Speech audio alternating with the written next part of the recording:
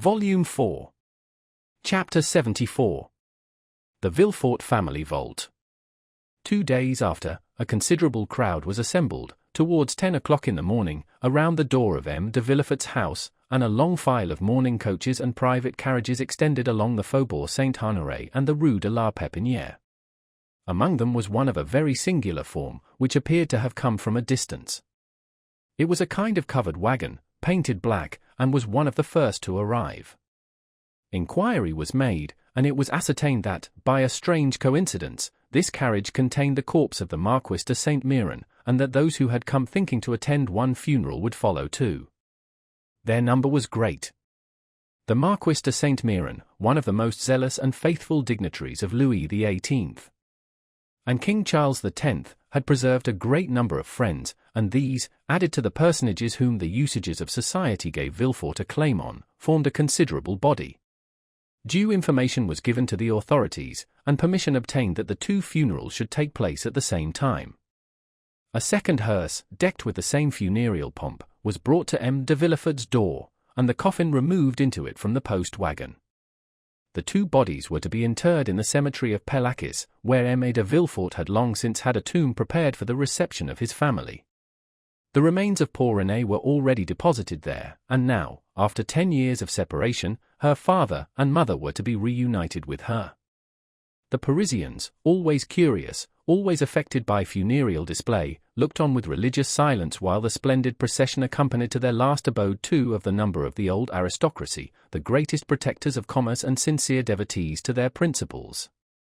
In one of the mourning coaches Beauchamp, Debray, and Château were talking of the very sudden death of the Marchioness.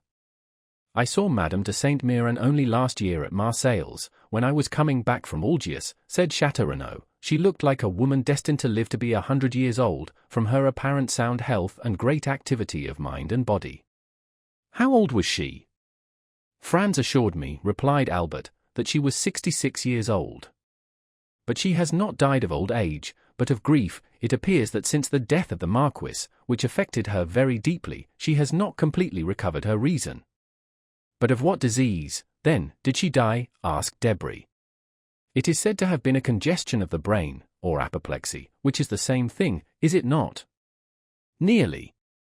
It is difficult to believe that it was apoplexy, said Beauchamp. Madame de Saint-Méran, whom I once saw, was short, of slender form, and of a much more nervous than sanguine temperament. Grief could hardly produce apoplexy in such a constitution as that of Madame de Saint-Méran. At any rate, said Albert, whatever disease or doctor may have killed her, M. de Villefort, or rather, Mademoiselle Valentine, or, still rather, our friend Franz, inherits a magnificent fortune, amounting, I believe, to 80,000 livres per annum. And this fortune will be doubled at the death of the old Jacobin, Noirtier. That is a tenacious old grandfather, said Beauchamp. Tenacem propositi virum. I think he must have made an agreement with death to outlive all his heirs, and he appears likely to succeed. He resembles the old conventionalist of 93, who said to Napoleon, in 1814, "You bend because your empire is a young stem, weakened by rapid growth. Take the Republic for a tutor, let us return with renewed strength to the battlefield, and I promise you 500,000 soldiers, another Marengo, and a second Austerlitz. Ideas do not become extinct, sire. They slumber sometimes, but only revive the stronger before they sleep entirely." Ideas and men appeared the same to him, said Albert. One thing only puzzles me, namely, how Franz d'Épinay will like a grandfather who cannot be separated from his wife. But where is Franz? In the first carriage, with M. de Villefort, who considers him already as one of the family. Such was the conversation in almost all the carriages. These 2 sudden deaths, so quickly following each other, astonished everyone, but no one suspected the terrible secret which M. d'Avrigny had communicated, in his nocturnal walk to M. de Villefort. They arrived in about an hour at the cemetery. The weather was mild, but dull, and in harmony with the funeral ceremony. Among the groups which flocked towards the family vault, Château recognized Morel, who had come alone in a cabriolet, and walked silently along the path bordered with yew trees. "You hear," said Château, passing his arms through the young captain's, "are you a friend of Villefort's? How is it that I have never met you at his house?" I am no acquaintance of M. de Villefort's, answered Morrel, but I was of Madame de Saint Méran. Albert came up to them at this moment with Franz. The time and place are but ill-suited for an introduction, said Albert, but we are not superstitious. Emma Morrel, allow me to present to you M. Franz d'Épinay, a delightful travelling companion, with whom I made the tour of Italy. My dear Franz, M. Maximilian Morrel, an excellent friend I have acquired in your absence, and whose name you will hear me mention every time I make any allusion to affection, wit, or amiability. Morrel hesitated for a moment. He feared it would be hypocritical to accost in a friendly manner the man whom he was tacitly opposing, but his oath and the gravity of the circumstances recurred to his memory. He struggled to conceal his emotion and bowed to Franz. Mademoiselle de Villefort is in deep sorrow, is she not? Said Debray to Franz. Extremely, replied he. She looked so pale this morning, I scarcely knew her. These apparently simple words pierced Morrel to the heart. This man had seen Valentine, and spoken to her. The young and high-spirited officer required all his strength of mind to resist breaking his oath. He took the arm of Château and turned towards the vault, where the attendants had already placed the 2 coffins. This is a magnificent habitation, said Beauchamp, looking towards the mausoleum, a summer and winter palace. You will, in turn, enter it, my dear d'Épinay, for you will soon be numbered as one of the family. I, as a philosopher, should like a little country house, a cottage down there under the trees, without so many free stones over my poor body. In dying, I will say to those around me what Voltaire wrote to Pierre and E.O. Russ, and all will be over. But come, Franz, take courage, your wife is an heiress. Indeed, Beauchamp, you are unbearable. Politics has made you laugh at everything, and political men have made you disbelieve everything. But when you have the honor of associating with ordinary men, and the pleasure of leaving politics for a moment, try to find your affectionate heart, which you leave with your stick when you go to the chamber. But tell me, said Beauchamp, what is life? Is it not a halt in death's anteroom? I am prejudiced against Beauchamp, said Albert, drawing Franz away, and leaving the former to finish his philosophical dissertation with Debray.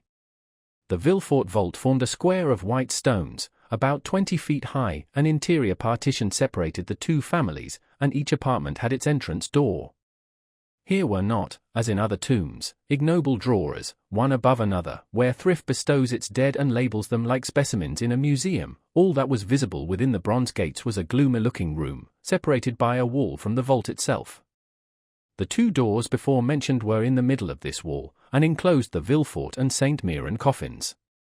Their grief might freely expend itself without being disturbed by the trifling loungers who came from a picnic party to visit Pelakis, or by lovers who make it their rendezvous.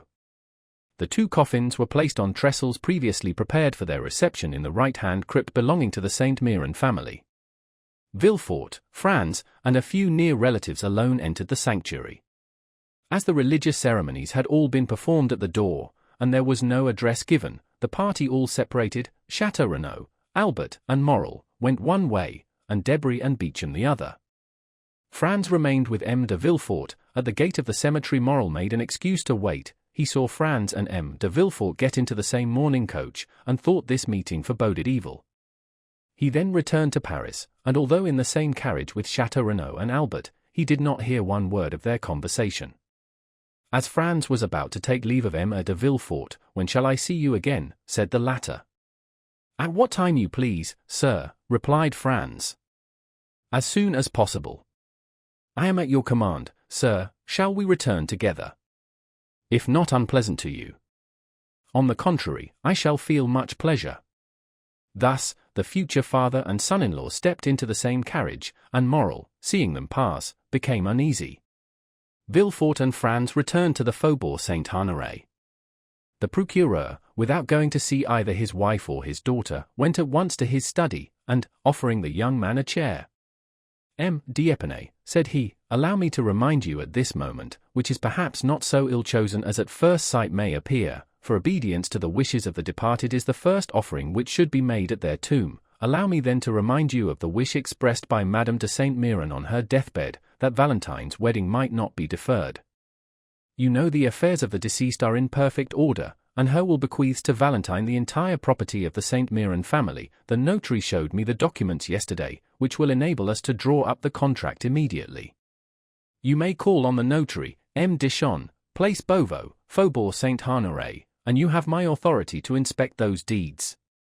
Sir, replied M. d'Épinay, it is not, perhaps, the moment for Mademoiselle Valentine, who is in deep distress, to think of a husband. Indeed, I fear Valentine will have no greater pleasure than that of fulfilling her grandmother's last injunctions. There will be no obstacle from that quarter, I assure you.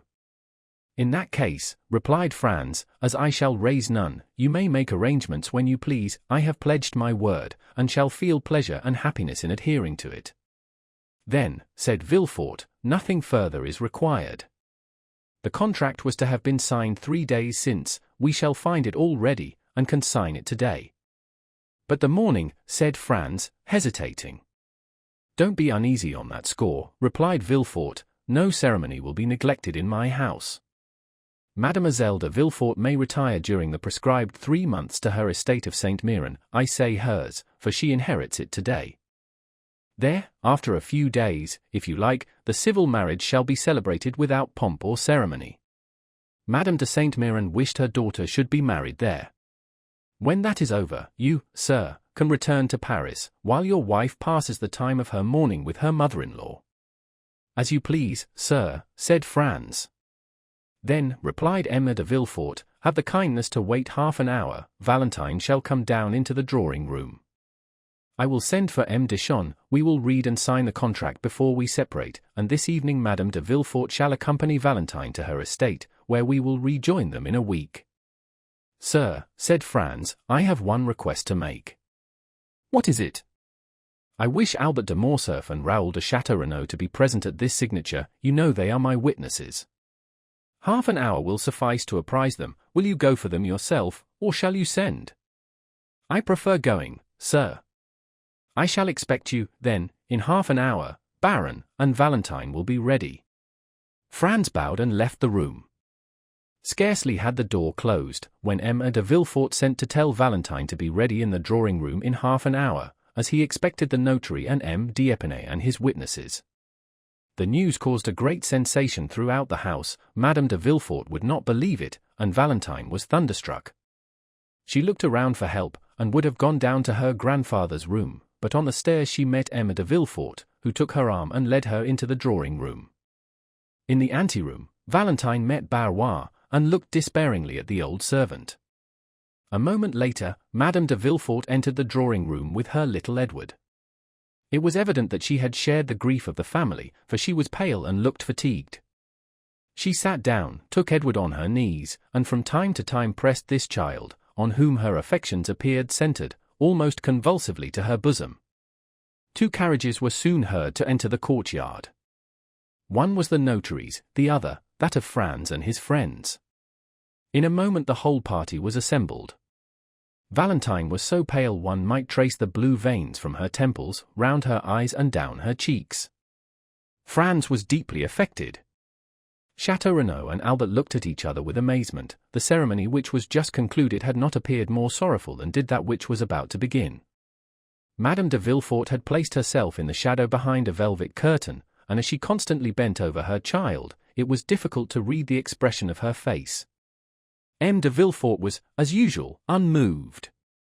The notary, after having, according to the customary method, arranged the papers on the table, taken his place in an armchair, and raised his spectacles, turned towards Franz. Are you M. Franz de Quesnel, Baron d'Épinay? Asked he, although he knew it perfectly. Yes, sir, replied Franz. The notary bowed. I have, then, to inform you, sir, at the request of M. de Villefort, that your projected marriage with Mademoiselle de Villefort has changed the feeling of M. Noirtier towards his grandchild, and that he disinherits her entirely of the fortune he would have left her. Let me hasten to add, continued he, that the testator, having only the right to alienate a part of his fortune, and having alienated it all, the will not bear scrutiny, and is declared null and void. Yes, said Villefort, but I warn M. d'Épinay, that during my lifetime my father's will shall never be questioned, my position forbidding any doubt to be entertained. "Sir," said Franz, "I regret much that such a question has been raised in the presence of Mademoiselle Valentine. I have never inquired the amount of her fortune, which, however limited it may be, exceeds mine. My family has sought consideration in this alliance with M. de Villefort. All I seek is happiness." Valentine imperceptibly thanked him, while 2 silent tears rolled down her cheeks. "Besides, sir," said Villefort, addressing himself to his future son-in-law, "accepting the loss of a portion of your hopes, this unexpected will need not personally wound you. M. Noirtier's weakness of mind sufficiently explains it. It is not because Mademoiselle Valentine is going to marry you that he is angry, but because she will marry. A union with any other would have caused him the same sorrow. Old age is selfish, sir, and Mademoiselle de Villefort has been a faithful companion to M. Noirtier, which she cannot be when she becomes the Baroness d'Épinay. My father's melancholy state prevents our speaking to him on any subjects, which the weakness of his mind would incapacitate him from understanding, and I am perfectly convinced that at the present time, although he knows that his granddaughter is going to be married, M. Noirtier has even forgotten the name of his intended grandson." M. de Villefort had scarcely said this, when the door opened, and Barrois appeared. "Gentlemen," said he, in a tone strangely firm for a servant speaking to his masters under such solemn circumstances, "gentlemen, M. Noirtier de Villefort wishes to speak immediately to M. Franz de Quesnel, Baron d'Épinay." He, as well as the notary, that there might be no mistake in the person, gave all his titles to the bridegroom-elect. Villefort started, Madame de Villefort let her son slip from her knees, Valentine rose, pale and dumb as a statue. Albert and Château exchanged a second look, more full of amazement than the first.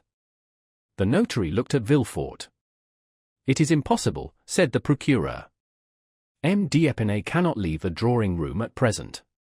"It is at this moment," replied Barrois with the same firmness, "that M. Noirtier, my master, wishes to speak on important subjects to M. Franz d'Épinay." "Grandpapa Noirtier can speak now, then," said Edward, with his habitual quickness. However, his remark did not make Madame de Villefort even smile, so much was every mind engaged, and so solemn was the situation. "Tell M. Noirtier," resumed Villefort, "that what he demands is impossible."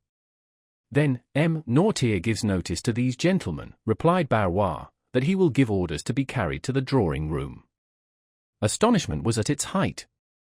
Something like a smile was perceptible on Madame de Villefort's countenance. Valentine instinctively raised her eyes, as if to thank heaven. "Pray go, Valentine," said M. de Villefort, "and see what this new fancy of your grandfather's is." Valentine rose quickly, and was hastening joyfully towards the door, when M. de Villefort altered his intention. "Stop," said he, "I will go with you." "Excuse me, sir," said Franz, "since M. Noirtier sent for me, I am ready to attend to his wish. Besides, I shall be happy to pay my respects to him, not having yet had the honor of doing so." "Pray, sir," said Villefort with marked uneasiness, "do not disturb yourself." "Forgive me, sir," said Franz in a resolute tone. "I would not lose this opportunity of proving to M. Noirtier how wrong it would be of him to encourage feelings of dislike to me, which I am determined to conquer, whatever they may be, by my devotion." And without listening to Villefort he arose, and followed Valentine, who was running downstairs with the joy of a shipwrecked mariner who finds a rock to cling to. M. de Villefort followed them. Château and Morcerf exchanged a third look of still increasing wonder. Chapter 75. A signed statement. Noirtier was prepared to receive them, dressed in black, and installed in his armchair.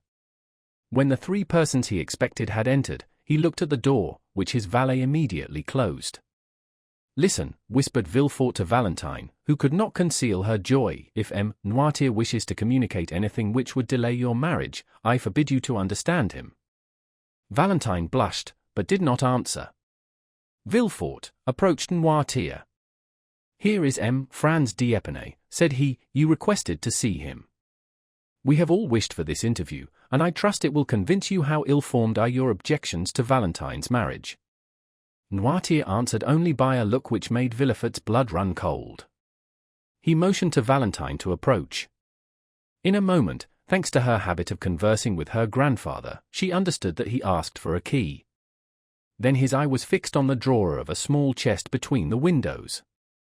She opened the drawer and found a key, and, understanding that was what he wanted, again watched his eyes, which turned toward an old secretaire which had been neglected for many years and was supposed to contain nothing but useless documents. "Shall I open the secretaire?" asked Valentine. "Yes," said the old man. "And the drawers?" "Yes." "Those at the side?" "No." "The middle one?" "Yes." Valentine opened it and drew out a bundle of papers. "Is that what you wish for?" asked she. "No." She took successively all the other papers out till the drawer was empty. "But there are no more," said she. "Notorious, I was fixed on the dictionary." "Yes, I understand, grandfather," said the young girl. She pointed to each letter of the alphabet. At the letter S the old man stopped her. She opened, and found the word secret. "Ah! Is there a secret spring?" said Valentine. "Yes," said Noirtier. "And who knows it?" Noirtier looked at the door where the servant had gone out. "Barrois," said she. "Yes." "Shall I call him?" "Yes." Valentine went to the door, and called Barrois. Villefort's impatience during this scene made the perspiration roll from his forehead, and Franz was stupefied. The old servant came. "Barrois," said Valentine, "my grandfather has told me to open that drawer in the secretaire, but there is a secret spring in it, which you know. Will you open it?" Barrois looked at the old man. "Obey," said Noirtier's intelligent eye. Barrois touched a spring, the false bottom came out, and they saw a bundle of papers tied with a black string. "Is that what you wish for?" said Barrois. "Yes." "Shall I give these papers to M. de Villefort?" "No." "To Mademoiselle Valentine?" "No." "To M. Franz d'Épinay?" "Yes." Franz, astonished, advanced a step. "To me, sir," said he. "Yes." Franz took them from Barrois and casting a glance at the cover, read, "To be given, after my death, to General Durand, who shall bequeath the packet to his son, with an injunction to preserve it as containing an important document." "Well, sir," asked Franz, "what do you wish me to do with this paper?" "To preserve it, sealed up as it is, doubtless," said the procureur. "No," replied Noirtier eagerly. "Do you wish him to read it?" said Valentine. "Yes," replied the old man. "You understand, Baron, my grandfather wishes you to read this paper," said Valentine. "Then let us sit down," said Villefort impatiently, "for it will take some time." "Sit down," said the old man. Villefort took a chair, but Valentine remained standing by her father's side, and Franz before him, holding the mysterious paper in his hand. "Read," said the old man. Franz untied it, and in the midst of the most profound silence read, "Extract of the report of a meeting of the Bonapartist Club in the Rue Saint-Jacques, held February 5, 1815. Franz stopped. "February 5, 1815, said he, it is the day my father was murdered." Valentine and Villefort were dumb, the eye of the old man alone seemed to say clearly, "Go on." "But it was on leaving this club," said he, "my father disappeared." "Noirtiers," I continued to say, "read." He resumed. "The undersigned Louis-Jacques Beaurepaire, Lieutenant Colonel of Artillery, Etienne Duchampy, General of Brigade, and Claude Lechapelle, Keeper of Woods and Forests, declare that on the 4th of February, a letter arrived from the island of Elba, recommending to the kindness and the confidence of the Bonapartist Club, General Flavien de Quesnel, who having served the Emperor from 1804 to 1814 was supposed to be devoted to the interests of the Napoleon dynasty, notwithstanding the title of Baron, which Louis XVIII had just granted to him with his estate of Épinay. A note was in consequence addressed to General de Quesnel, begging him to be present at the meeting next day, the 5th. The note indicated neither the street nor the number of the house where the meeting was to be held, it bore no signature, but it announced to the general that someone would call for him if he would be ready at 9 o'clock. The meetings were always held from that time till midnight. At 9 o'clock the president of the club presented himself, the general was ready, the president informed him that one of the conditions of his introduction was that he should be eternally ignorant of the place of meeting, and that he would allow his eyes to be bandaged, swearing that he would not endeavor to take off the bandage. General de Quesnel accepted the condition, and promised on his honor not to seek to discover the road they took. The general's carriage was ready, but the president told him it was impossible for him to use it, since it was useless to blindfold the master if the coachman knew through what streets he went. "What must be done then?" asked the general. "I have my carriage here," said the president. "Have you, then, so much confidence in your servant that you can entrust him with a secret you will not allow me to know?" "Our coachman is a member of the club," said the president. "We shall be driven by a state councillor." "Then we run another risk," said the general, laughing, "that of being upset." We insert this joke to prove that the general was not in the least compelled to attend the meeting, but that he came willingly. When they were seated in the carriage, the president reminded the general of his promise to allow his eyes to be bandaged, to which he made no opposition. On the road the president thought he saw the general make an attempt to remove the handkerchief, and reminded him of his oath. "Sure enough," said the general. The carriage stopped at an alley leading out of the Rue Saint-Jacques. The general alighted, leaning on the arm of the president, of whose dignity he was not aware, considering him simply as a member of the club. They went through the alley, mounted a flight of stairs, and entered the assembly room. The deliberations had already begun. The members, apprised of the sort of presentation which was to be made that evening, were all in attendance. When in the middle of the room the general was invited to remove his bandage, he did so immediately, and was surprised to see so many well-known faces in a society of whose existence he had till then been ignorant. They questioned him as to his sentiments, but he contented himself with answering that the letters from the island of Elba ought to have informed them. Franz interrupted himself by saying, "My father was a royalist, they need not have asked his sentiments, which were well known." "And hence," said Villefort, "arose my affection for your father, my dear M. Franz. Opinions held in common are a ready bond of union." "Read again," said the old man. Franz continued. The president then sought to make him speak more explicitly, but M. de Quesnel replied that he wished first to know what they wanted with him. He was then informed of the contents of the letter from the island of Elba, in which he was recommended to the club as a man who would be likely to advance the interests of their party. One paragraph spoke of the return of Bonaparte and promised another letter and further details, on the arrival of the Pharaon belonging to the shipbuilder Morel, of Marseilles, whose captain was entirely devoted to the emperor. During all this time, the general, on whom they thought to have relied as on a brother, manifested evidently signs of discontent and repugnance. When the reading was finished, he remained silent, with knitted brows. "Well," asked the president, "what do you say to this letter, General?" "I say that it is too soon after declaring myself for Louis XVIII. to break my vow in behalf of the ex-emperor." This answer was too clear to permit of any mistake as to his sentiments. "General," said the president, "we acknowledge no King Louis XVIII, or an ex-emperor, but His Majesty the Emperor and King, driven from France, which is his kingdom, by violence and treason." "Excuse me, gentlemen," said the general, "you may not acknowledge Louis XVIII, but I do, as he has made me a baron and a field marshal, and I shall never forget that for these two titles I am indebted to his happy return to France." "Sir," said the president, rising with gravity, "be careful what you say. Your words clearly show us that they are deceived concerning you in the island of Elba, and have deceived us. The communication has been made to you in consequence of the confidence placed in you, and which does you honor. Now we discover our error, a title and promotion attach you to the government we wish to overturn. We will not constrain you to help us, we enroll no one against his conscience, but we will compel you to act generously, even if you are not disposed to do so. You would call acting generously, knowing your conspiracy and not informing against you, that is what I should call becoming your accomplice. You see I am more candid than you." "Ah, my father," said Franz, interrupting himself. "I understand now why they murdered him." Valentine could not help casting one glance towards the young man, whose filial enthusiasm it was delightful to behold. Villefort walked to and fro behind them. Noirtier watched the expression of each one, and preserved his dignified and commanding attitude. Franz returned to the manuscript, and continued. "Sir," said the president, "you have been invited to join this assembly, you were not forced here, it was proposed to you to come blindfolded, you accepted.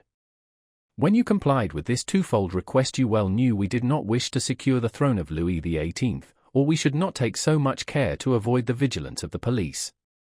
It would be conceding too much to allow you to put on a mask to aid you in the discovery of our secret, and then to remove it that you may ruin those who have confided in you.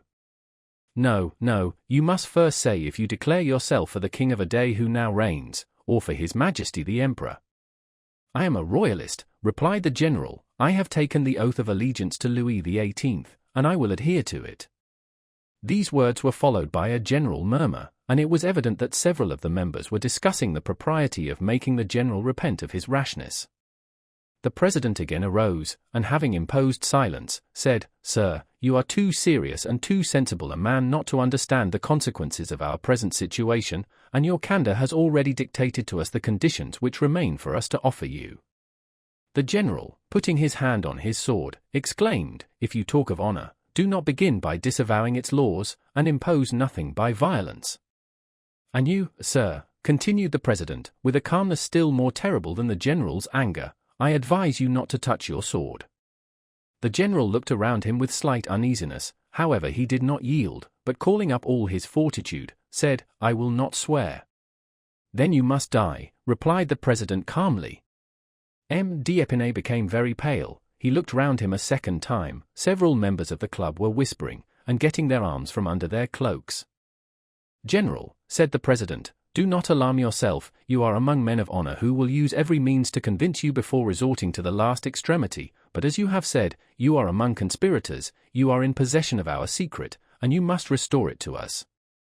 A significant silence followed these words, and as the general did not reply, close the doors, said the president to the doorkeeper. The same deadly silence succeeded these words. Then the general advanced, and making a violent effort to control his feelings, I have a son, said he, and I ought to think of him, finding myself among assassins. General, said the chief of the assembly, one man may insult 50, it is the privilege of weakness. But he does wrong to use his privilege. Follow my advice, swear, and do not insult. The general, again daunted by the superiority of the chief, hesitated a moment, then advancing to the president's desk, What is the form? Said he. It is this, I swear by my honor not to reveal to anyone what I have seen and heard on the 5th of February, 1815, between 9 and 10 o'clock in the evening, and I plead guilty of death should I ever violate this oath. The general appeared to be affected by a nervous tremor, which prevented his answering for some moments. Then, overcoming his manifest repugnance, he pronounced the required oath, but in so low a tone as to be scarcely audible to the majority of the members, who insisted on his repeating it clearly and distinctly, which he did. Now am I at liberty to retire, said the general. The president rose, appointed 3 members to accompany him, and got into the carriage with the general after bandaging his eyes. One of those 3 members was the coachman who had driven them there. The other members silently dispersed. Where do you wish to be taken? Asked the president. Anywhere out of your presence, replied M. d'Épinay. Beware, sir, replied the president, you are no longer in the assembly, and have only to do with individuals, do not insult them unless you wish to be held responsible. But instead of listening, M. d'Épinay went on, you are still as brave in your carriage as in your assembly because you are still for against one. The president stopped the coach. They were at that part of the Quai des Ormes where the steps lead down to the river. Why do you stop here? Asked d'Épinay. Because, sir, said the president, you have insulted a man, and that man will not go one step farther without demanding honorable reparation. Another method of assassination, said the general, shrugging his shoulders. Make no noise, sir, unless you wish me to consider you as one of the men of whom you spoke just now as cowards, who take their weakness for a shield. You are alone, one alone shall answer you, you have a sword by your side, I have one in my cane, you have no witness, one of these gentlemen will serve you. Now, if you please, remove your bandage. The general tore the handkerchief from his eyes. At last, said he, I shall know with whom I have to do. They opened the door and the 4 men alighted. Franz again interrupted himself, and wiped the cold drops from his brow. There was something awful in hearing the son read aloud in trembling pallor these details of his father's death, which had hitherto been a mystery. Valentine clasped her hands as if in prayer. Noirtier looked at Villefort with an almost sublime expression of contempt and pride. Franz continued. It was, as we said, the 5th of February. For 3 days the mercury had been 5 or 6 degrees below freezing and the steps were covered with ice. The general was stout and tall. The president offered him the side of the railing to assist him in getting down. The 2 witnesses followed. It was a dark night. The ground from the steps to the river was covered with snow and hoarfrost. The water of the river looked black and deep. One of the seconds went for a lantern in a coal barge near, and by its light they examined the weapons. The president's sword, which was simply, as he had said, one he carried in his cane, was 5 inches shorter than the general's, and had no guard. The general proposed to cast lots for the swords, but the president said it was he who had given the provocation, and when he had given it he had supposed each would use his own arms. The witnesses endeavored to insist, but the president bade them be silent. The lantern was placed on the ground, the 2 adversaries took their stations, and the duel began. The light made the 2 swords appear like flashes of lightning. As for the men, they were scarcely perceptible, the darkness was so great. General d'Épinay passed for one of the best swordsmen in the army, but he was pressed so closely in the onset that he missed his aim and fell. The witnesses thought he was dead, but his adversary, who knew he had not struck him, offered him the assistance of his hand to rise. The circumstance irritated instead of calming the general, and he rushed on his adversary. But his opponent did not allow his guard to be broken. He received him on his sword and 3 times the general drew back on finding himself too closely engaged, and then returned to the charge. At the 3rd he fell again. They thought he slipped, as at first, and the witnesses, seeing he did not move, approached and endeavored to raise him, but the one who passed his arm around the body found it was moistened with blood. The general, who had almost fainted, revived. "Ah," said he, "they have sent some fencing master to fight with me." The president, without answering, approached the witness who held the lantern, and raising his sleeve, showed him 2 wounds he had received in his arm, then opening his coat and unbuttoning his waistcoat, displayed his side, pierced with a 3rd wound. Still he had not even uttered a sigh. General d'Épinay died 5 minutes after. Franz read these last words in a voice so choked that they were hardly audible, and then stopped, passing his hand over his eyes as if to dispel a cloud, but after a moment's silence, he continued. The president went up the steps. After pushing his sword into his cane, a track of blood on the snow marked his course. He had scarcely arrived at the top when he heard a heavy splash in the water. It was the general's body, which the witnesses had just thrown into the river after ascertaining that he was dead. The general fell, then, in a loyal duel, and not in ambush as it might have been reported. In proof of this we have signed this paper to establish the truth of the facts, lest the moment should arrive when either of the actors in this terrible scene should be accused of premeditated murder or of infringement of the laws of honor. Signed, Beaurepaire, Duchampi, and Lechapelle. When Franz had finished reading this account, so dreadful for a son, when Valentine, pale with emotion, had wiped away a tear, when Villefort, trembling, and crouched in a corner, had endeavored to lessen the storm by supplicating glances at the implacable old man. "Sir," said d'Épinay to Noirtier, "since you are well acquainted with all these details, which are attested by honorable signatures, since you appear to take some interest in me, although you have only manifested it hitherto by causing me sorrow, refuse me not one final satisfaction, tell me the name of the president of the club, that I may at least know who killed my father." Villefort mechanically felt for the handle of the door. Valentine, who understood sooner than anyone her grandfather's answer, and who had often seen 2 scars upon his right arm, drew back a few steps. "Mademoiselle," said Franz, turning towards Valentine, "unite your efforts with mine to find out the name of the man who made me an orphan at 2 years of age." Valentine remained dumb and motionless. "Hold, sir," said Villefort, "do not prolong this dreadful scene. The names have been purposely concealed. My father himself does not know who this president was, and if he knows, he cannot tell you. Proper names are not in the dictionary." "Oh, misery!" cried Franz. "The only hope which sustained me and enabled me to read to the end was that of knowing, at least, the name of him who killed my father." "Sir, sir," cried he, turning to Noirtier, "do what you can, make me understand in some way." "Yes," replied Noirtier. "Oh, Mademoiselle, Mademoiselle," cried Franz, "your grandfather says he can indicate the person. Help me, lend me your assistance." Noirtier looked at the dictionary. Franz took it with a nervous trembling, and repeated the letters of the alphabet successively, until he came to M. At that letter the old man signified yes. M, repeated Franz. The young man's finger glided over the words, but at each one Noirtier answered by a negative sign. Valentine hid her head between her hands. At length, Franz arrived at the word myself. Yes.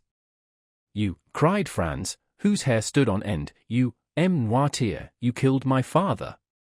Yes, replied Noirtier, fixing a majestic look on the young man. Franz fell powerless on a chair. Villefort opened the door and escaped, for the idea had entered his mind to stifle the little remaining life in the heart of this terrible old man. Chapter 76. Progress of Cavalcanti the Younger. Meanwhile M. Cavalcanti the Elder had returned to his service, not in the army of His Majesty the Emperor of Austria, but at the gaming table of the baths of Lucca, of which he was one of the most assiduous courtiers.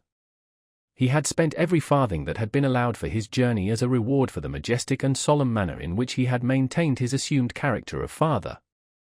M. Andrea at his departure inherited all the papers which proved that he had indeed the honor of being the son of the Marquis Bartolomeo and the Marchioness Oliva Corsinari.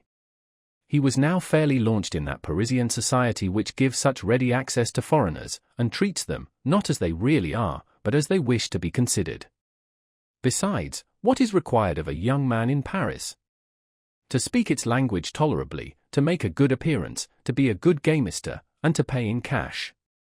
They are certainly less particular with a foreigner than with a Frenchman. Andrea had, then, in a fortnight, attained a very fair position.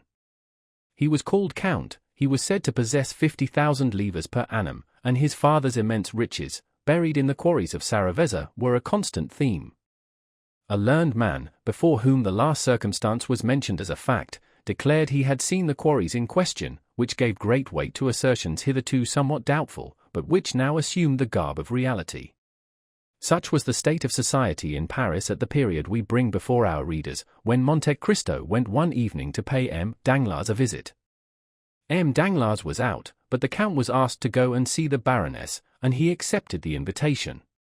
It was never without a nervous shudder, since the dinner at Auteuil, and the events which followed it, that Madame Danglars heard Monte Cristo's name announced. If he did not come, the painful sensation became most intense. If, on the contrary, he appeared, his noble countenance, his brilliant eyes, his amiability, his polite attention even towards Madame Danglars, soon dispelled every impression of fear. It appeared impossible to the Baroness that a man of such delightfully pleasing manners should entertain evil designs against her. Besides, the most corrupt minds only suspect evil when it would answer some interested end. Useless injury is repugnant to every mind. When Monte Cristo entered the boudoir, to which we have already once introduced our readers, and where the Baroness was examining some drawings, which her daughter passed to her after having looked at them with M. Cavalcanti, his presence soon produced its usual effect, and it was with smiles that the Baroness received the Count, although she had been a little disconcerted at the announcement of his name. The latter took in the whole scene at a glance. The Baroness was partially reclining on a sofa, Eugénie sat near her, and Cavalcanti was standing.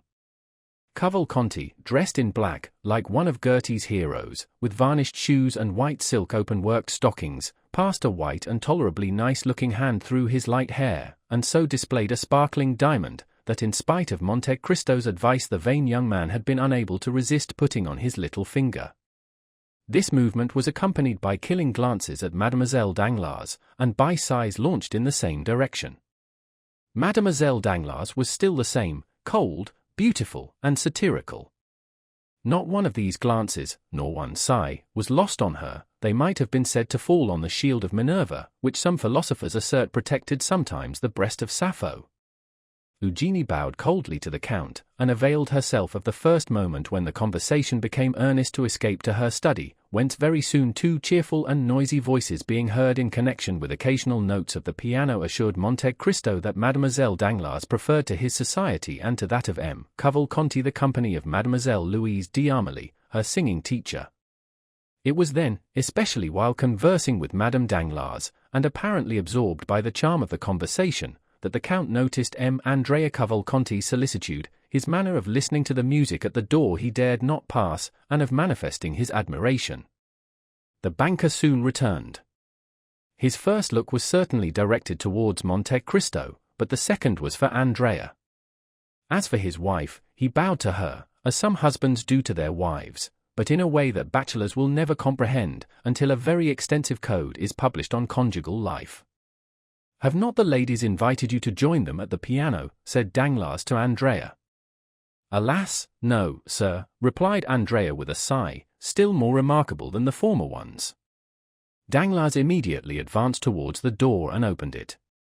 The two young ladies were seen seated on the same chair, at the piano, accompanying themselves, each with one hand, a fancy to which they had accustomed themselves, and performed admirably. Mademoiselle d'Armilly, whom they then perceived through the open doorway, formed with Eugénie one of the tableaux vivants of which the Germans are so fond. She was somewhat beautiful, and exquisitely formed, a little fairy-like figure, with large curls falling on her neck, which was rather too long, as Perugino sometimes makes his virgins, and her eyes dull from fatigue. She was said to have a weak chest, and like Antonio in the Cremona violin, she would die one day while singing. Monte Cristo cast one rapid and curious glance round this sanctum. It was the first time he had ever seen Mademoiselle d'Armilly, of whom he had heard much. "Well," said the banker to his daughter, "are we then all to be excluded?" He then led the young man into the study, and either by chance or maneuver the door was partially closed after Andrea, so that from the place where they sat neither the Count nor the Baroness could see anything, but as the banker had accompanied Andrea, Madame Danglars appeared to take no notice of it. The Count soon heard Andrea's voice, singing a Corsican song, accompanied by the piano. While the Count smiled at hearing this song, which made him lose sight of Andrea in the recollection of Benedetto, Madame Danglars was boasting to Monte Cristo of her husband's strength of mind, who that very morning had lost 300,000 or 400,000 francs by a failure at Milan. The praise was well deserved, for had not the Count heard it from the Baroness, or by one of those means by which he knew everything, the Baron's countenance would not have led him to suspect it. "Hem," thought Monte Cristo, "he begins to conceal his losses, a month since he boasted of them." Then aloud, "Oh, Madame M. Danglars is so skilful, he will soon regain at the Bourse what he loses elsewhere." "I see that you participate in a prevalent error," said Madame Danglars. "What is it?" said Monte Cristo. "That M. Danglars speculates, whereas he never does." "Truly, Madame, I recollect M. Debray told me, apropos, what has become of him?" "I have seen nothing of him the last 3 or 4 days." "Nor I," said Madame Danglars, "but you began a sentence, sir, and did not finish." "Which?" "M. Debray had told you." "Ah, yes, he told me it was you who sacrificed to the demon of speculation." "I was once very fond of it, but I do not indulge now." "Then you are wrong, Madame. Fortune is precarious, and if I were a woman and fate had made me a banker's wife, whatever might be my confidence in my husband's good fortune, still in speculation you know there is great risk. Well, I would secure for myself a fortune independent of him, even if I acquired it by placing my interests in hands unknown to him." Madame Danglars blushed, in spite of all her efforts. "Stay," said Monte Cristo, as though he had not observed her confusion, "I have heard of a lucky hit that was made yesterday on the Neapolitan bonds." "I have none, nor have I ever possessed any, but really we have talked long enough of money, Count. We are like two stockbrokers. Have you heard how fate is persecuting the poor Villeforts?" "What has happened?" said the Count, simulating total ignorance. "You know the Marquis of Saint Méran died a few days after he had set out on his journey to Paris, and the Marchioness a few days after her arrival." "Yes," said Monte Cristo, "I have heard that, but, as Claudius said to Hamlet, it is a law of nature, their fathers died before them, and they mourned their loss, they will die before their children, who will, in their turn, grieve for them." "But that is not all." "Not all?" "No, they were going to marry their daughter to M. Franz d'Épinay." "Is it broken off?" "Yesterday morning, it appears, Franz declined the honor." "Indeed? And is the reason known?" "No." "How extraordinary! And how does Emma de Villefort bear it?" "As usual. Like a philosopher." Danglars returned at this moment alone. "Well," said the Baroness, "do you leave M. Cavalcanti with your daughter?" And Mademoiselle d'Armilly, said the banker, do you consider her no one? Then, turning to Monte Cristo, he said, Prince Cavalcanti is a charming young man, is he not? But is he really a prince? I will not answer for it, said Monte Cristo. His father was introduced to me as a marquis, so he ought to be a count, but I do not think he has much claim to that title. Why? Said the banker. If he is a prince, he is wrong not to maintain his rank. I do not like anyone to deny his origin. Oh, you are a thorough democrat, said Monte Cristo, smiling. But do you see to what you are exposing yourself, said the Baroness. If, perchance, M. de Morcerf came, he would find M. Cavalcanti in that room, where he, the betrothed of Eugenie, has never been admitted. You may well say, perchance, replied the banker, for he comes so seldom, it would seem only chance that brings him. But should he come and find that young man with your daughter, he might be displeased. Eh? You are mistaken. M. Albert would not do us the honor to be jealous, he does not like Eugenie sufficiently. Besides, I care not for his displeasure. Still, situated as we are. Yes, do you know how we are situated? At his mother's ball he danced once with Eugenie and M. Cavalcanti 3 times, and he took no notice of it. The valet announced the Vicomte Albert de Morcerf.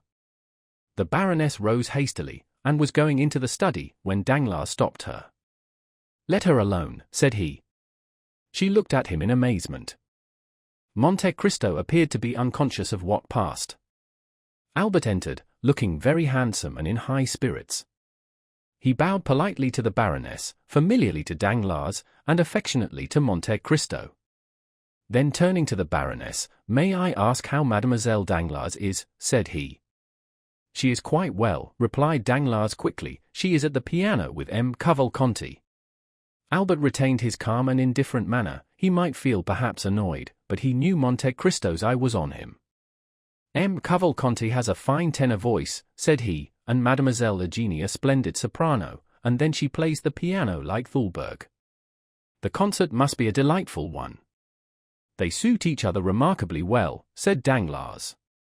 Albert appeared not to notice this remark, which was, however, so rude that Madame Danglars blushed. I, too, said the young man, am a musician, at least, my masters used to tell me so, but it is strange that my voice never would suit any other, and a soprano less than any. Danglars smiled, and seemed to say, it is of no consequence. Then, hoping doubtless to effect his purpose, he said, the prince and my daughter were universally admired yesterday. You were not of the party, M. de Morcerf. What prince? Asked Albert. Prince Cavalcanti, said Danglars, who persisted in giving the young man that title. Pardon me, said Albert, I was not aware that he was a prince. And Prince Cavalcanti sang with Mademoiselle Eugenie yesterday? It must have been charming, indeed. I regret not having heard them. But I was unable to accept your invitation, having promised to accompany my mother to a German concert given by the Baroness of Château. This was followed by rather an awkward silence. May I also be allowed, said Morcerf, to pay my respects to Mademoiselle Danglars? Wait a moment, said the banker, stopping the young man, do you hear that delightful cavatina? Ta, ta, ta, ti, ta, ti, ta, ta, it is charming, let them finish, one moment. Bravo, bravi, brava. The banker was enthusiastic in his applause.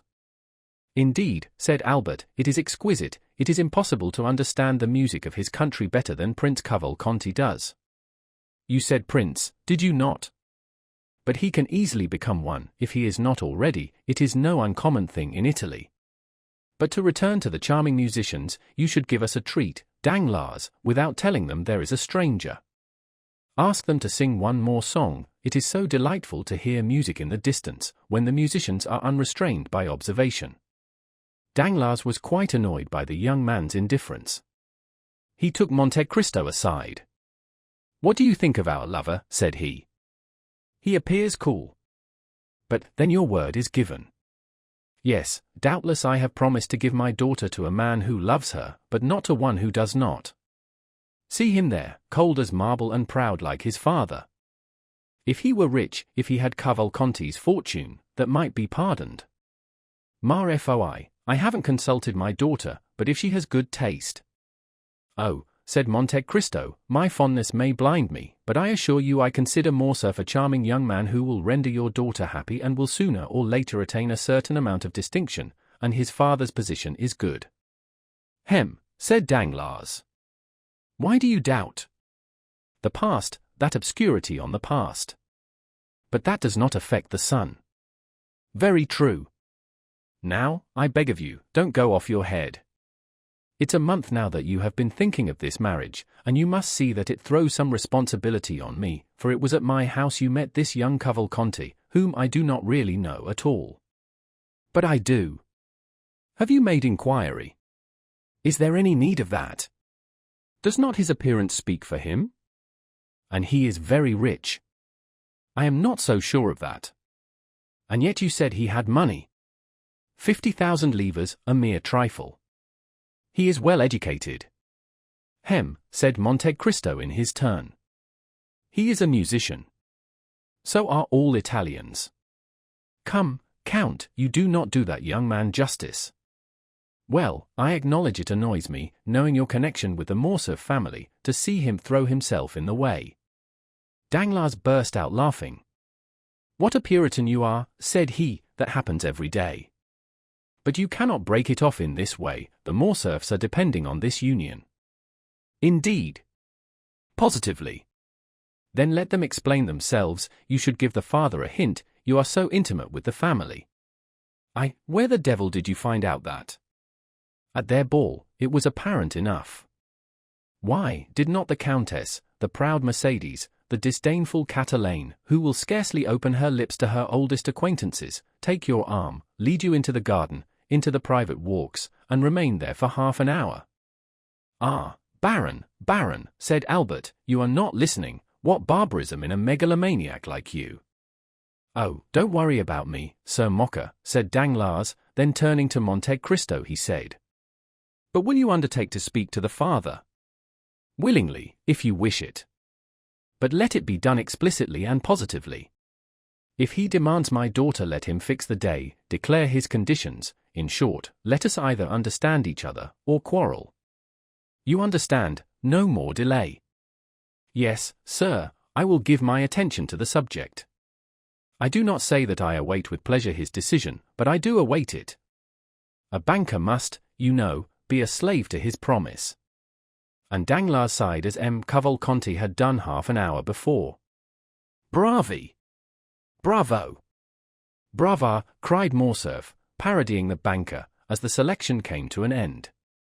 Danglars began to look suspiciously at Morcerf, when someone came and whispered a few words to him. I shall soon return, said the banker to Monte Cristo, wait for me. I shall, perhaps, have something to say to you.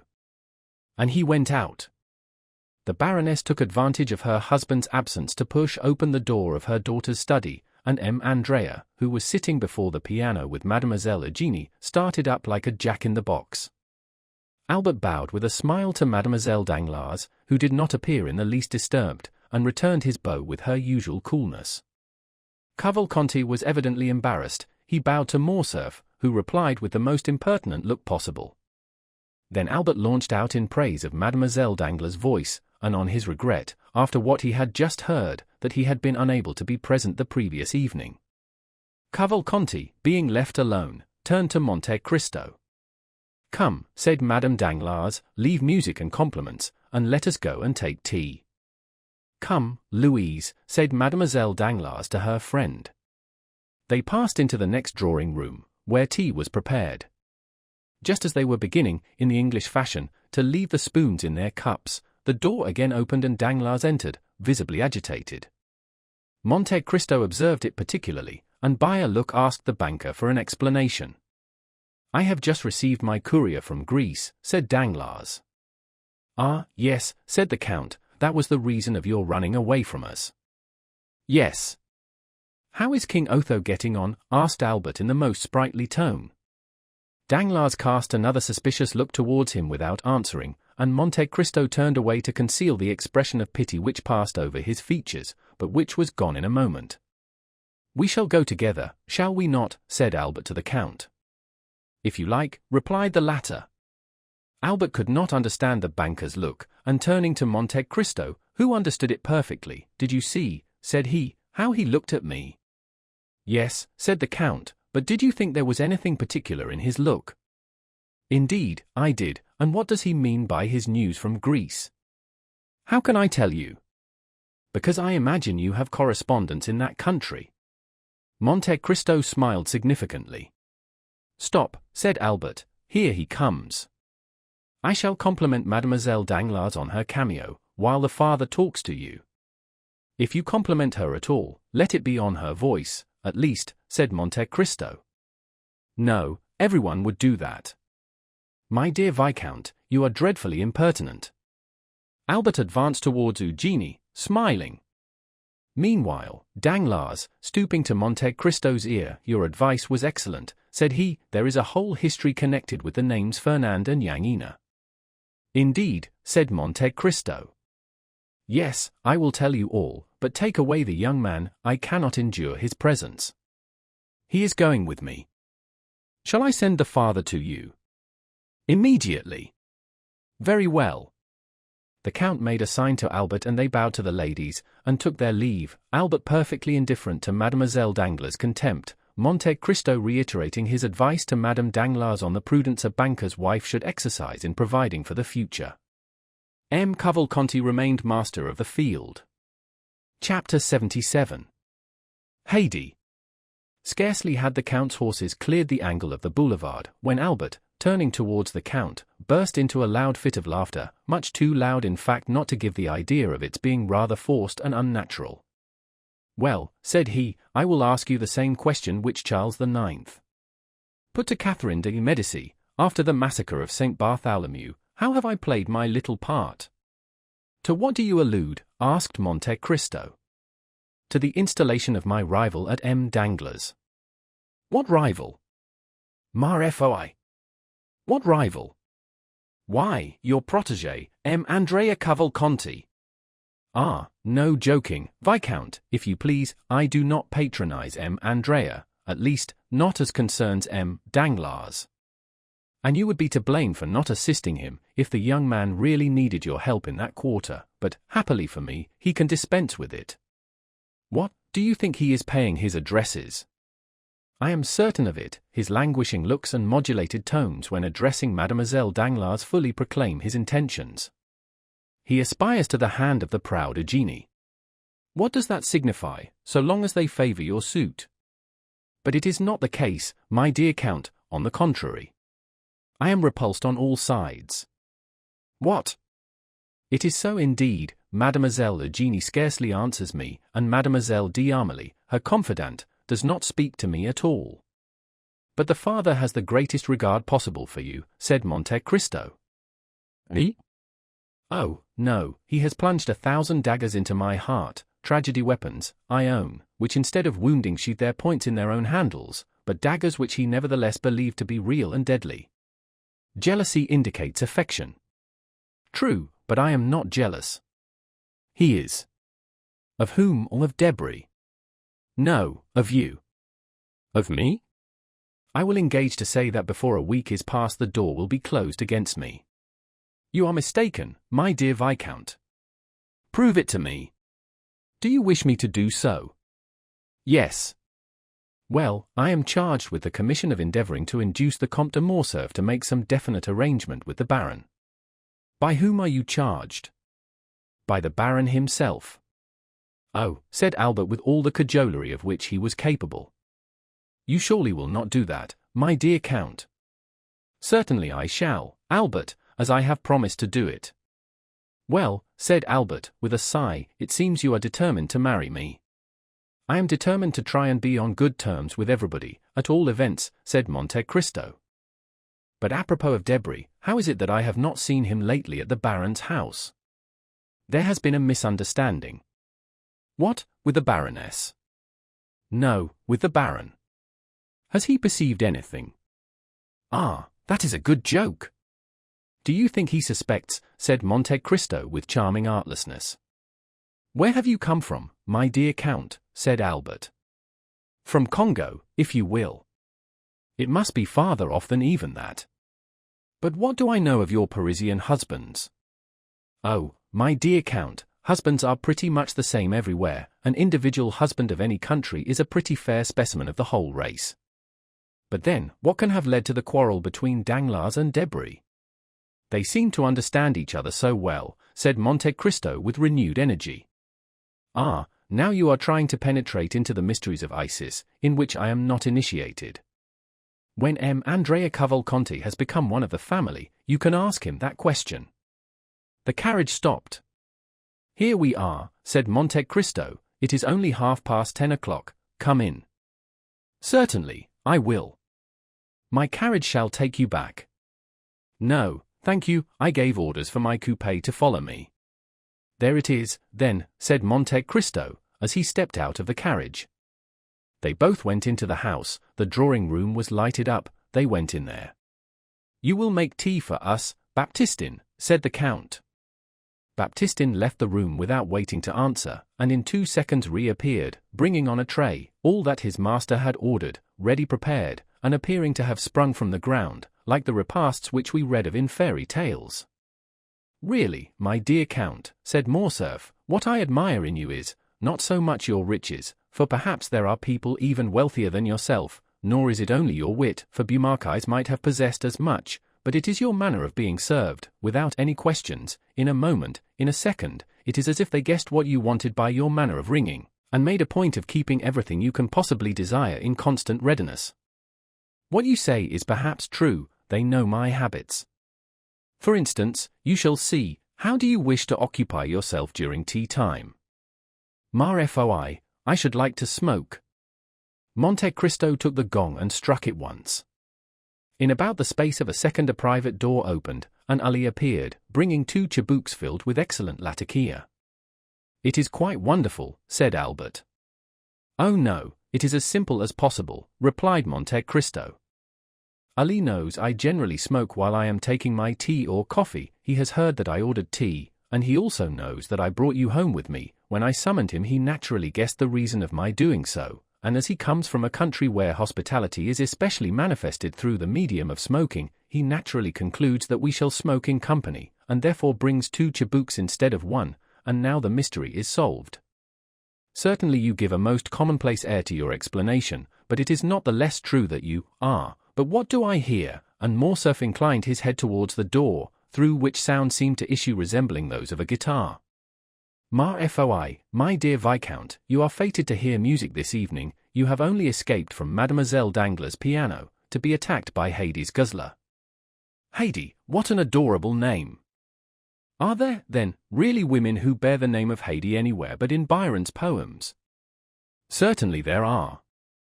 Haydée is a very uncommon name in France, but is common enough in Albania and Epirus. It is as if you said, for example, chastity, modesty, innocence. It is a kind of baptismal name, as you Parisians call it. Oh, that is charming, said Albert. How I should like to hear my countrywomen called Mademoiselle Goodness, Mademoiselle Silence, Mademoiselle Christian Charity. Only think, then, if Mademoiselle Danglars, instead of being called Claire Marie Eugenie, had been named Mademoiselle Chastity Modesty Innocence Danglars, what a fine effect that would have produced on the announcement of her marriage. Hush, said the Count, do not joke in so loud a tone. Haydée may hear you, perhaps. And you think she would be angry? No, certainly not, said the Count with a haughty expression. She is very amiable, then, is she not? Said Albert. It is not to be called amiability, it is her duty. A slave does not dictate to a master.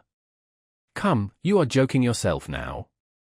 Are there any more slaves to be had who bear this beautiful name? Undoubtedly. Really, Count, you do nothing, and have nothing like other people. The slave of the Count of Monte Cristo. Why, it is a rank of itself in France, and from the way in which you lavish money, it is a place that must be worth 100,000 francs a year. 100,000 francs! The poor girl originally possessed much more than that. She was born to treasures in comparison with which those recorded in the 1001 Nights would seem but poverty. She must be a princess then. You are right, and she is one of the greatest in her country too. I thought so. But how did it happen that such a great princess became a slave? How was it that Dionysius the tyrant became a schoolmaster? The fortune of war, my dear Viscount, the caprice of fortune, that is the way in which these things are to be accounted for. And is her name a secret? As regards the generality of mankind it is, but not for you, my dear Viscount, who are one of my most intimate friends, and on whose silence I feel I may rely, if I consider it necessary to enjoin it, may I not do so? Certainly, on my word of honor. You know the history of the Pasha of Yangina, do you not? Of Ali Tepelini? Oh, yes, it was in his service that my father made his fortune. True, I had forgotten that. Well, what is Haydée to Ali Tepelini? Merely his daughter. What? The daughter of Ali Pasha. Of Ali Pasha and the beautiful Vasiliki. And your slave. Foi, yes. But how did she become so? Why, simply from the circumstance of my having bought her one day, as I was passing through the market at Constantinople. Wonderful! Really, my dear Count, you seem to throw a sort of magic influence over all in which you are concerned. When I listen to you, existence no longer seems reality, but a waking dream. Now, I am perhaps going to make an imprudent and thoughtless request, but... Say on. But, since you go out with Haydée, and sometimes even take her to the opera. Well, I think I may venture to ask you this favor. You may venture to ask me anything. Well then, my dear Count, present me to your princess. I will do so, but on 2 conditions. I accept them at once. The first is, that you will never tell anyone that I have granted the interview. Very well, said Albert, extending his hand, I swear I will not. The second is, that you will not tell her that your father ever served hers. I give you my oath that I will not. Enough, Viscount, you will remember those 2 vows, will you not? But I know you to be a man of honor. The Count again struck the gong. Ali reappeared. Tell Haydée, said he, that I will take coffee with her, and give her to understand that I desire permission to present one of my friends to her. Ali bowed and left the room. Now, understand me, said the Count, no direct questions, my dear Morcerf, if you wish to know anything, tell me, and I will ask her. Agreed. Ali reappeared for the 3rd time, and drew back the tapestried hanging which concealed the door, to signify to his master and Albert that they were at liberty to pass on. Let us go in, said Monte Cristo. Albert passed his hand through his hair, and curled his moustache, then, having satisfied himself as to his personal appearance, followed the Count into the room, the latter having previously resumed his hat and gloves. Ali was stationed as a kind of advanced guard, and the door was kept by the 3 French attendants, commanded by Murtho. Haydée was awaiting her visitors in the first room of her apartments, which was the drawing-room. Her large eyes were dilated with surprise and expectation, for it was the first time that any man, except Monte Cristo, had been accorded an entrance into her presence. She was sitting on a sofa placed in an angle of the room, with her legs crossed under her in the Eastern fashion, and seemed to have made for herself, as it were, a kind of nest in the rich Indian silks which enveloped her. Near her was the instrument on which she had just been playing. It was elegantly fashioned, and worthy of its mistress. On perceiving Monte Cristo, she arose and welcomed him with a smile peculiar to herself, expressive at once of the most implicit obedience and also of the deepest love. Monte Cristo advanced towards her and extended his hand, which she as usual raised to her lips.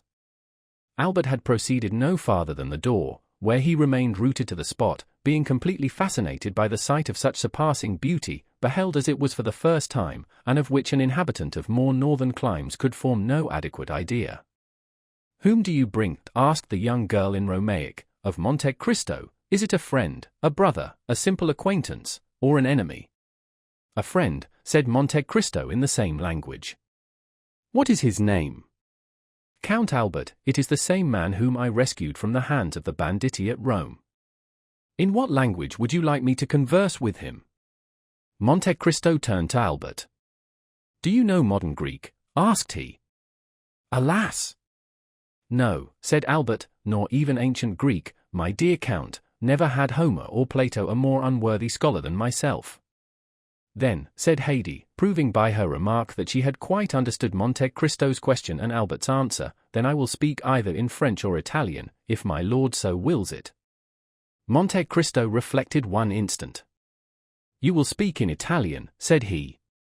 Then, turning towards Albert, it is a pity you do not understand either ancient or modern Greek, both of which Haydée speaks so fluently. The poor child will be obliged to talk to you in Italian, which will give you but a very false idea of her powers of conversation. The Count made a sign to Haydée to address his visitor. Sir, she said to Morcerf, you are most welcome as the friend of my lord and master. This was said in excellent Tuscan, and with that soft Roman accent which makes the language of Dante as sonorous as that of Homer. Then, turning to Ali, she directed him to bring coffee and pipes, and when he had left the room to execute the orders of his young mistress, she beckoned Albert to approach nearer to her. Monte Cristo and Morcerf drew their seats towards a small table, on which were arranged music, drawings, and vases of flowers. Ali then entered bringing coffee and chibouques. As to M. Baptistin, this portion of the building was interdicted to him. Albert refused the pipe which the Nubian offered him. Oh, take it, said the Count. Haydée is almost as civilized as a Parisian. The smell of a Havana is disagreeable to her, but the tobacco of the East is a most delicious perfume, you know. Ali left the room. The cups of coffee were all prepared, with the addition of sugar, which had been brought for Albert. Monte Cristo and Haydée took the beverage in the original Arabian manner, that is to say, without sugar. Haydée took the porcelain cup in her little slender fingers and conveyed it to her mouth with all the innocent artlessness of a child when eating or drinking something which it likes. At this moment 2 women entered, bringing salvers filled with ices and sherbet, which they placed on 2 small tables appropriated to that purpose. My dear host, and you, Signora, said Albert, in Italian, excuse my apparent stupidity. I am quite bewildered, and it is natural that it should be so. Here I am in the heart of Paris, but a moment ago I heard the rumbling of the omnibuses and the tinkling of the bells of the lemonade sellers, and now I feel as if I were suddenly transported to the East, not such as I have seen it, but such as my dreams have painted it.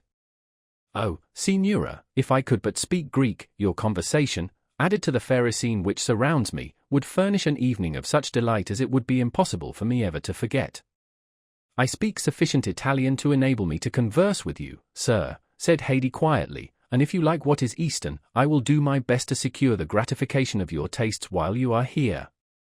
On what subject shall I converse with her? Said Albert, in a low tone to Monte Cristo. Just what you please. You may speak of her country and of her youthful reminiscences, or if you like it better you can talk of Rome, Naples, or Florence. Oh, said Albert, it is of no use to be in the company of a Greek if one converses just in the same style as with a Parisian. Let me speak to her of the East. Do so then, for of all themes which you could choose that will be the most agreeable to her taste. Albert turned towards Haydée. At what age did you leave Greece, Signora? Asked he. I left it when I was but 5 years old, replied Haydée. And have you any recollection of your country? When I shut my eyes and think, I seem to see it all again. The mind can see as well as the body. The body forgets sometimes, but the mind always remembers. And how far back into the past do your recollections extend? I could scarcely walk when my mother, who was called Vasiliki, which means royal, said the young girl, tossing her head proudly, took me by the hand, and after putting in our purse all the money we possessed, we went out, both covered with veils, to solicit alms for the prisoners, saying, He who giveth to the poor lendeth to the Lord. Then when our purse was full we returned to the palace, and without saying a word to my father, we sent it to the convent, where it was divided amongst the prisoners. And how old were you at that time? I was 3 years old, said Haydée. Then you remember everything that went on about you from the time when you were 3 years old, said Albert. Everything. Count, said Albert, in a low tone to Monte Cristo, do allow the Signora to tell me something of her history. You prohibited my mentioning my father's name to her, but perhaps she will allude to him of her own accord in the course of the recital, and you have no idea how delighted I should be to hear our name pronounced by such beautiful lips. Monte Cristo turned to Haydée, and with an expression of countenance which commanded her to pay the most implicit attention to his words, he said in Greek, that is, tell us the fate of your father, but neither the name of the traitor nor the treason. Haydée sighed deeply, and a shade of sadness clouded her beautiful brow. "What are you saying to her?" said Morcerf in an undertone. "I again reminded her that you were a friend, and that she need not conceal anything from you." "Then," said Albert, "this pious pilgrimage in behalf of the prisoners was your first remembrance. What is the next?" "Oh, then I remember as if it were but yesterday sitting under the shade of some sycamore trees, on the borders of a lake, in the waters of which the trembling foliage was reflected as in a mirror. Under the oldest and thickest of these trees, reclining on cushions, sat my father, my mother was at his feet, and I, childlike, amused myself by playing with his long white beard which descended to his girdle, or with the diamond hilt of the scimitar attached to his girdle. Then from time to time there came to him an Albanian who said something to which I paid no attention, but which he always answered in the same tone of voice, either to kill, or to pardon." "It is very strange," said Albert, "to hear such words proceed from the mouth of anyone but an actress on the stage, and one needs constantly to be saying to oneself, 'This is no fiction, it is all reality,' in order to believe it. And how does France appear in your eyes, accustomed as they have been to gaze on such enchanted scenes?" "I think it is a fine country," said Haydée, "but I see France as it really is, because I look on it with the eyes of a woman, whereas my own country, which I can only judge of from the impression produced on my childish mind, always seems enveloped in a vague atmosphere, which is luminous or otherwise, according as my remembrances of it are sad or joyous." "So young," said Albert, forgetting at the moment the Count's command that he should ask no questions of the slave herself, "is it possible that you can have known what suffering is except by name?" Haydée turned her eyes towards Monte Cristo, who, making at the same time some imperceptible sign, murmured, "Speak." Nothing is ever so firmly impressed on the mind as the memory of our early childhood, and with the exception of the two scenes I have just described to you, all my earliest reminiscences are fraught with deepest sadness. "Speak, speak, Signora," said Albert, "I am listening with the most intense delight and interest to all you say." Haydée answered his remark with a melancholy smile. "You wish me, then, to relate the history of my past sorrows," said she. "I beg you to do so," replied Albert. "Well, I was but 4 years old when one night I was suddenly awakened by my mother. We were in the palace of Yangina, she snatched me from the cushions on which I was sleeping, and on opening my eyes I saw hers filled with tears. She took me away without speaking. When I saw her weeping I began to cry too. 'Hush, child,' said she. At other times, in spite of maternal endearments or threats, I had with a child's caprice been accustomed to indulge my feelings of sorrow or anger by crying as much as I felt inclined, but on this occasion there was an intonation of such extreme terror in my mother's voice when she enjoined me to silence, that I ceased crying as soon as her command was given. She bore me rapidly away. I saw then that we were descending a large staircase. Around us were all my mother's servants carrying trunks, bags, ornaments, jewels, purses of gold, with which they were hurrying away in the greatest distraction. Behind the women came a guard of 20 men armed with long guns and pistols, and dressed in the costume which the Greeks have assumed since they have again become a nation. You may imagine there was something startling and ominous, said Haydée, shaking her head and turning pale at the mere remembrance of the scene, in this long file of slaves and women only half aroused from sleep, or at least so they appeared to me, who was myself scarcely awake. Here and there on the walls of the staircase were reflected gigantic shadows, which trembled in the flickering light of the pine torches till they seemed to reach to the vaulted roof above. "Quick," said a voice at the end of the gallery. This voice made everyone bow before it, resembling in its effect the wind passing over a field of wheat, by its superior strength forcing every ear to yield obeisance. As for me, it made me tremble. This voice was that of my father. He came last, clothed in his splendid robes and holding in his hand the carbine which your emperor presented him. He was leaning on the shoulder of his favorite Selim, and he drove us all before him, as a shepherd would his straggling flock. My father, said Haydée, raising her head, was that illustrious man known in Europe under the name of Ali Tepelini, Pasha of Yangina, and before whom Turkey trembled. Albert, without knowing why, started on hearing these words pronounced with such a haughty and dignified accent. It appeared to him as if there was something supernaturally gloomy and terrible in the expression which gleamed from the brilliant eyes of Haydée at this moment. She appeared like a pythoness evoking a spectre, as she recalled to his mind the remembrance of the fearful death of this man, to the news of which all Europe had listened with horror. Soon, said Haydée, we halted on our march, and found ourselves on the borders of a lake. My mother pressed me to her throbbing heart, and at the distance of a few paces I saw my father, who was glancing anxiously around. For marble steps led down to the water's edge, and below them was a boat floating on the tide. From where we stood I could see in the middle of the lake a large blank mass. It was the kiosk to which we were going. This kiosk appeared to me to be at a considerable distance, perhaps on account of the darkness of the night, which prevented any object from being more than partially discerned. We stepped into the boat. I remember well that the oars made no noise whatever in striking the water, and when I leaned over to ascertain the cause I saw that they were muffled with the sashes of our palanquins. Besides the rowers, the boat contained only the women, my father, mother, Selim, and myself. The palanquins had remained on the shore of the lake, ready to cover our retreat. They were kneeling on the lowest of the marble steps, and in that manner intended making a rampart of the three others, in case of pursuit. Our bark flew before the wind. "Why does the boat go so fast?" asked I of my mother. "Silence, child!" "Hush, we are flying." I did not understand. Why should my father fly, he, the all-powerful, he, before whom others were accustomed to fly, he, who had taken for his device? "They hate me, then they fear me." It was, indeed, a flight which my father was trying to effect. I have been told since that the garrison of the castle of Yangina, fatigued with long service. Here Haydée cast a significant glance at Monte Cristo, whose eyes had been riveted on her countenance during the whole course of her narrative.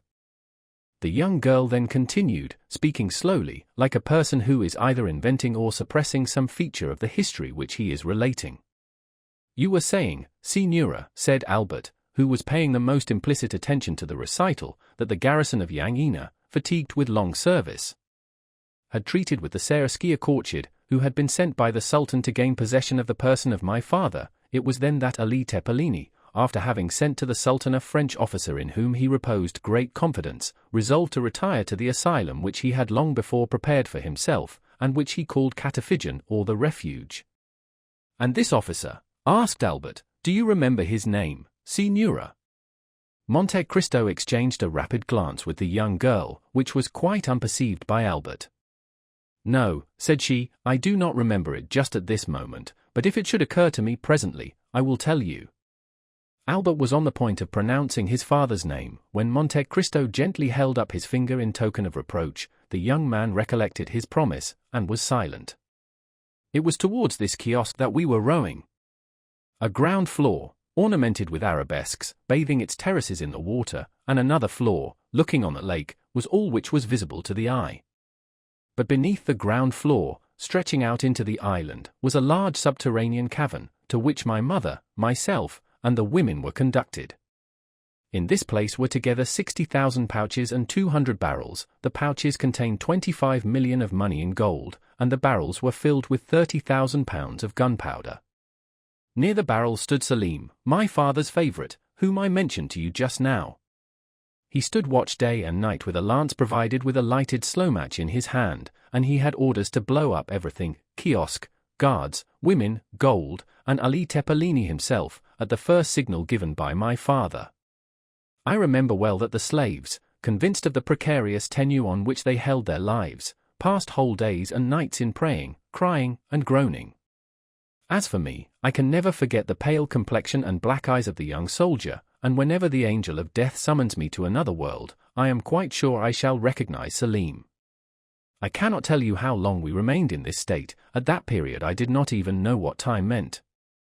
Sometimes, but very rarely, my father summoned me and my mother to the terrace of the palace. These were hours of recreation for me, as I never saw anything in the dismal cavern but the gloomy countenances of the slaves and Selim's fiery lance. My father was endeavoring to pierce with his eager looks the remotest verge of the horizon, examining attentively every black speck which appeared on the lake, while my mother, reclining by his side, rested her head on his shoulder, and I played at his feet, admiring everything I saw with that unsophisticated innocence of childhood which throws a charm round objects insignificant in themselves, but which in its eyes are invested with the greatest importance. The heights of Pindus towered above us, the castle of Yangina rose white and angular from the blue waters of the lake, and the immense masses of black vegetation which, viewed in the distance, gave the idea of lichens clinging to the rocks, were in reality gigantic fir trees and myrtles. One morning my father sent for us. My mother had been crying all the night, and was very wretched. We found the Pasha calm, but paler than usual. "Take courage, Vasiliki," said he, "today arrives the firman of the master, and my fate will be decided. If my pardon be complete, we shall return triumphant to Yangina. If the news be inauspicious, we must fly this night." "But supposing our enemy should not allow us to do so," said my mother. "Oh, make yourself easy on that head," said Ali, smiling. "Selim and his flaming lance will settle that matter. They would be glad to see me dead, but they would not like themselves to die with me." My mother only answered by sighs to consolations which she knew did not come from my father's heart. She prepared the iced water which he was in the habit of constantly drinking, for since his sojourn at the kiosk he had been parched by the most violent fever, after which she anointed his white beard with perfumed oil and lighted his chibuk, which he sometimes smoked for hours together, quietly watching the wreaths of vapor that ascended in spiral clouds and gradually melted away in the surrounding atmosphere. Presently he made such a sudden movement that I was paralyzed with fear. Then, without taking his eyes from the object which had first attracted his attention, he asked for his telescope. My mother gave it him, and as she did so, looked whiter than the marble against which she leaned. I saw my father's hand tremble. "A boat, 2, 3, murmured my father, 4. He then arose, seizing his arms and priming his pistols. "Vasiliki," said he to my mother, trembling perceptibly, "the instant approaches which will decide everything. In the space of half an hour we shall know the emperor's answer. Go into the cavern with Haydée." "I will not quit you," said Vasiliki. "If you die, my lord, I will die with you." "Go to Selim," cried my father. "Adieu, my lord," murmured my mother, determining quietly to await the approach of death. "Take away Vasiliki," said my father to his palanquins. As for me, I had been forgotten in the general confusion. I ran toward Ali Tepelini. He saw me hold out my arms to him, and he stooped down and pressed my forehead with his lips. Oh, how distinctly I remember that kiss. It was the last he ever gave me, and I feel as if it were still warm on my forehead. On descending, we saw through the lattice-work several boats which were gradually becoming more distinct to our view. At first they appeared like black specks, and now they looked like birds skimming the surface of the waves. During this time, in the kiosk at my father's feet, were seated 20 palanquins, concealed from view by an angle of the wall and watching with eager eyes the arrival of the boats. They were armed with their long guns inlaid with mother-of-pearl and silver, and cartridges in great numbers were lying scattered on the floor. My father looked at his watch, and paced up and down with a countenance expressive of the greatest anguish. This was the scene which presented itself to my view as I quitted my father after that last kiss. My mother and I traversed the gloomy passage leading to the cavern. Selim was still at his post, and smiled sadly on us as we entered. We fetched our cushions from the other end of the cavern, and sat down by Selim. In great dangers the devoted ones cling to each other, and, young as I was, I quite understood that some imminent danger was hanging over our heads. Albert had often heard, not from his father, for he never spoke on the subject, but from strangers, the description of the last moments of the vizier of Yangina. He had read different accounts of his death, but the story seemed to acquire fresh meaning from the voice and expression of the young girl, and her sympathetic accent and the melancholy expression of her countenance at once charmed and horrified him. As to Haydée, these terrible reminiscences seemed to have overpowered her for a moment, for she ceased speaking, her head leaning on her hand like a beautiful flower bowing beneath the violence of the storm, and her eyes gazing on vacancy indicated that she was mentally contemplating the green summit of the Pindus and the blue waters of the lake of Yangina, which, like a magic mirror, seemed to reflect the somber picture which she sketched. Monte Cristo looked at her with an indescribable expression of interest and pity. "Go on, my child," said the Count in the Romaic language. Haydée looked up abruptly, as if the sonorous tones of Monte Cristo's voice had awakened her from a dream, and she resumed her narrative. It was about 4 o'clock in the afternoon, and although the day was brilliant out of doors, we were enveloped in the gloomy darkness of the cavern. One single, solitary light was burning there, and it appeared like a star set in a heaven of blackness. It was Selim's flaming lance. My mother was a Christian, and she prayed. Selim repeated from time to time the sacred words, "God is great."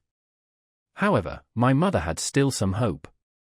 As she was coming down, she thought she recognized the French officer who had been sent to Constantinople, and in whom my father placed so much confidence, for he knew that all the soldiers of the French emperor were naturally noble and generous. She advanced some steps towards the staircase, and listened. "They are approaching," said she, "perhaps they bring us peace and liberty." "What do you fear, Vasiliki?" said Selim, in a voice at once so gentle and yet so proud. "If they do not bring us peace, we will give them war; if they do not bring life, we will give them death." And he renewed the flame of his lance with a gesture which made one think of Dionysus of old Crete.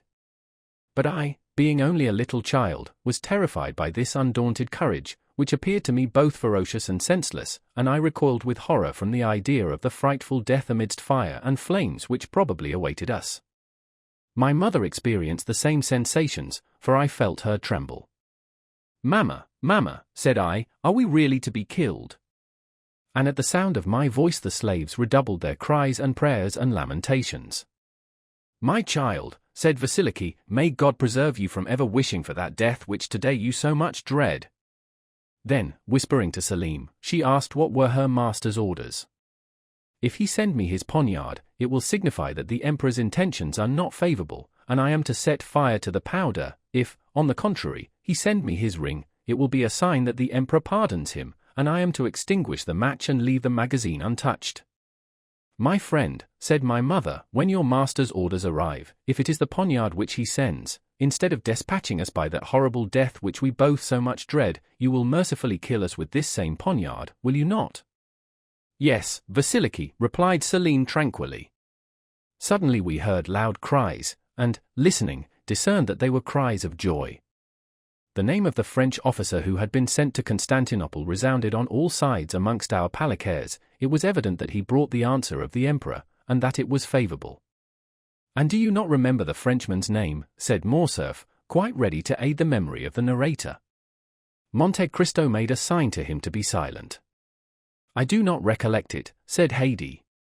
The noise increased, steps were heard approaching nearer and nearer, they were descending the steps leading to the cavern. Selim made ready his lance. Soon a figure appeared in the grey twilight at the entrance of the cave, formed by the reflection of the few rays of daylight which had found their way into this gloomy retreat. "Who are you?" cried Selim. "But whoever you may be, I charge you not to advance another step." "Long live the emperor," said the figure. "He grants a full pardon to the Vizier Ali, and not only gives him his life, but restores to him his fortune and his possessions." My mother uttered a cry of joy, and clasped me to her bosom. "Stop," said Selim, seeing that she was about to go out, "you see I have not yet received the ring." "True," said my mother. And she fell on her knees, at the same time holding me up towards heaven, as if she desired, while praying to God in my behalf, to raise me actually to his presence. And for the second time Haydée stopped, overcome by such violent emotion that the perspiration stood upon her pale brow, and her stifled voice seemed hardly able to find utterance, so parched and dry were her throat and lips. Monte Cristo poured a little iced water into a glass, and presented it to her, saying with a mildness in which was also a shade of command, "Courage." Haydée dried her eyes, and continued. By this time our eyes, habituated to the darkness, had recognized the messenger of the Pasha. It was a friend. Selim had also recognized him, but the brave young man only acknowledged one duty, which was to obey. "In whose name do you come?" said he to him. "I come in the name of our master, Ali Tepelini." "If you come from Ali himself," said Selim, "you know what you were charged to remit to me." "Yes," said the messenger, "and I bring you his ring." At these words he raised his hand above his head, to show the token, but it was too far off, and there was not light enough to enable Selim, where he was standing, to distinguish and recognize the object presented to his view. "I do not see what you have in your hand," said Selim. "Approach then," said the messenger, "or I will come nearer to you, if you prefer it." "I will agree to neither one nor the other," replied the young soldier. "Place the object which I desire to see in the ray of light which shines there, and retire while I examine it." "Be it so," said the envoy, and he retired, after having first deposited the token agreed on in the place pointed out to him by Selim. Oh, how our hearts palpitated, for it did, indeed, seem to be a ring which was placed there. But was it my father's ring? That was the question. Selim, still holding in his hand the lighted match, walked towards the opening in the cavern, and, aided by the faint light which streamed in through the mouth of the cave, picked up the token. "It is well," said he, kissing it, "it is my master's ring." And throwing the match on the ground, he trampled on it and extinguished it. The messenger uttered a cry of joy and clapped his hands. At this signal for soldiers of the Seraskier courtiers suddenly appeared, and Selim fell, pierced by 5 blows. Each man had stabbed him separately, and, intoxicated by their crime, though still pale with fear, they sought all over the cavern to discover if there was any fear of fire, after which they amused themselves by rolling on the bags of gold. At this moment my mother seized me in her arms, and hurrying noiselessly along numerous turnings and windings known only to ourselves, she arrived at a private staircase of the kiosk, where was a scene of frightful tumult and confusion. The lower rooms were entirely filled with courtiers' troops, that is to say, with our enemies. Just as my mother was on the point of pushing open a small door, we heard the voice of the Pasha sounding in a loud and threatening tone. My mother applied her eye to the crack between the boards. I luckily found a small opening which afforded me a view of the apartment and what was passing within. "What do you want?" said my father to some people who were holding a paper inscribed with characters of gold. "What we want," replied one, "is to communicate to you the will of His Highness." "Do you see this firman?" "I do," said my father. "Well, read it. He demands your head." My father answered with a loud laugh, which was more frightful than even threats would have been, and he had not ceased when 2 reports of a pistol were heard. He had fired them himself, and had killed 2 men. The Palicaires, who were prostrated at my father's feet, now sprang up and fired, and the room was filled with fire and smoke. At the same instant the firing began on the other side, and the balls penetrated the boards all round us. Oh, how noble did the Grand Vizier my father look at that moment, in the midst of the flying bullets, his scimitar in his hand, and his face blackened with the powder of his enemies. And how he terrified them, even then, and made them fly before him. "Selim, Selim," cried he, "guardian of the fire, do your duty." "Selim is dead," replied a voice which seemed to come from the depths of the earth, "and you are lost, Ali." At the same moment an explosion was heard, and the flooring of the room in which my father was sitting was suddenly torn up and shivered to atoms. The troops were firing from underneath. 3 or 4 Palicaires fell with their bodies literally ploughed with wounds. My father howled aloud, plunged his fingers into the holes which the balls had made, and tore up one of the planks entire.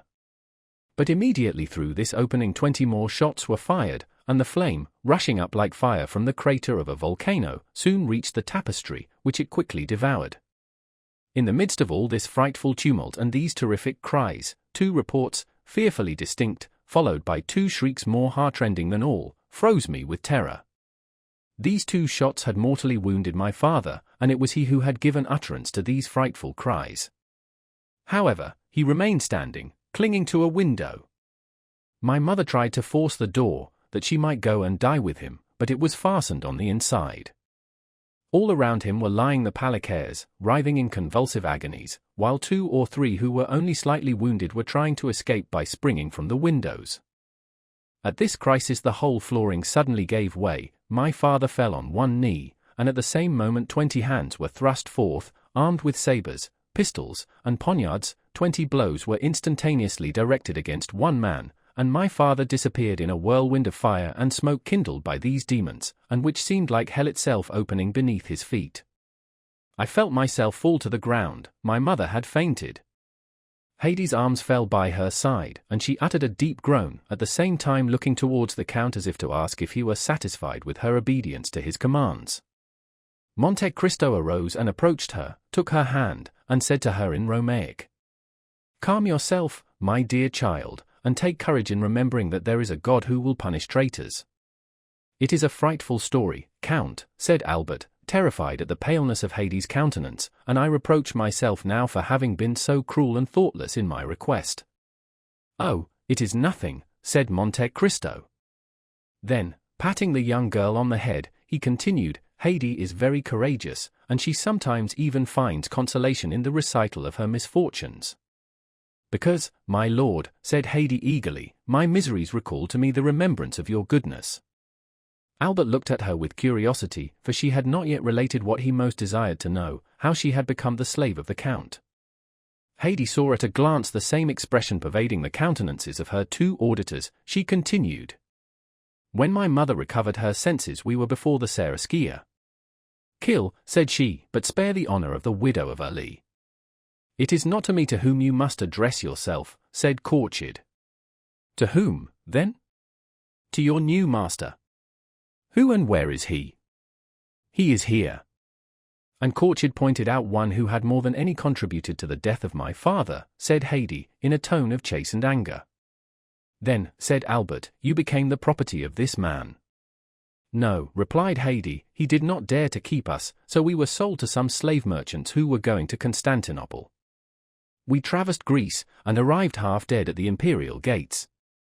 They were surrounded by a crowd of people, who opened a way for us to pass, when suddenly my mother, having looked closely at an object which was attracting their attention, uttered a piercing cry and fell to the ground, pointing as she did so to a head which was placed over the gates, and beneath which were inscribed these words. This is the head of Ali Tepelini, Pasha of Yangina. I cried bitterly, and tried to raise my mother from the earth, but she was dead. I was taken to the slave market, and was purchased by a rich Armenian. He caused me to be instructed, gave me masters, and when I was 13 years of age he sold me to the Sultan Mahmud. Of whom I bought her, said Monte Cristo, as I told you, Albert, with the emerald which formed a match to the one I had made into a box for the purpose of holding my hashish pills. Oh, you are good, you are great, my lord, said Haydée, kissing the Count's hand, and I am very fortunate in belonging to such a master. Albert remained quite bewildered with all that he had seen and heard. Come, finish your cup of coffee, said Monte Cristo, the history is ended. Chapter 78. We hear from Yangina. If Valentine could have seen the trembling step and agitated countenance of Franz when he quitted the chamber of M. Noirtier, even she would have been constrained to pity him. Villefort had only just given utterance to a few incoherent sentences, and then retired to his study, where he received about 2 hours afterwards the following letter. After all the disclosures which were made this morning, M. Noirtier de Villefort must see the utter impossibility of any alliance being formed between his family and that of M. Franz d'Épinay. M. d'Épinay must say that he is shocked and astonished that M. de Villefort, who appeared to be aware of all the circumstances detailed this morning, should not have anticipated him in this announcement. No one who had seen the magistrate at this moment, so thoroughly unnerved by the recent inauspicious combination of circumstances, would have supposed for an instant that he had anticipated the annoyance, although it certainly never had occurred to him that his father would carry candour, or rather rudeness, so far as to relate such a history. And in justice to Villefort, it must be understood that M. Noirtier, who never cared for the opinion of his son on any subject, had always omitted to explain the affair to Villefort, so that he had all his life entertained the belief that General de Quesnel, or the Baron d'Épinay, as he was alternately styled, according as the speaker wished to identify him by his own family name, or by the title which had been conferred on him, fell the victim of assassination, and not that he was killed fairly in a duel. This harsh letter, coming as it did from a man generally so polite and respectful, struck a mortal blow at the pride of Villefort. Hardly had he read the letter when his wife entered. The sudden departure of Franz, after being summoned by M. Noirtier, had so much astonished everyone, that the position of Madame de Villefort, left alone with the notary and the witnesses, became every moment more embarrassing. Determined to bear it no longer, she arose and left the room, saying she would go and make some inquiries into the cause of his sudden disappearance. M. de Villefort's communications on the subject were very limited and concise. He told her, in fact, that an explanation had taken place between M. Noirtier, M. d'Épinay, and himself, and that the marriage of Valentine and Franz would consequently be broken off. This was an awkward and unpleasant thing to have to report to those who were waiting. She therefore contented herself with saying that M. Noirtier having at the commencement of the discussion been attacked by a sort of apoplectic fit, the affair would necessarily be deferred for some days longer. This news, false as it was following so singularly in the train of the two similar misfortunes which had so recently occurred, evidently astonished the auditors, and they retired without a word. During this time Valentine, at once terrified and happy, after having embraced and thanked the feeble old man for thus breaking with a single blow the chain which she had been accustomed to consider as irrefragable, asked leave to retire to her own room, in order to recover her composure. Noirtier looked the permission which she solicited. But instead of going to her own room, Valentine, having once gained her liberty, entered the gallery, and, opening a small door at the end of it, found herself at once in the garden. In the midst of all the strange events which had crowded one on the other, an indefinable sentiment of dread had taken possession of Valentine's mind. She expected every moment that she should see Morrel appear, pale and trembling, to forbid the signing of the contract, like the Laird of Ravenswood in The Bride of Lammermoor. It was high time for her to make her appearance at the gate, for Maximilian had long awaited her coming. He had half guessed what was going on when he saw Franz quit the cemetery with M. de Villefort. He followed M. d'Épinay, saw him enter, afterwards go out, and then re-enter with Albert and Château. He had no longer any doubts as to the nature of the conference. He therefore quickly went to the gate in the clover patch, prepared to hear the result of the proceedings, and very certain that Valentine would hasten to him the first moment she should be set at liberty. He was not mistaken. Peering through the crevices of the wooden partition, he soon discovered the young girl, who cast aside all her usual precautions and walked at once to the barrier.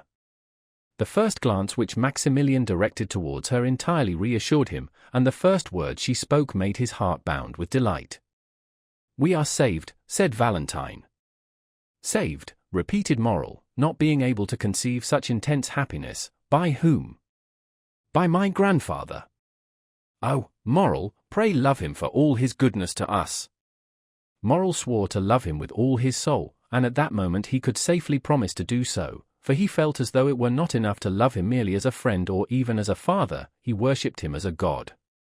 "But tell me, Valentine, how has it all been effected? What strange means has he used to compass this blessed end?" Valentine was on the point of relating all that had passed, but she suddenly remembered that in doing so she must reveal a terrible secret which concerned others as well as her grandfather, and she said, "At some future time I will tell you all about it." "But when will that be?" "When I am your wife."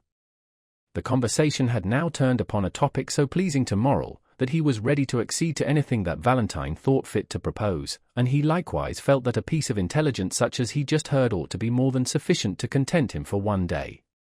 However, he would not leave without the promise of seeing Valentine again the next night.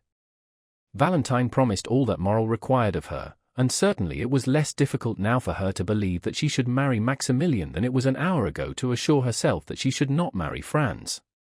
During the time occupied by the interview we have just detailed, Madame de Villefort had gone to visit M. Noirtier. The old man looked at her with that stern and forbidding expression with which he was accustomed to receive her. "Sir," said she, "it is superfluous for me to tell you that Valentine's marriage is broken off, since it was here that the affair was concluded." Noirtier's countenance remained immovable. "But one thing I can tell you, of which I do not think you are aware, that is, that I have always been opposed to this marriage, and that the contract was entered into entirely without my consent or approbation." Noirtier regarded his daughter-in-law with the look of a man desiring an explanation. "Now that this marriage, which I know you so much disliked, is done away with, I come to you on an errand which neither M. de Villefort nor Valentine could consistently undertake." Noirtier's eyes demanded the nature of her mission. "I come to entreat you, sir," continued Madame de Villefort, "as the only one who has the right of doing so, inasmuch as I am the only one who will receive no personal benefit from the transaction, I come to entreat you to restore, not your love, for that she has always possessed, but to restore your fortune to your granddaughter." There was a doubtful expression in Noirtier's eyes. He was evidently trying to discover the motive of this proceeding, and he could not succeed in doing so. "May I hope, sir," said Madame de Villefort, "that your intentions accord with my request?" Noirtier made a sign that they did. "In that case, sir," rejoined Madame de Villefort, "I will leave you overwhelmed with gratitude and happiness at your prompt acquiescence to my wishes." She then bowed to M. Noirtier and retired. The next day M. Noirtier sent for the notary. The first will was torn up and a second made, in which he left the whole of his fortune to Valentine, on condition that she should never be separated from him. It was then generally reported that Mademoiselle de Villefort, the heiress of the Marquis and Marchioness of Saint Méran, had regained the good graces of her grandfather, and that she would ultimately be in possession of an income of 300,000 livres. While all the proceedings relative to the dissolution of the marriage contract were being carried on at the house of M. de Villefort, Monte Cristo had paid his visit to the Count of Morcerf, who, in order to lose no time in responding to M. Danglars' wishes, and at the same time to pay all due deference to his position in society, donned his uniform of lieutenant general, which he ornamented with all his crosses, and thus attired, ordered his finest horses and drove to the Rue de la Chaussée d'Antin. Danglars was balancing his monthly accounts, and it was perhaps not the most favorable moment for finding him in his best humor. At the first sight of his old friend, Danglars assumed his majestic air, and settled himself in his easy chair. Morcerf, usually so stiff and formal, accosted the banker in an affable and smiling manner, and, feeling sure that the overture he was about to make would be well received, he did not consider it necessary to adopt any maneuvers in order to gain his end, but went at once straight to the point. "Well, Baron," said he, "here I am at last. Some time has elapsed since our plans were formed, and they are not yet executed." Morcerf paused at these words, quietly waiting till the cloud should have dispersed which had gathered on the brow of Danglars, and which he attributed to his silence, but, on the contrary, to his great surprise, it grew darker and darker. "To what do you allude, monsieur?" said Danglars, as if he were trying in vain to guess at the possible meaning of the general's words.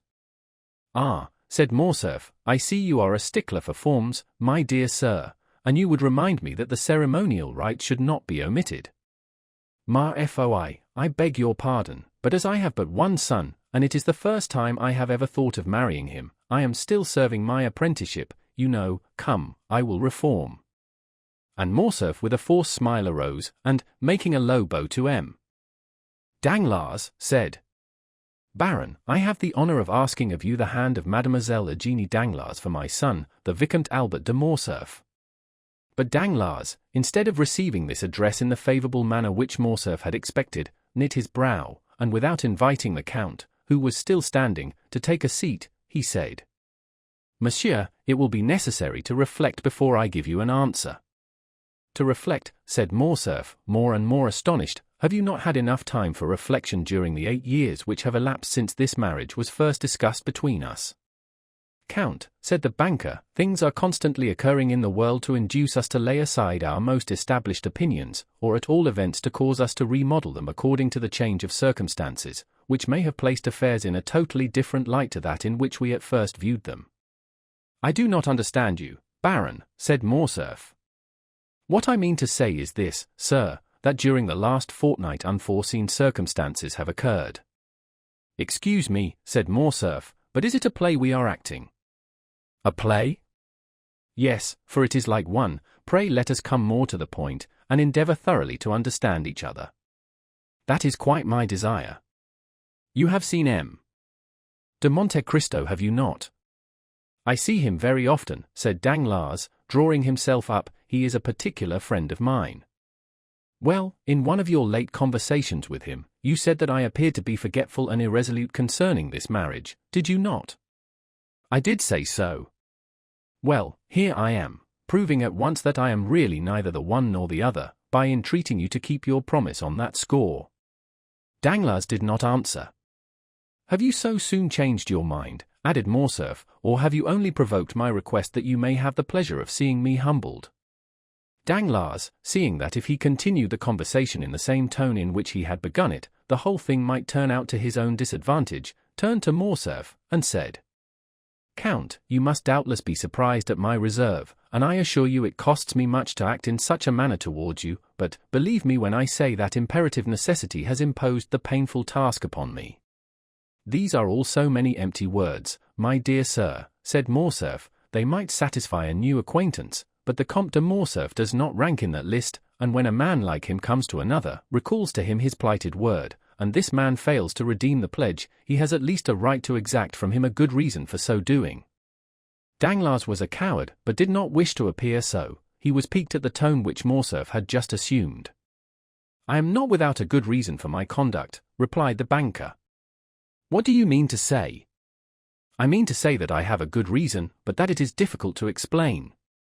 You must be aware, at all events, that it is impossible for me to understand motives before they are explained to me, but one thing at least is clear, which is, that you decline allying yourself with my family." "No, sir," said Danglars, "I merely suspend my decision, that is all." "And do you really flatter yourself that I shall yield to all your caprices, and quietly and humbly await the time of again being received into your good graces?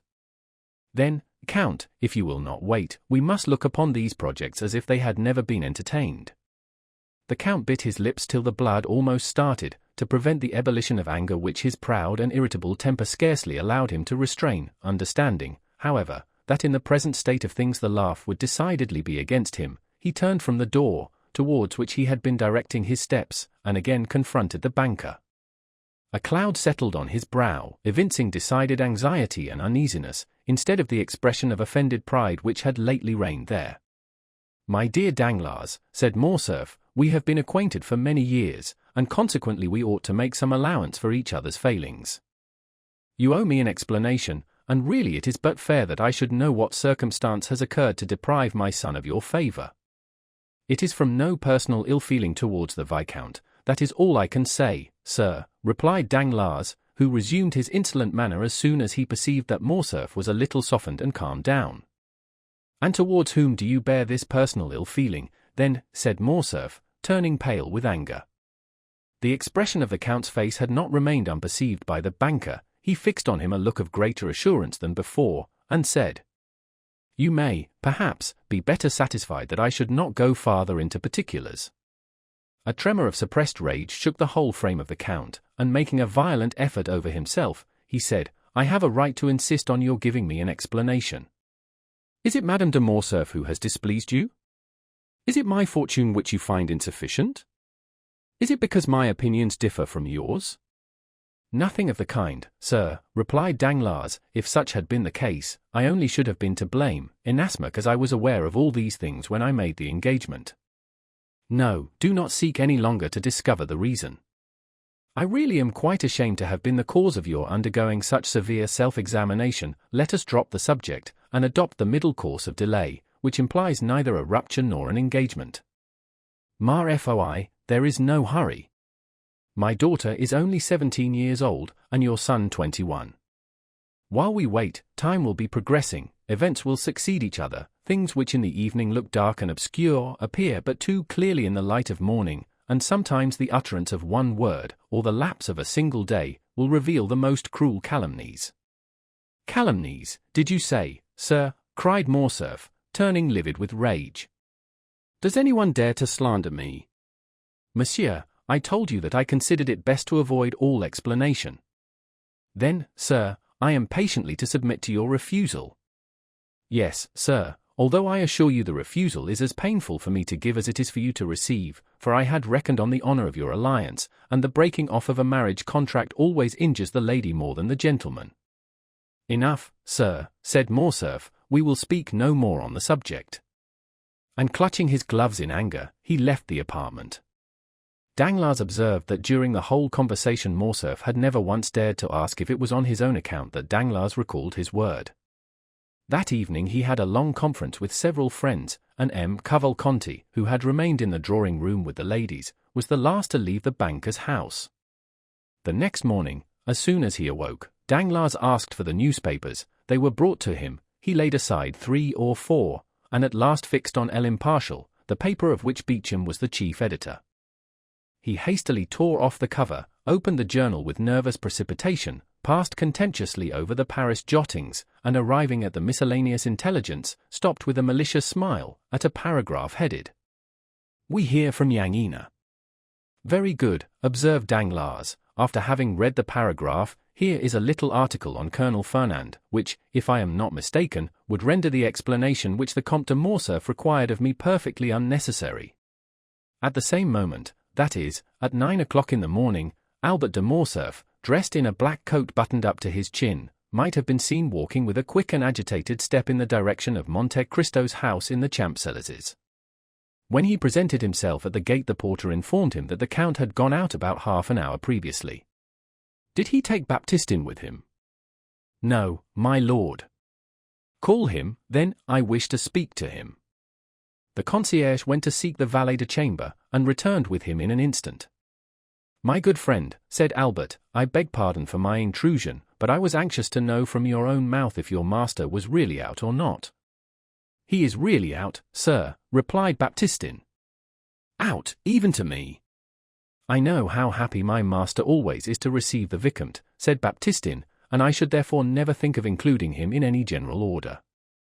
You are right, and now I wish to see him on an affair of great importance. Do you think it will be long before he comes in? No, I think not, for he ordered his breakfast at 10 o'clock. Well, I will go and take a turn in the Champsellises, and at 10 o'clock I will return here. Meanwhile, if the Count should come in, will you beg him not to go out again without seeing me? You may depend on my doing so, sir, said Baptistin. Albert left the cabin which he had come at the Count's door, intending to take a turn on foot. As he was passing the Allée des Veuves, he thought he saw the Count's horses standing at Gosset's shooting gallery. He approached, and soon recognized the coachman. Is the Count shooting in the gallery? Said Morcerf. Yes, sir, replied the coachman. While he was speaking, Albert had heard the report of 2 or 3 pistol shots. He entered, and on his way met the waiter. Excuse me, my lord, said the lad, but will you have the kindness to wait a moment? What for, Philip? Asked Albert, who, being a constant visitor there, did not understand this opposition to his entrance. Because the person who is now in the gallery prefers being alone, and never practices in the presence of anyone. Not even before you, Philip? Then who loads his pistol? His servant. A Nubian. A Negro. It is he, then. Do you know this gentleman? Yes, and I am come to look for him. He is a friend of mine. Oh, that is quite another thing, then. I will go immediately and inform him of your arrival. And Philip, urged by his own curiosity, entered the gallery. A second afterwards, Monte Cristo appeared on the threshold. I ask your pardon, my dear Count, said Albert, for following you here, and I must first tell you that it was not the fault of your servants that I did so. I alone am to blame for the indiscretion. I went to your house, and they told me you were out, but that they expected you home at 10 o'clock to breakfast. I was walking about in order to pass away the time till 10 o'clock, when I caught sight of your carriage and horses. What you have just said induces me to hope that you intend breakfasting with me. No, thank you, I am thinking of other things besides breakfast just now. Perhaps we may take that meal at a later hour and in worse company. What on earth are you talking of? I am to fight today. For what? For the sake of fighting. Yes, I understand that, but what is the quarrel? People fight for all sorts of reasons, you know. I fight in the cause of honor. Ah, that is something serious. So serious, that I come to beg you to render me a service.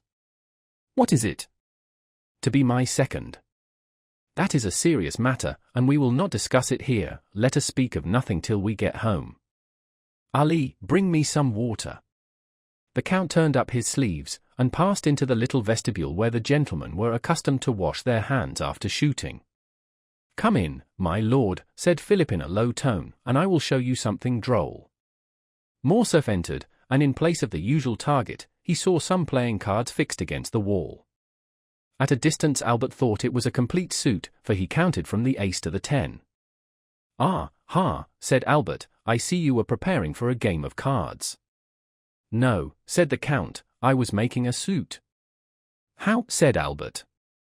Those are really aces and 2s which you see, but my shots have turned them into 3s, 5s, 7s, 8s, 9s, and 10s. Albert approached. In fact, the bullets had actually pierced the cards in the exact places which the painted signs would otherwise have occupied, the lines and distances being as regularly kept as if they had been ruled with pencil. In going up to the target, Morcerf picked up 2 or 3 swallows that had been rash enough to come within the range of the Count's pistol. Diable, said Morcerf. What would you have, my dear Viscount, said Monte Cristo, wiping his hands on the towel which Ali had brought him. I must occupy my leisure moments in some way or other. But come, I am waiting for you. Both men entered Monte Cristo's carriage, which in the course of a few minutes deposited them safely at number 30. Monte Cristo took Albert into his study, and pointing to a seat, placed another for himself. Now let us talk the matter over quietly, said the Count. "You see, I am perfectly composed," said Albert. "With whom are you going to fight?" "With Beauchamp." "One of your friends?" "Of course, it is always with friends that one fights." "I suppose you have some cause of quarrel." "I have." "What has he done to you?" "There appeared in his journal last night, but wait, and read for yourself." And Albert handed over the paper to the Count, who read as follows. "A correspondent at Yanina informs us of a fact of which until now we had remained in ignorance. The castle which formed the protection of the town was given up to the Turks by a French officer named Fernand, in whom the Grand Vizier, Ali Tepelini, had reposed the greatest confidence." "Well," said Monte Cristo, "what do you see in that to annoy you?" "What do I see in it?" "Yes, what does it signify to you if the castle of Yanina was given up by a French officer?" "It signifies to my father, the Count of Morcerf, whose Christian name is Fernand." "Did your father serve under Ali Pasha?" "Yes, that is to say, he fought for the independence of the Greeks, and hence arises the calumny." "Oh, my dear Viscount, do talk reason." "I do not desire to do otherwise. Now, just tell me who the devil should know in France that the officer Fernand and the Count of Morcerf are one and the same person? And who cares now about Yanina, which was taken as long ago as the year 1822 or 1823? That just shows the meanness of this slander. They have allowed all this time to elapse, and then all of a sudden rake up events which have been forgotten to furnish materials for scandal, in order to tarnish the luster of our high position. I inherit my father's name, and I do not choose that the shadow of disgrace should darken it. I am going to Beauchamp, in whose journal this paragraph appears, and I shall insist on his retracting the assertion before 2 witnesses. Beauchamp will never retract. Then we must fight. No, you will not, for he will tell you, what is very true, that perhaps there were 50 officers in the Greek army bearing the same name. We will fight, nevertheless. I will efface that blot on my father's character. My father, who was such a brave soldier, whose career was so brilliant. Oh, well, he will add, we are warranted in believing that this Fernand is not the illustrious Count of Morcerf, who also bears the same Christian name. I am determined not to be content with anything short of an entire retractation. And you intend to make him do it in the presence of 2 witnesses, do you? Yes. You do wrong. Which means, I suppose, that you refuse the service which I asked of you. You know my theory regarding duels. I told you my opinion on that subject, if you remember, when we were at Rome. Nevertheless, my dear Count, I found you this morning engaged in an occupation but little consistent with the notions you profess to entertain. Because, my dear fellow, you understand one must never be eccentric. If one's lot is cast among fools, it is necessary to study folly. I shall perhaps find myself one day called out by some harebrained scamp, who has no more real cause of quarrel with me than you have with Beauchamp. He may take me to task for some foolish trifle or other, he will bring his witnesses, or will insult me in some public place, and I am expected to kill him for all that. You admit that you would fight, then? Well, if so, why do you object to my doing so? I do not say that you ought not to fight, I only say that a duel is a serious thing, and ought not to be undertaken without due reflection. Did he reflect before he insulted my father? If he spoke hastily, and owns that he did so, you ought to be satisfied. Ah, my dear Count, you are far too indulgent. And you are far too exacting. Supposing, for instance, and do not be angry at what I am going to say. Well, supposing the assertion to be really true, a son ought not to submit to such a stain on his father's honor. Ma foi. We live in times when there is much to which we must submit. That is precisely the fault of the age. And do you undertake to reform it? Yes, as far as I am personally concerned. Well, you are indeed exacting, my dear fellow. Yes, I own it. Are you quite impervious to good advice? Not when it comes from a friend. And do you account me that title? Certainly I do. Well, then, before going to Beauchamp with your witnesses, seek further information on the subject. From whom? From Haydée. Why, what can be the use of mixing a woman up in the affair? What can she do in it? She can declare to you, for example, that your father had no hand whatever in the defeat and death of the vizier, or if by chance he had, indeed, the misfortune to. I have told you, my dear Count, that I would not for one moment admit of such a proposition. You reject this means of information, then? I do, most decidedly. Then let me offer one more word of advice. Do so, then, but let it be the last. You do not wish to hear it, perhaps. On the contrary, I request it. Do not take any witnesses with you when you go to Beauchamp. Visit him alone. That would be contrary to all custom. Your case is not an ordinary one. And what is your reason for advising me to go alone? Because then the affair will rest between you and Beauchamp.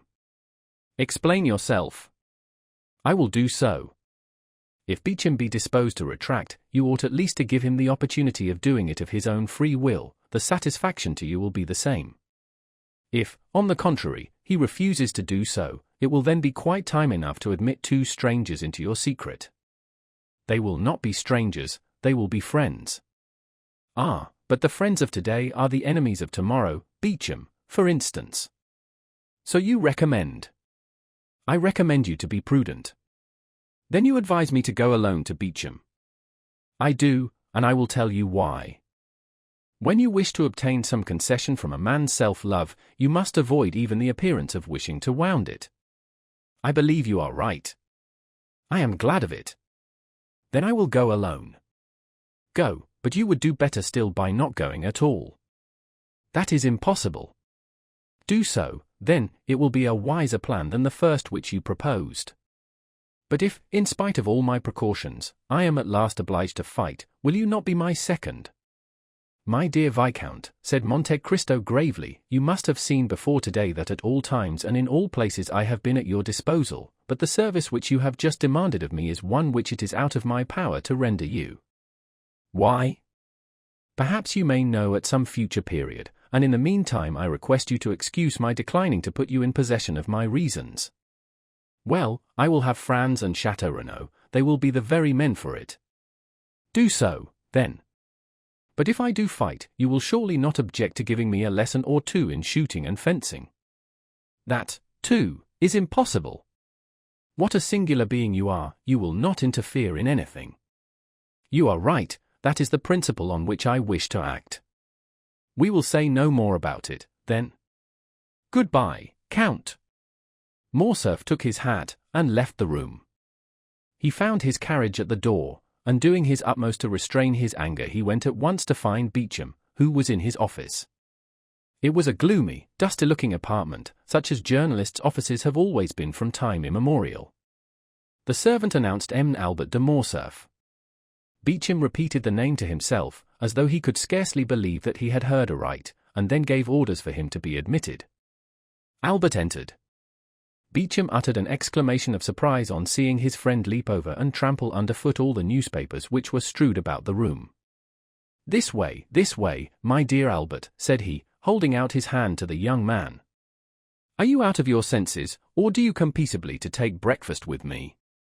Try and find a seat. There is one by that geranium, which is the only thing in the room to remind me that there are other leaves in the world besides leaves of paper."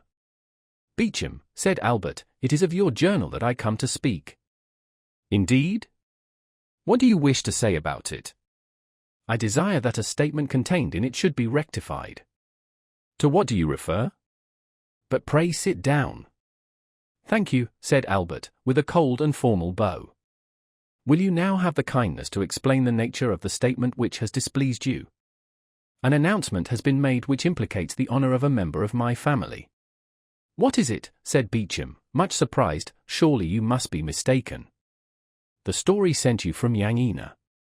"Yanina?" "Yes, really you appear to be totally ignorant of the cause which brings me here." "Such is really the case, I assure you, upon my honor." "Baptiste, give me yesterday's paper," cried Beauchamp. "Here, I have brought mine with me," replied Albert. Beauchamp took the paper and read the article, to which Albert pointed in an undertone. "You see it is a serious annoyance," said Morcerf, when Beauchamp had finished the perusal of the paragraph. "Is the officer referred to a relation of yours, then?" demanded the journalist. "Yes," said Albert, blushing. "Well, what do you wish me to do for you?" said Beauchamp mildly. "My dear Beauchamp, I wish you to contradict this statement." Beauchamp looked at Albert with a benevolent expression. "Come," said he, "this matter will want a good deal of talking over. A retractation is always a serious thing, you know. Sit down, and I will read it again." Albert resumed his seat, and Beauchamp read, with more attention than at first, the lines denounced by his friend. "Well," said Albert in a determined tone, "you see that your paper has insulted a member of my family, and I insist on a retractation being made." "You insist?" "Yes, I insist." "Permit me to remind you that you are not in the chamber, my dear Viscount." "Nor do I wish to be there," replied the young man, rising. "I repeat that I am determined to have the announcement of yesterday contradicted." "You have known me long enough," continued Albert, biting his lips convulsively, for he saw that Beauchamp's anger was beginning to rise. "You have been my friend, and therefore sufficiently intimate with me to be aware that I am likely to maintain my resolution on this point. If I have been your friend, Morcerf, your present manner of speaking would almost lead me to forget that I ever bore that title. But wait a moment, do not let us get angry, or at least not yet. You are irritated and vexed. Tell me how this Fernand is related to you." "He is merely my father," said Albert M. Fernand Mondego, Count of Morcerf, an old soldier who has fought in 20 battles and whose honorable scars they would denounce as badges of disgrace. "Is it your father?" said Beauchamp. "That is quite another thing." "Then I can well understand your indignation, my dear Albert. I will look at it again," and he read the paragraph for the third time, laying a stress on each word as he proceeded. "But the paper nowhere identifies this Fernand with your father." "No, but the connection will be seen by others, and therefore I will have the article contradicted." At the words "I will," Beauchamp steadily raised his eyes to Albert's countenance, and then as gradually lowering them, he remained thoughtful for a few moments. "You will retract this assertion, will you not, Beauchamp?" said Albert with increased though stifled anger. "Yes," replied Beauchamp. "Immediately," said Albert. "When I am convinced that the statement is false." "What?" "The thing is worth looking into, and I will take pains to investigate the matter thoroughly." "But what is there to investigate, sir?" said Albert, enraged beyond measure at Beauchamp's last remark. "If you do not believe that it is my father, say so immediately, and if, on the contrary, you believe it to be him, state your reasons for doing so." Beauchamp looked at Albert with the smile which was so peculiar to him, and which in its numerous modifications served to express every varied emotion of his mind. "Sir," replied he, "if you came to me with the idea of demanding satisfaction, you should have gone at once to the point, and not have entertained me with the idle conversation to which I have been patiently listening for the last half-hour. Am I to put this construction on your visit?" "Yes, if you will not consent to retract that infamous calumny." "Wait a moment, no threats, if you please, M. Fernand Mondego, Vicomte de Morcerf. I never allow them from my enemies, and therefore shall not put up with them from my friends. You insist on my contradicting the article relating to General Fernand, an article with which, I assure you on my word of honor, I had nothing whatever to do." "Yes, I insist on it," said Albert, whose mind was beginning to get bewildered with the excitement of his feelings. "And if I refuse to retract, you wish to fight, do you?" said Beauchamp in a calm tone. "Yes," replied Albert, raising his voice. "Well," said Beauchamp, "here is my answer, my dear sir. The article was not inserted by me, I was not even aware of it, but you have, by the step you have taken, called my attention to the paragraph in question, and it will remain until it shall be either contradicted or confirmed by someone who has a right to do so." "Sir," said Albert, rising, "I will do myself the honor of sending my seconds to you, and you will be kind enough to arrange with them the place of meeting and the weapons." "Certainly, my dear sir." "And this evening, if you please, or tomorrow at the latest, we will meet." "No, no, I will be on the ground at the proper time, but in my opinion, and I have a right to dictate the preliminaries, as it is I who have received the provocation, in my opinion the time ought not to be yet. I know you to be well skilled in the management of the sword, while I am only moderately so. I know, too, that you are a good marksman, there we are about equal. I know that a duel between us two would be a serious affair, because you are brave, and I am brave also. I do not therefore wish either to kill you, or to be killed myself without a cause. Now, I am going to put a question to you, and one very much to the purpose too. Do you insist on this retractation so far as to kill me if I do not make it, although I have repeated more than once, and affirmed on my honor, that I was ignorant of the thing with which you charge me, and although I still declare that it is impossible for anyone but you to recognize the Count of Morcerf under the name of Fernand? I maintain my original resolution. Very well, my dear sir, then I consent to cut throats with you. But I require 3 weeks' preparation. At the end of that time I shall come and say to you, the assertion is false, and I retract it, or the assertion is true, when I shall immediately draw the sword from its sheath, or the pistols from the case, whichever you please. 3 weeks, cried Albert, they will pass as slowly as 3 centuries when I am all the time suffering dishonor. Had you continued to remain on amicable terms with me, I should have said, patience, my friend, but you have constituted yourself my enemy, therefore I say, what does that signify to me, sir? Well, let it be 3 weeks then, said Morcerf, but remember, at the expiration of that time no delay or subterfuge will justify you in. Albert de Morcerf, said Beauchamp, rising in his turn, I cannot throw you out of window for 3 weeks, that is to say, for 24 days to come, nor have you any right to split my skull open till that time has elapsed. Today is the 29th of August, the 21st of September will, therefore, be the conclusion of the term agreed on, until that time arrives, and it is the advice of a gentleman which I am about to give you, till then we will refrain from growling and barking like 2 dogs chained within sight of each other. When he had concluded his speech, Beauchamp bowed coldly to Albert, turned his back upon him, and went to the press room. Albert vented his anger on a pile of newspapers, which he sent flying all over the office by switching them violently with his stick, after which ebullition he departed, not, however, without walking several times to the door of the press room, as if he had half a mind to enter. While Albert was lashing the front of his carriage in the same manner that he had the newspapers which were the innocent agents of his discomfiture, as he was crossing the barrier he perceived Morrel, who was walking with a quick step and a bright eye. He was passing the Chinese baths, and appeared to have come from the direction of the Porte Saint-Martin, and to be going towards the Madeleine. Ah, said Morcerf, there goes a happy man. And it so happened Albert was not mistaken in his opinion. Chapter 79. The Lemonade. Morrel was, in fact, very happy. Noirtier had just sent for him, and he was in such haste to know the reason of his doing so that he had not stopped to take a cab, placing infinitely more dependence on his own 2 legs than on the 4 legs of a cab-horse. He had therefore set off at a furious rate from the Rue Meslay, and was hastening with rapid strides in the direction of the Faubourg Saint-Honoré. Morrel advanced with a firm, manly tread, and poor Barrois followed him as he best might. Morrel was only 31, Barrois was 60 years of age, Morrel was deeply in love, and Barrois was dying with heat and exertion. These 2 men, thus opposed in age and interests, resembled 2 parts of a triangle, presenting the extremes of separation, yet nevertheless possessing their point of union.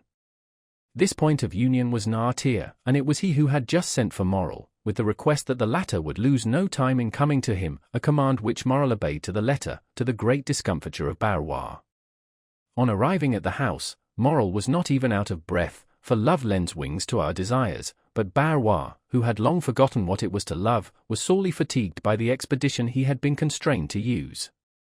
The old servant introduced Morrel by a private entrance, closed the door of the study, and soon the rustling of a dress announced the arrival of Valentine. She looked marvelously beautiful in her deep mourning dress, and Morrel experienced such intense delight in gazing upon her that he felt as if he could almost have dispensed with the conversation of her grandfather. But the easy chair of the old man was heard rolling along the floor, and he soon made his appearance in the room. Noirtier acknowledged by a look of extreme kindness and benevolence the thanks which Morrel lavished on him for his timely intervention on behalf of Valentine and himself, an intervention which had saved them from despair. Morrel then cast on the invalid an interrogative look as to the new favor which he designed to bestow on him. Valentine was sitting at a little distance from them, timidly awaiting the moment when she should be obliged to speak. Noirtier fixed his eyes on her. "Am I to say what you told me?" asked Valentine. Noirtier made a sign that she was to do so. "Monsieur Morrel," said Valentine to the young man, who was regarding her with the most intense interest, "my grandfather, Noirtier, had 1,000 things to say, which he told me 3 days ago, and now, he has sent for you, that I may repeat them to you. I will repeat them, then, and since he has chosen me as his interpreter, I will be faithful to the trust, and will not alter a word of his intentions. Oh, I am listening with the greatest impatience, replied the young man. Speak, I beg of you. Valentine cast down her eyes. This was a good omen for Morel, for he knew that nothing but happiness could have the power of thus overcoming Valentine. My grandfather intends leaving this house, said she, and Barrois is looking out for suitable apartments for him in another. But you, Mademoiselle de Villefort, you, who are necessary to Noirtier's happiness. I, interrupted Valentine, I shall not leave my grandfather, that is an understood thing between us. My apartment will be close to his. Now, M. de Villefort must either give his consent to this plan or his refusal. In the first case, I shall leave directly, and in the second, I shall wait till I am of age, which will be in about 10 months. Then I shall be free, I shall have an independent fortune, and what? Demanded Morel. And with my grandfather's consent I shall fulfill the promise which I have made you. Valentine pronounced these last few words in such a low tone that nothing but Morel's intense interest in what she was saying could have enabled him to hear them. Have I not explained your wishes, grandpapa? Said Valentine, addressing Noirtier. Yes, looked the old man. Once under my grandfather's roof, Morel can visit me in the presence of my good and worthy protector, if we still feel that the union we contemplated will be likely to ensure our future comfort and happiness. In that case I shall expect Morel to come and claim me at my own hands.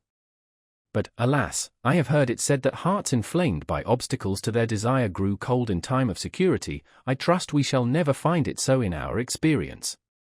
Oh, cried Morel, almost tempted to throw himself on his knees before Noirtier and Valentine, and to adore them as two superior beings. What have I ever done in my life to merit such unbounded happiness? Until that time, continued the young girl in a calm and self-possessed tone of voice, we will conform to circumstances, and be guided by the wishes of our friends, so long as those wishes do not tend finally to separate us. In a word, and I repeat it, because it expresses all I wish to convey, we will wait. And I swear to make all the sacrifices which this word imposes, sir, said Morel, not only with resignation, but with cheerfulness.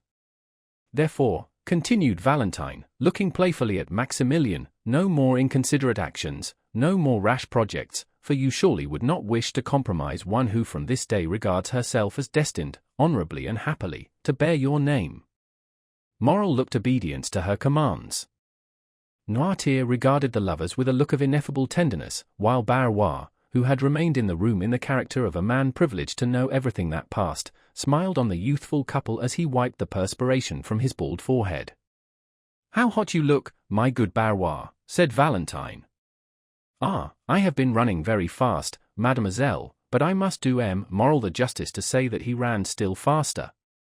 Noirtier directed their attention to a waiter, on which was placed a decanter containing lemonade and a glass. The decanter was nearly full, with the exception of a little, which had been already drunk by Noirtier. Come, Barrois, said the young girl, take some of this lemonade, I see you are coveting a good draught of it. The fact is, mademoiselle, said Barrois, I am dying with thirst, and since you are so kind as to offer it me, I cannot say I should at all object to drinking your health in a glass of it. Take some, then, and come back immediately. Barrois took away the waiter, and hardly was he outside the door, which in his haste he forgot to shut, than they saw him throw back his head and empty to the very dregs the glass which Valentine had filled. Valentine and Morel were exchanging their adieus in the presence of Noirtier when a ring was heard at the door-bell. It was the signal of a visit. Valentine looked at her watch. It is past noon, said she, and today is Saturday. I dare say it is the doctor, grandpapa. Noirtier looked his conviction that she was right in her supposition. He will come in here, and Morel had better go. Do you not think so, grandpapa? Yes, signed the old man. Barrois, cried Valentine, Barrois. I am coming, mademoiselle, replied he. Barrois will open the door for you, said Valentine, addressing Morel. And now remember one thing, monsieur officer, that my grandfather commands you not to take any rash or ill-advised step which would be likely to compromise our happiness. I promised him to wait, replied Morel, and I will wait. At this moment Barrois entered. "Who rang?" asked Valentine. "Dr. d'Avrigny," said Barrois, staggering as if he would fall. "What is the matter, Barrois?" said Valentine. The old man did not answer, but looked at his master with wild staring eyes, while with his cramped hand he grasped a piece of furniture to enable him to stand upright.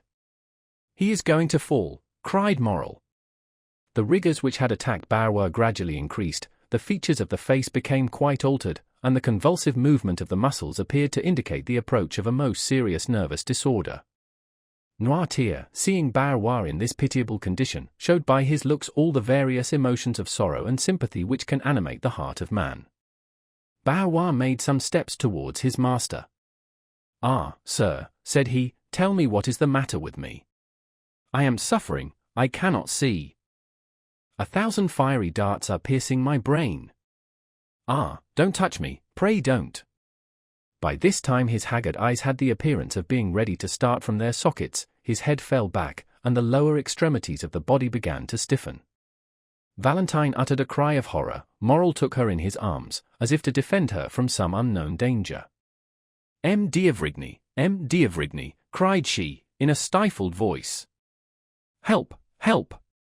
Barrois turned round and with a great effort stumbled a few steps, then fell at the feet of Noirtier, and resting his hand on the knee of the invalid, exclaimed, "My master, my good master!" At this moment M. de Villefort, attracted by the noise, appeared on the threshold. Morrel relaxed his hold of Valentine, and retreating to a distant corner of the room remained half hidden behind a curtain. Pale as if he had been gazing on a serpent, he fixed his terrified eye on the agonized sufferer. Noirtier, burning with impatience and terror, was in despair at his utter inability to help his old domestic, whom he regarded more in the light of a friend than a servant. One might, by the fearful swelling of the veins of his forehead and the contraction of the muscles round the eye, trace the terrible conflict which was going on between the living energetic mind and the inanimate and helpless body. Barrois, his features convulsed, his eyes suffused with blood, and his head thrown back, was lying at full length, beating the floor with his hands, while his legs had become so stiff that they looked as if they would break rather than bend. A slight appearance of foam was visible around the mouth, and he breathed painfully, and with extreme difficulty. Villefort seemed stupefied with astonishment, and remained gazing intently on the scene before him without uttering a word. He had not seen Morrel. After a moment of dumb contemplation, during which his face became pale and his hair seemed to stand on end, he sprang towards the door, crying out, "Doctor! Doctor! Come instantly, pray come!"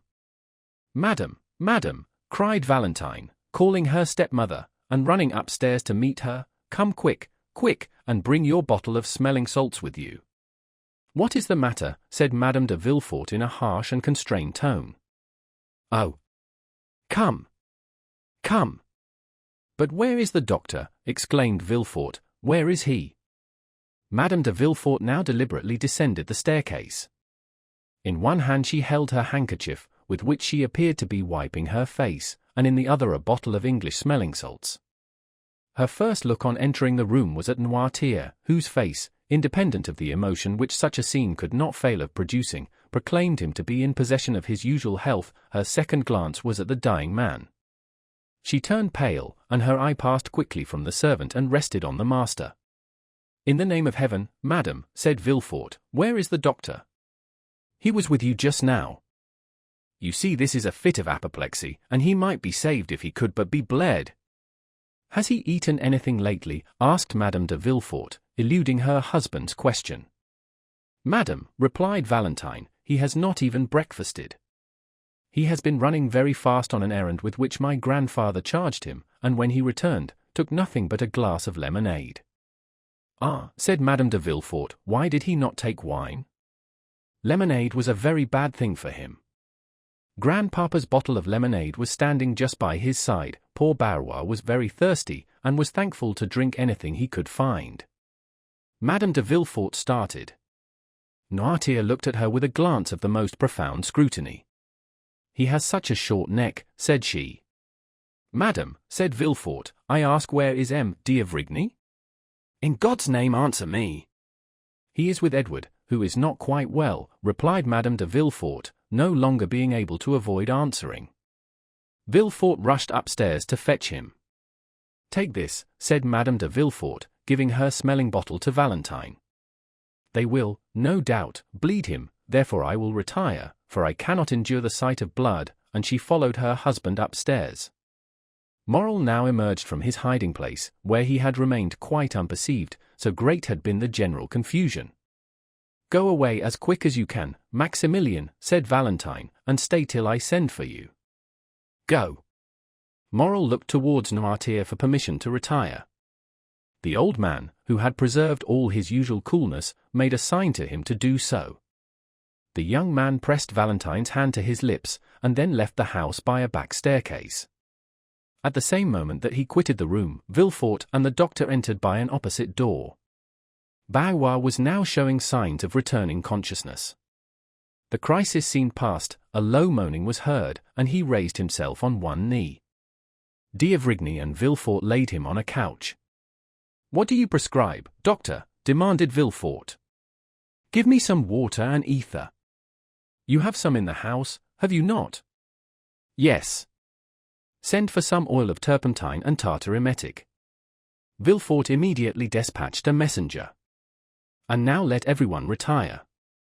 "Must I go too?" asked Valentine timidly. "Yes, mademoiselle, you especially," replied the doctor abruptly. Valentine looked at M. D'Avrigny with astonishment, kissed her grandfather on the forehead, and left the room. The doctor closed the door after her with a gloomy air.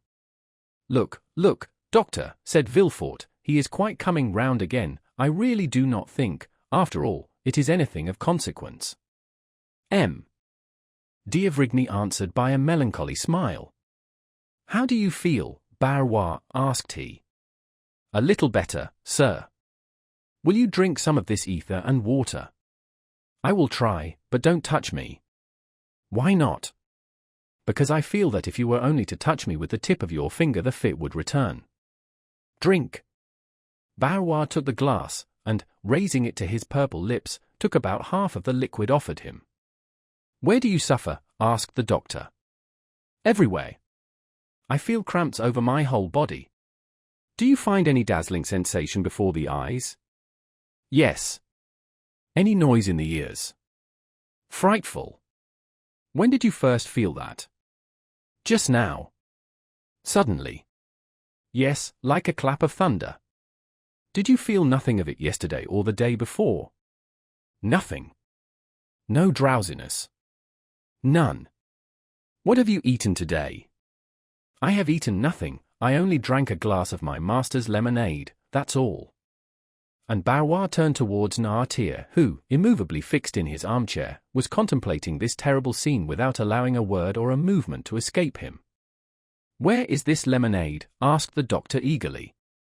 "Downstairs in the decanter." "Whereabouts downstairs?" "In the kitchen." "Shall I go and fetch it, doctor?" inquired Villefort. "No, stay here and try to make Barrois drink the rest of this glass of ether and water. I will go myself and fetch the lemonade." D'Avrigny bounded towards the door, flew down the back staircase, and almost knocked down Madame de Villefort, in his haste, who was herself going down to the kitchen. She cried out, but D'Avrigny paid no attention to her. Possessed with but one idea, he cleared the last 4 steps with a bound, and rushed into the kitchen, where he saw the decanter about 3 parts empty still standing on the waiter, where it had been left.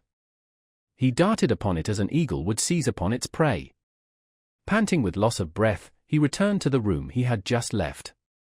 Madame de Villefort was slowly ascending the steps which led to her room. "Is this the decanter you spoke of?" asked D'Avrigny. "Yes, doctor."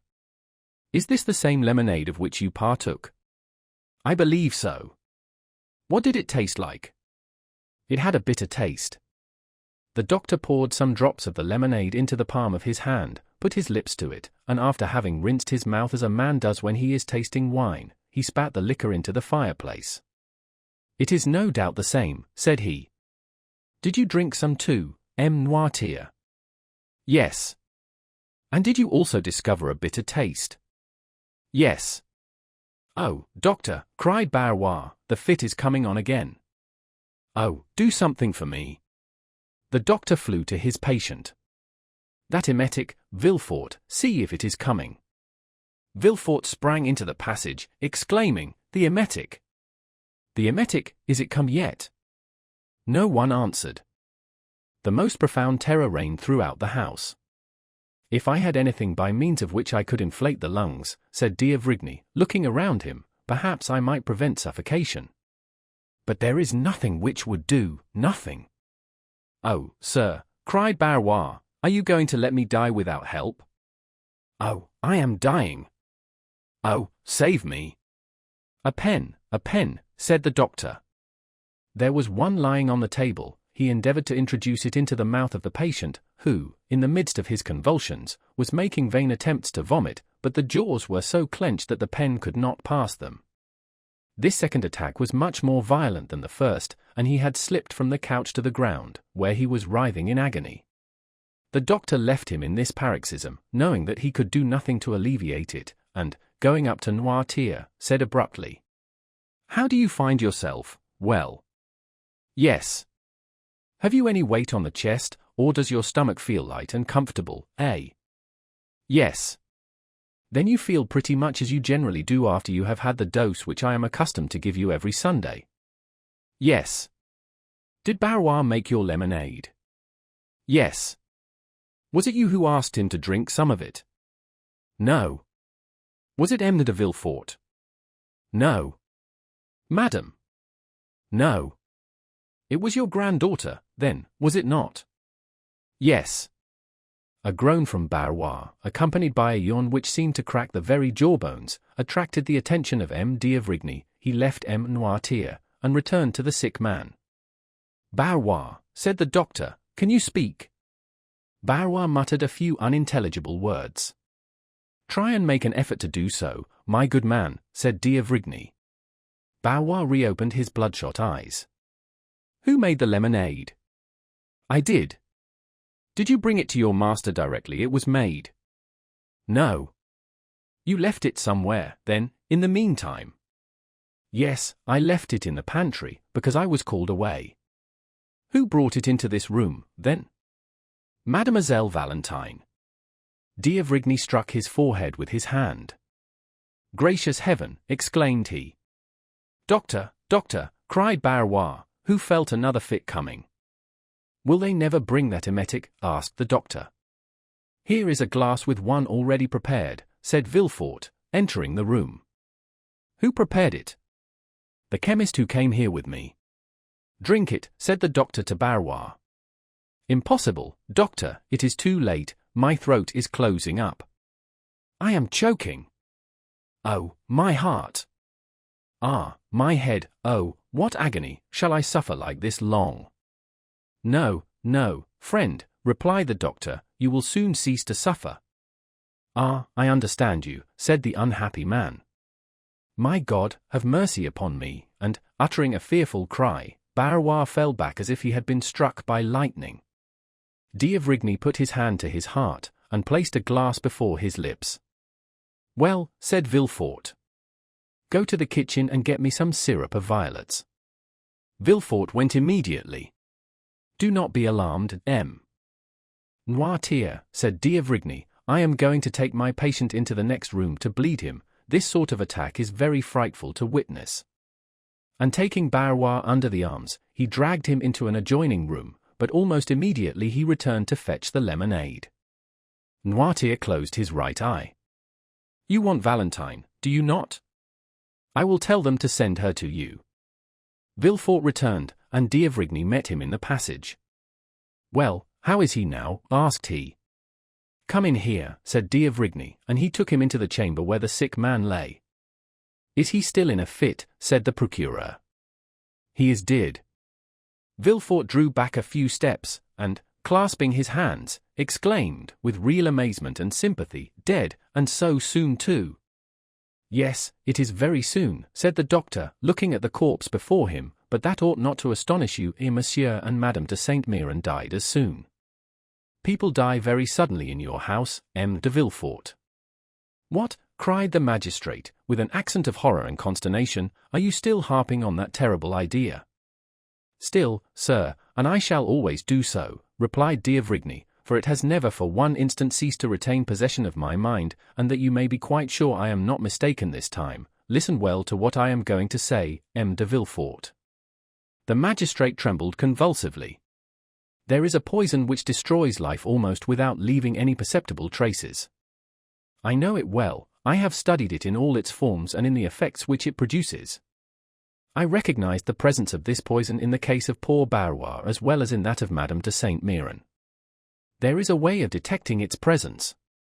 It restores the blue color of litmus paper reddened by an acid, and it turns syrup of violets green. We have no litmus paper, but, see, here they come with the syrup of violets." The doctor was right, steps were heard in the passage. M. d'Avrigny opened the door, and took from the hands of the chambermaid a cup which contained 2 or 3 spoonfuls of the syrup. He then carefully closed the door. "Look," said he to the procureur, whose heart beat so loudly that it might almost be heard, "here is in this cup some syrup of violets, and this decanter contains the remainder of the lemonade of which M. Noirtier and Barrois partook. If the lemonade be pure and inoffensive, the syrup will retain its color. If, on the contrary, the lemonade be drugged with poison, the syrup will become green. Look closely." The doctor then slowly poured some drops of the lemonade from the decanter into the cup, and in an instant a light cloudy sediment began to form at the bottom of the cup. This sediment first took a blue shade, then from the color of sapphire it passed to that of opal, and from opal to emerald. Arrived at this last hue, it changed no more. The result of the experiment left no doubt whatever on the mind. "The unfortunate Barrois has been poisoned," said d'Avrigny, "and I will maintain this assertion before God and man." Villefort said nothing, but he clasped his hands, opened his haggard eyes, and, overcome with his emotion, sank into a chair. Chapter 80. The Accusation. M. d'Avrigny soon restored the magistrate to consciousness, who had looked like a second corpse in that chamber of death. "Oh, death is in my house," cried Villefort. "Say, rather, crime," replied the doctor. "M. d'Avrigny," cried Villefort, "I cannot tell you all I feel at this moment. Terror, grief, madness." "Yes," said M. d'Avrigny, with an imposing calmness, "but I think it is now time to act. I think it is time to stop this torrent of mortality. I can no longer bear to be in possession of these secrets without the hope of seeing the victims and society generally revenged."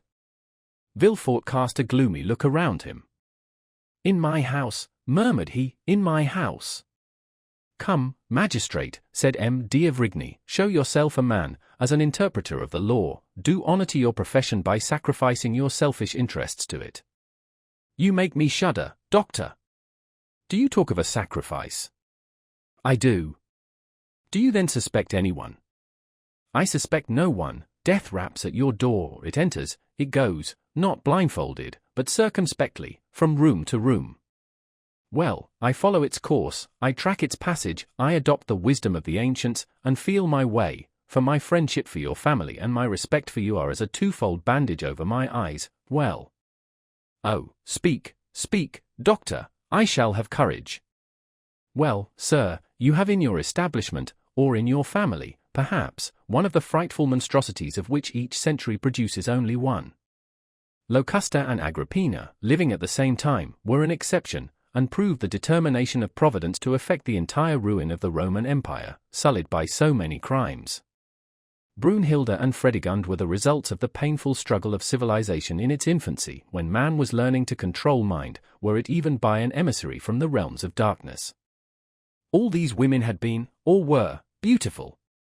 The same flower of innocence had flourished, or was still flourishing, on their brow, that is seen on the brow of the culprit in your house.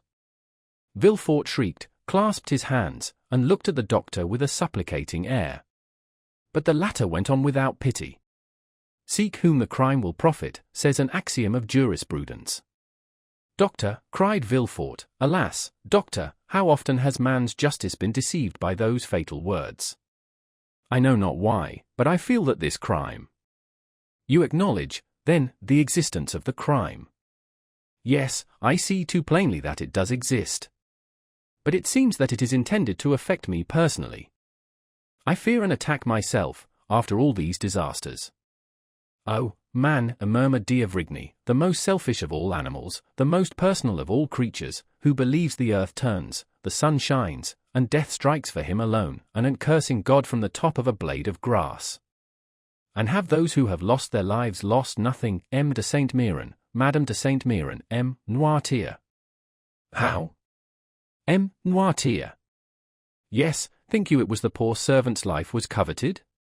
No, no, like Shakespeare's Polonius, he died for another.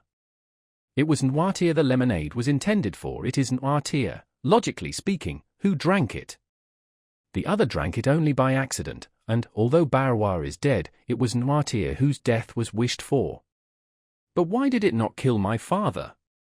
I told you one evening in the garden after Madame de Saint Méran's death, because his system is accustomed to that very poison, and the dose was trifling to him, which would be fatal to another, because no one knows, not even the assassin, that, for the last 12 months, I have given M. Noirtier brucine for his paralytic affection, while the assassin is not ignorant, for he has proved that brucine is a violent poison. Oh, have pity, murmured Villefort, wringing his hands. Follow the culprit's steps. He first kills M. de Saint Méran. Oh, doctor! I would swear to it, what I heard of his symptoms agrees too well with what I have seen in the other cases. Villefort ceased to contend, he only groaned. He first kills M. de Saint Méran, repeated the doctor, then Madame de Saint Méran, a double fortune to inherit. Villefort wiped the perspiration from his forehead. Listen attentively. Alas, stammered Villefort, I do not lose a single word. M. Noirtier, resumed M. D'Avrigny in the same pitiless tone, M. Noirtier had once made a will against you, against your family, in favor of the poor. In fact, M. Noirtier is spared, because nothing is expected from him. But he has no sooner destroyed his first will and made a second, than, for fear he should make a third, he is struck down. The will was made the day before yesterday, I believe. You see there has been no time lost. Oh, mercy, M. D'Avrigny! No mercy, sir. The physician has a sacred mission on earth, and to fulfill it he begins at the source of life, and goes down to the mysterious darkness of the tomb.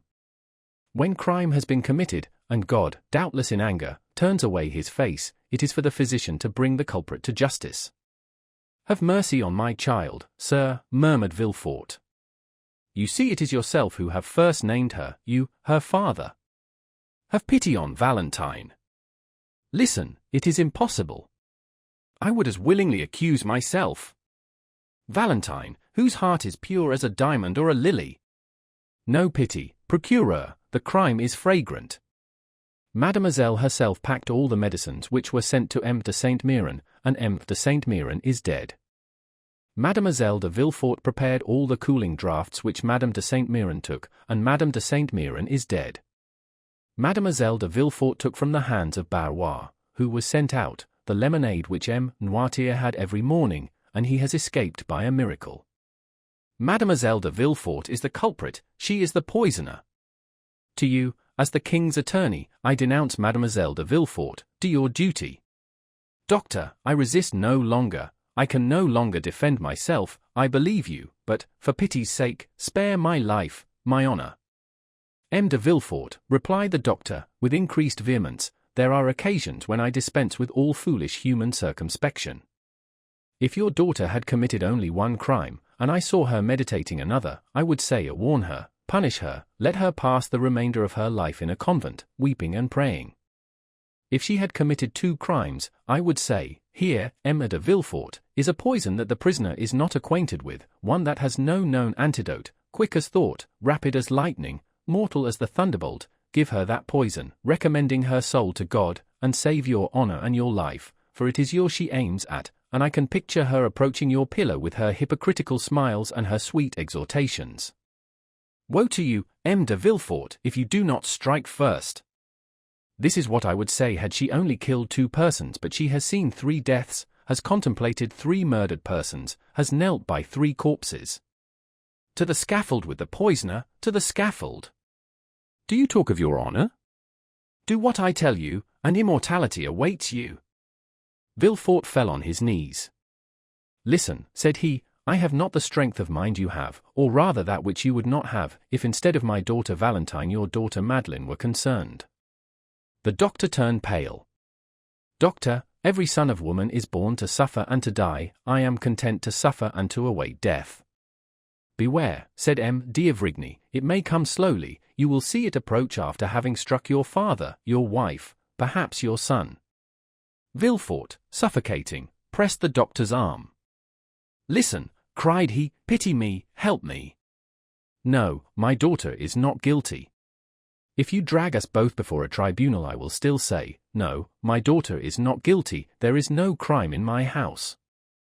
I will not acknowledge a crime in my house, for when crime enters a dwelling, it is like death, it does not come alone. Listen. What does it signify to you if I am murdered? Are you my friend? Are you a man? Have you a heart?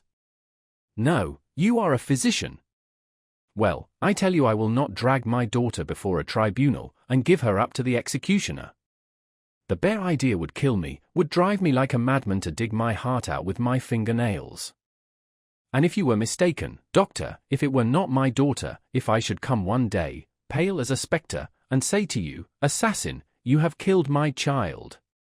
Hold, if that should happen, although I am a Christian, M. d'Avrigny, I should kill myself.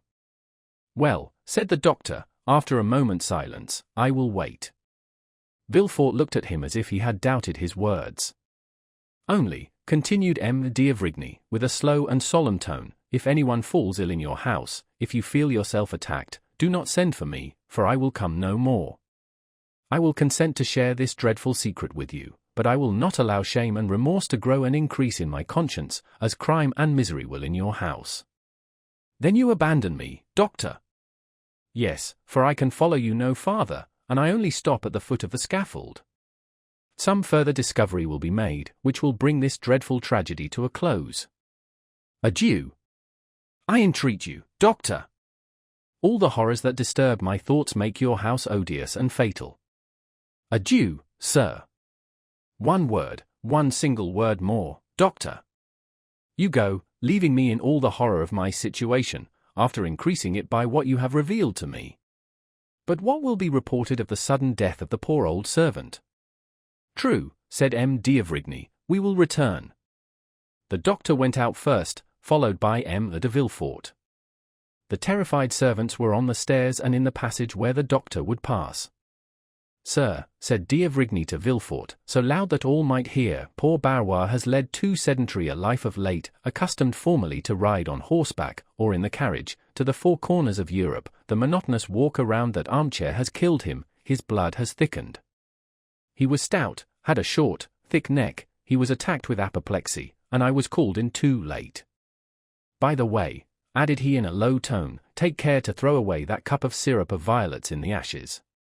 The doctor, without shaking hands with Villefort, without adding a word to what he had said, went out, amid the tears and lamentations of the whole household. The same evening all Villefort's servants, who had assembled in the kitchen, and had a long consultation, came to tell Madame de Villefort that they wished to leave. No entreaty, no proposition of increased wages, could induce them to remain. To every argument they replied, we must go, for death is in this house. They all left, in spite of prayers and entreaties, testifying their regret at leaving so good a master and mistress, and especially Mademoiselle Valentine, so good, so kind, and so gentle. Villefort looked at Valentine as they said this. She was in tears, and, strange as it was, in spite of the emotions he felt at the sight of these tears, he looked also at Madame de Villefort, and it appeared to him as if a slight gloomy smile had passed over her thin lips, like a meteor seen passing inauspiciously between two clouds in a stormy sky. Chapter 81. The room of the retired baker. The evening of the day on which the Count of Morcerf had left Danglars' house with feelings of shame and anger at the rejection of the projected alliance, M. Andrea Cavalcanti, with curled hair, moustaches in perfect order, and white gloves which fitted admirably, had entered the courtyard of the banker's house in Rue de la Chaussée-d'Antin. He had not been more than 10 minutes in the drawing-room before he drew Danglars aside into the recess of a bow window, and, after an ingenious preamble, related to him all his anxieties and cares since his noble father's departure. he acknowledged the extreme kindness which had been shown him by the banker's family, in which he had been received as a son, and where, besides, his warmest affections had found an object on which to centre in Mademoiselle Danglars. Danglars listened with the most profound attention. He had expected this declaration for the last 2 or 3 days, and when at last it came his eyes glistened as much as they had lowered on listening to Morcerf. He would not, however, yield immediately to the young man's request, but made a few conscientious objections. "Are you not rather young, Andrea, to think of marrying?" "I think not, sir," replied Cavalcanti. "In Italy the nobility generally marry young. Life is so uncertain that we ought to secure happiness while it is within our reach." "Well, sir," said Danglars, "in case your proposals, which do me honor, are accepted by my wife and daughter, by whom shall the preliminary arrangements be settled?" "So important a negotiation should, I think, be conducted by the respective fathers of the young people." "Sir, my father is a man of great foresight and prudence. Thinking that I might wish to settle in France, he left me at his departure, together with the papers establishing my identity, a letter promising, if he approved of my choice, 150,000 livres per annum from the day I was married. So far as I can judge, I suppose this to be a quarter of my father's revenue." "I," said Danglars, "have always intended giving my daughter 500,000 francs as her dowry. She is, besides, my sole heiress. All would then be easily arranged if the Baroness and her daughter are willing. We should command an annuity of 175,000 livres. Supposing, also, I should persuade the Marquis to give me my capital, which is not likely, but still is possible, we would place these 2 or 3 millions in your hands, whose talent might make it realize 10%. I never give more than 4%, and generally only 3.5%, but to my son-in-law I would give 5%, and we would share the profits." "Very good, father-in-law," said Cavalcanti, yielding to his low-born nature, which would escape sometimes through the aristocratic gloss with which he sought to conceal it. Correcting himself immediately, he said, "Excuse me, sir, hope alone makes me almost mad. What will not reality do?" "But," said Danglars, who, on his part, did not perceive how soon the conversation, which was at first disinterested, was turning to a business transaction, "there is, doubtless, a part of your fortune your father could not refuse you." "Which?" asked the young man. "That you inherit from your mother." "Truly, from my mother, Leonora Corsinari." "How much may it amount to?" "Indeed, sir," said Andrea, "I assure you I have never given the subject a thought, but I suppose it must have been at least 2 millions. Danglars felt as much overcome with joy as the miser who finds a lost treasure, or as the shipwrecked mariner who feels himself on solid ground instead of in the abyss which he expected would swallow him up. "Well, sir," said Andrea, bowing to the banker respectfully, "may I hope?" "You may not only hope," said Danglars, "but consider it a settled thing, if no obstacle arises on your part." "I am, indeed, rejoiced," said Andrea. "But," said Danglars thoughtfully, "how is it that your patron, de Monte Cristo, did not make his proposal for you?" Andrea blushed imperceptibly. "I have just left the Count, sir," said he. "He is, doubtless, a delightful man but inconceivably peculiar in his ideas. He esteems me highly. He even told me he had not the slightest doubt that my father would give me the capital instead of the interest of my property. He has promised to use his influence to obtain it for me, but he also declared that he never had taken on himself the responsibility of making proposals for another, and he never would.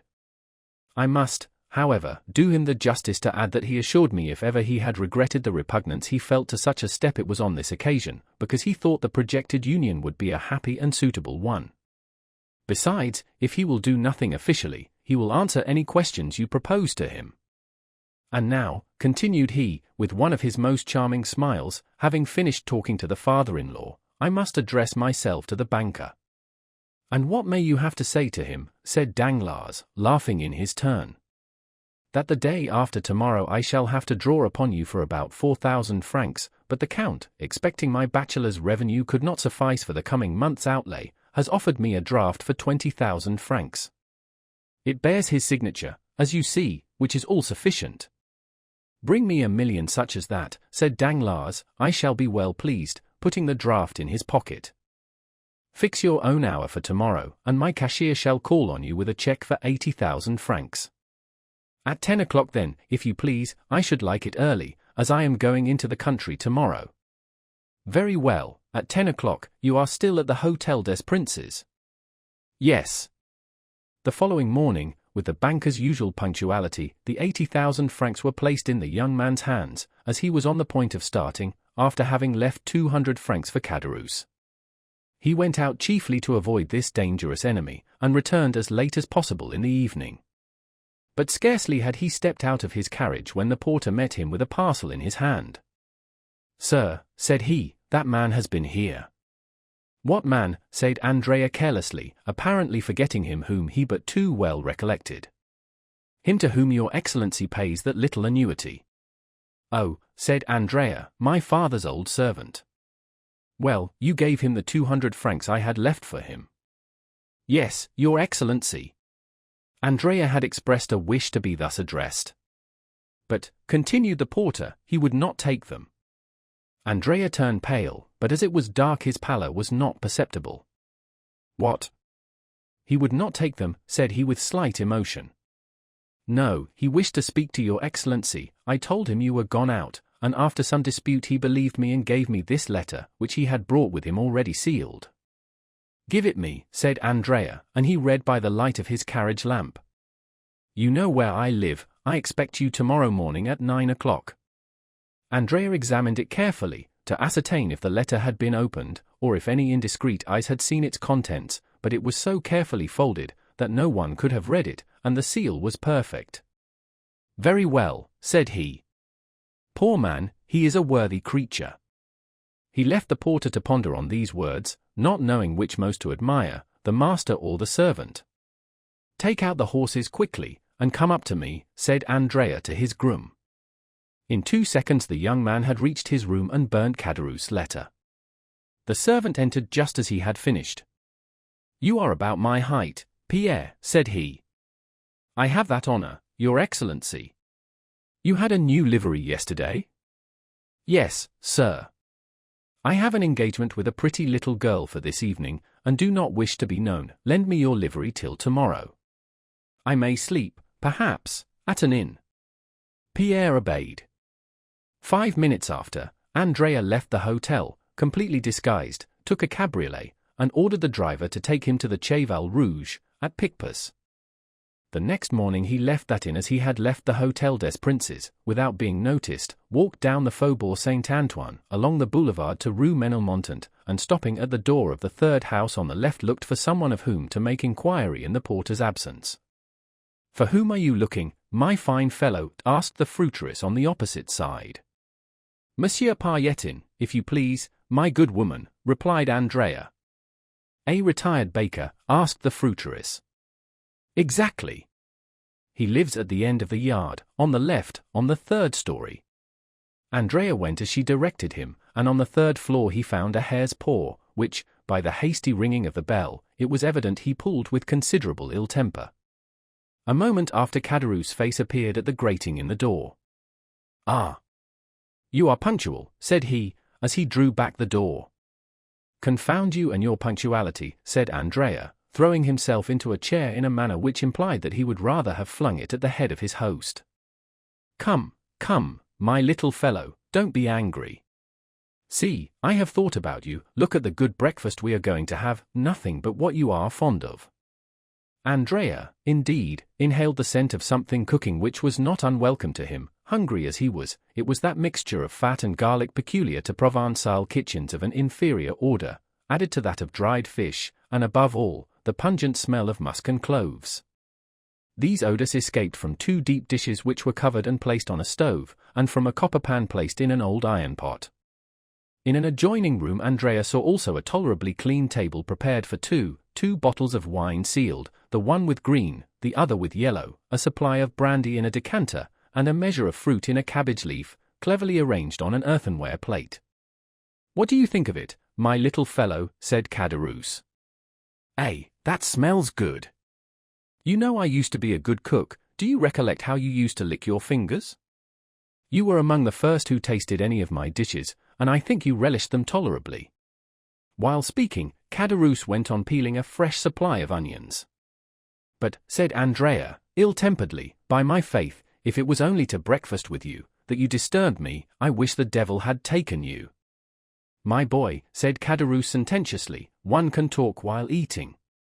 "And then, you ungrateful being, you are not pleased to see an old friend?" "I am weeping with joy." He was truly crying, but it would have been difficult to say whether joy or the onions produced the greatest effect on the lacrimal glands of the old innkeeper of the Pont du Gard. "Hold your tongue, hypocrite," said Andrea, "you love me."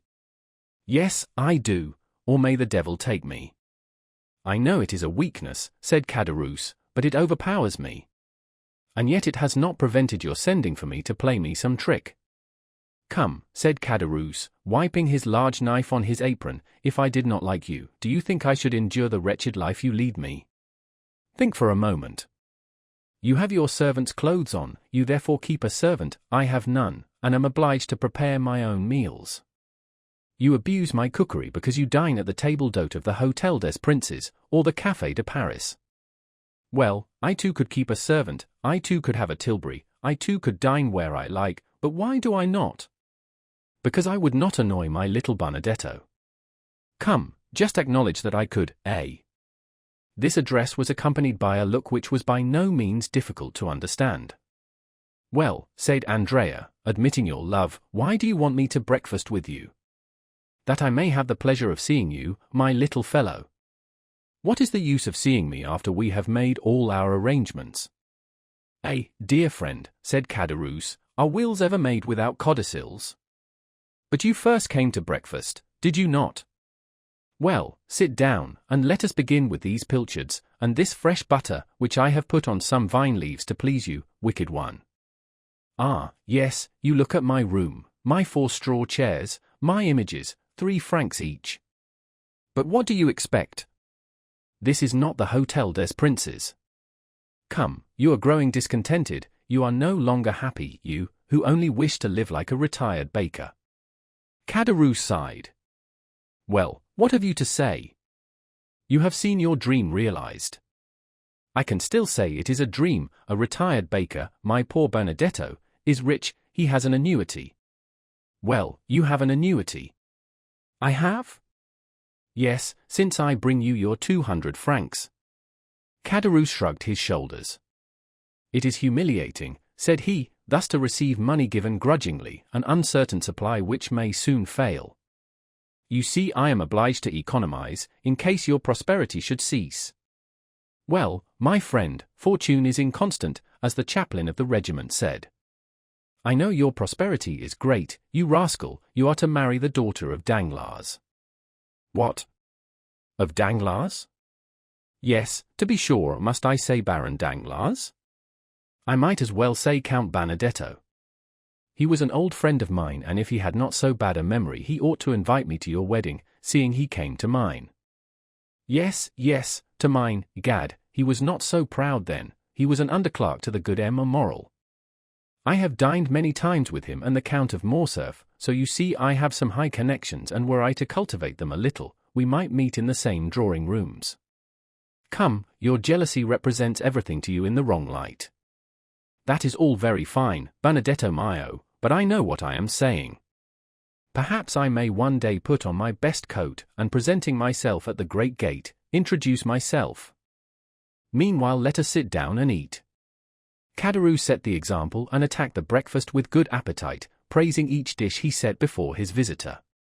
The latter seemed to have resigned himself, he drew the corks, and partook largely of the fish with the garlic and fat.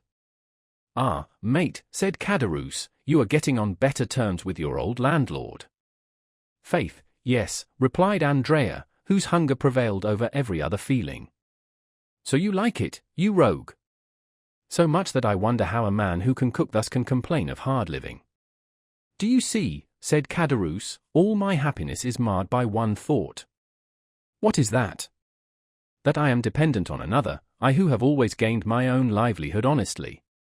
"Do not let that disturb you, I have enough for 2. No, truly, you may believe me if you will, at the end of every month I am tormented by remorse." "Good Caderousse." "So much so, that yesterday I would not take the 200 francs. Yes, you wished to speak to me, but was it indeed remorse? Tell me. True remorse, and, besides, an idea had struck me. Andrea shuddered. He always did so at Caderousse's ideas. It is miserable, do you see, always to wait till the end of the month. Oh, said Andrea philosophically, determined to watch his companion narrowly, does not life pass in waiting? Do I, for instance, fare better? Well, I wait patiently, do I not? Yes, because instead of expecting 200 wretched francs, you expect 5 or 6,000, perhaps 10, perhaps even 12, for you take care not to let anyone know the utmost.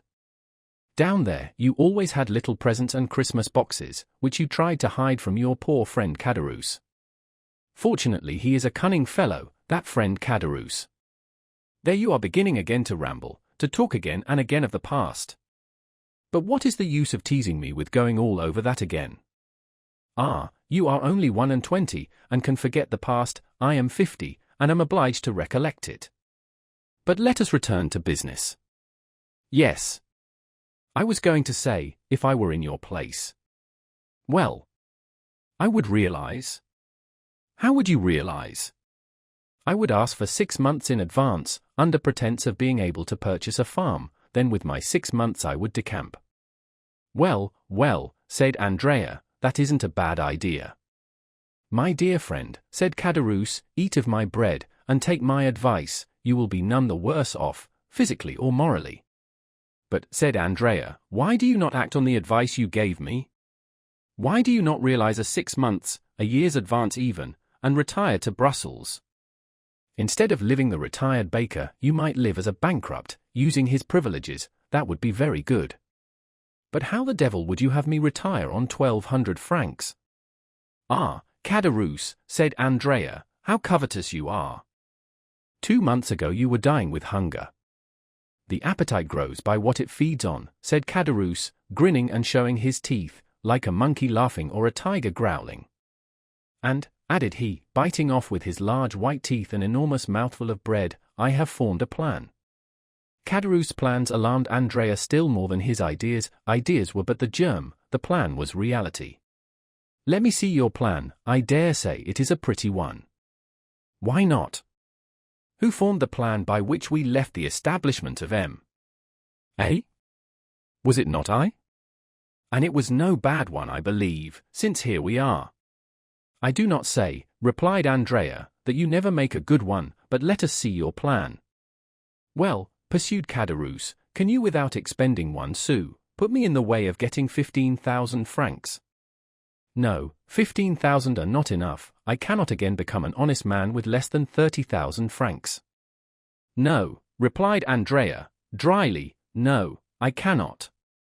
I do not think you understand me, replied Caderousse, calmly, I said without your laying out a sou.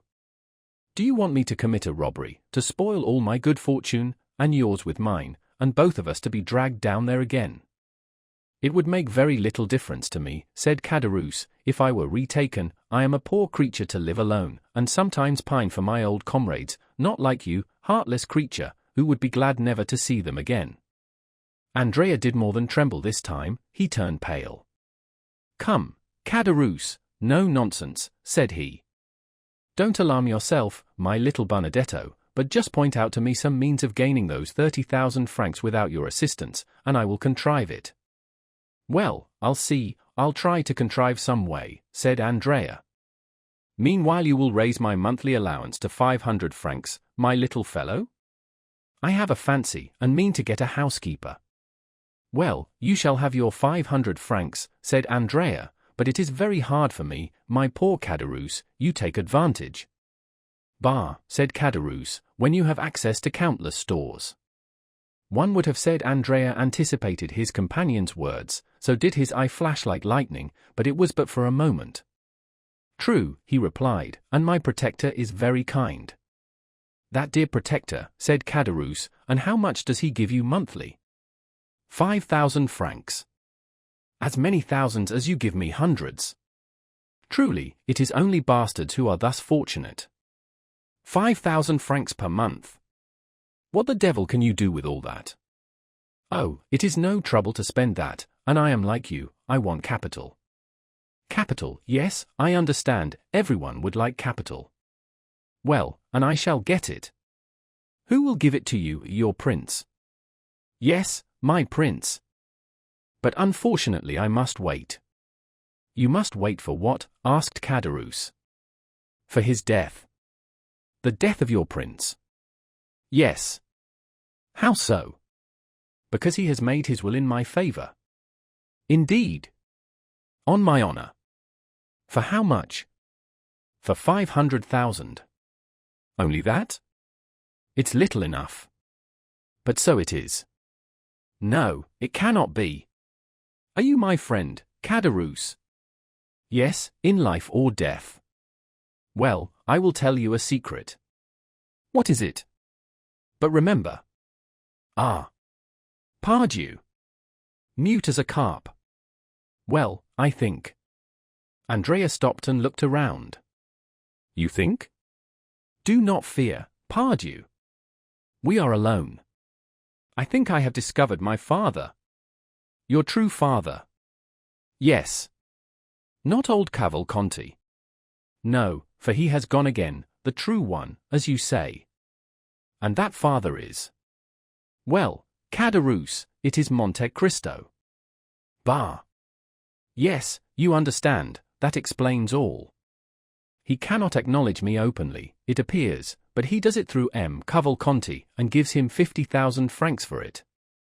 50,000 francs for being your father? I would have done it for half that, for 20,000, for 15,000. Why did you not think of me, ungrateful man? Did I know anything about it, when it was all done when I was down there? Ah, truly? And you say that by his will? He leaves me 500,000 livres. Are you sure of it? He showed it me, but that is not all, there is a codicil, as I said just now. Probably. And in that codicil he acknowledges me. Oh, the good father, the brave father, the very honest father, said Caderousse, twirling a plate in the air between his two hands. Now, say if I conceal anything from you. No, and your confidence makes you honorable in my opinion, and your princely father, is he rich, very rich? Yes, he is that, he does not himself know the amount of his fortune. Is it possible? It is evident enough to me, who am always at his house. The other day a banker's clerk brought him 50,000 francs in a portfolio about the size of your plate. Yesterday his banker brought him 100,000 francs in gold. Caderousse was filled with wonder. The young man's words sounded to him like metal, and he thought he could hear the rushing of cascades of louis. And you go into that house, cried he briskly. When I like. Caderousse was thoughtful for a moment. It was easy to perceive he was revolving some unfortunate idea in his mind. Then suddenly, how I should like to see all that, cried he, how beautiful it must be. It is, in fact, magnificent, said Andrea. And does he not live in the Champs-Élysées? Yes, number 30. Ah, said Caderousse, number 30. Yes, a fine house standing alone, between a courtyard and a garden, you must know it. Possibly, but it is not the exterior I care for, it is the interior. What beautiful furniture there must be in it. Have you ever seen the Tuileries? No. Well, it surpasses that. It must be worth one's while to stoop, Andrea, when that good M. Monte Cristo lets fall his purse. It is not worth while to wait for that, said Andrea, money is as plentiful in that house as fruit in an orchard. But you should take me there one day with you. How can I? On what plea? You are right, but you have made my mouth water. I must absolutely see it, I shall find a way. No nonsense, Caderousse. I will offer myself as floor polisher. The rooms are all carpeted. Well, then, I must be contented to imagine it. That is the best plan, believe me. Try, at least, to give me an idea of what it is. How can I? Nothing is easier. Is it large? Middling. How is it arranged? Faith, I should require pen, ink, and paper to make a plan. They are all here, said Caderousse, briskly. He fetched from an old secretaire a sheet of white paper and pen and ink. Here, said Caderousse, draw me all that on the paper, my boy. Andrea took the pen with an imperceptible smile and began. The house, as I said, is between the court and the garden, in this way, do you see? Andrea drew the garden, the court and the house. High walls? Not more than 8 or 10 feet. That is not prudent, said Caderousse. In the court are orange trees in pots, turf, and clumps of flowers. And no steel traps? No. The stables are on either side of the gate, which you see there. And Andrea continued his plan. Let us see the ground floor, said Caderousse. On the ground floor, dining room, 2 drawing rooms, billiard room, staircase in the hall, and a little back staircase. Windows? Magnificent windows, so beautiful, so large, that I believe a man of your size should pass through each frame. Why the devil have they any stairs with such windows? Luxury has everything. But shutters?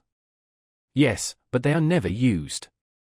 That Count of Monte Cristo is an original, who loves to look at the sky even at night.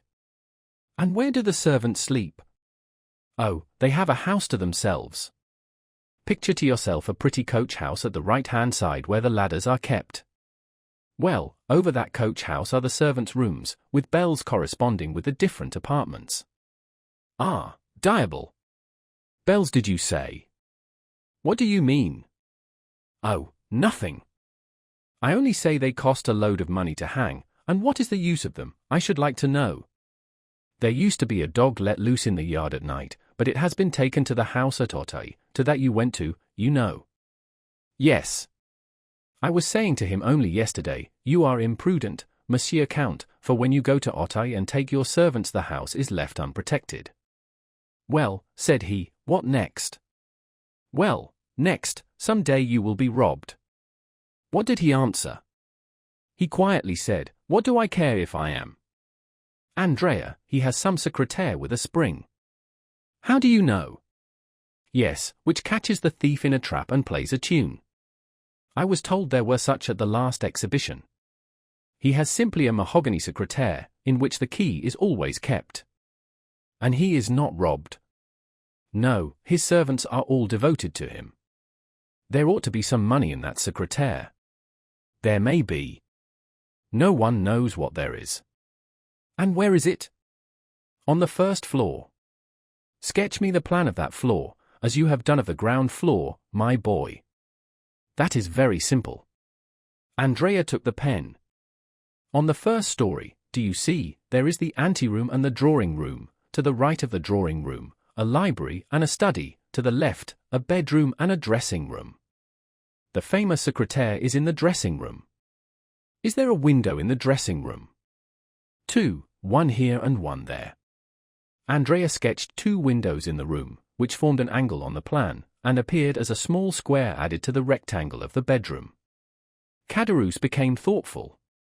Does he often go to Auteuil? Added he. 2 or 3 times a week. Tomorrow, for instance, he is going to spend the day and night there. Are you sure of it?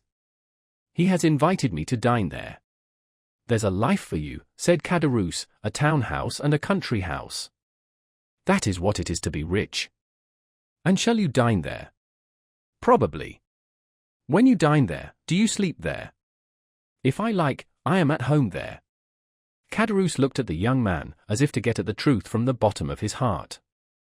But Andrea drew a cigar case from his pocket, took a Havana, quietly lit it, and began smoking. When do you want your 1,200 francs? Said he to Caderousse. Now, if you have them. Andrea took 25 louis from his pocket. Yellow boys, said Caderousse, no, I thank you. Oh, you despise them. On the contrary, I esteem them, but will not have them.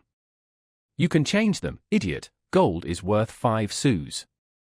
Exactly, and he who changes them will follow friend Caderousse, lay hands on him, and demand what farmers pay him their rent in gold. No nonsense, my good fellow, silver simply, round coins with the head of some monarch or other on them. Anybody may possess a 5-franc piece. But do you suppose I carry 500 francs about with me? I should want a porter. Well, leave them with your porter, he is to be trusted. I will call for them. Today? No, tomorrow, I shall not have time today.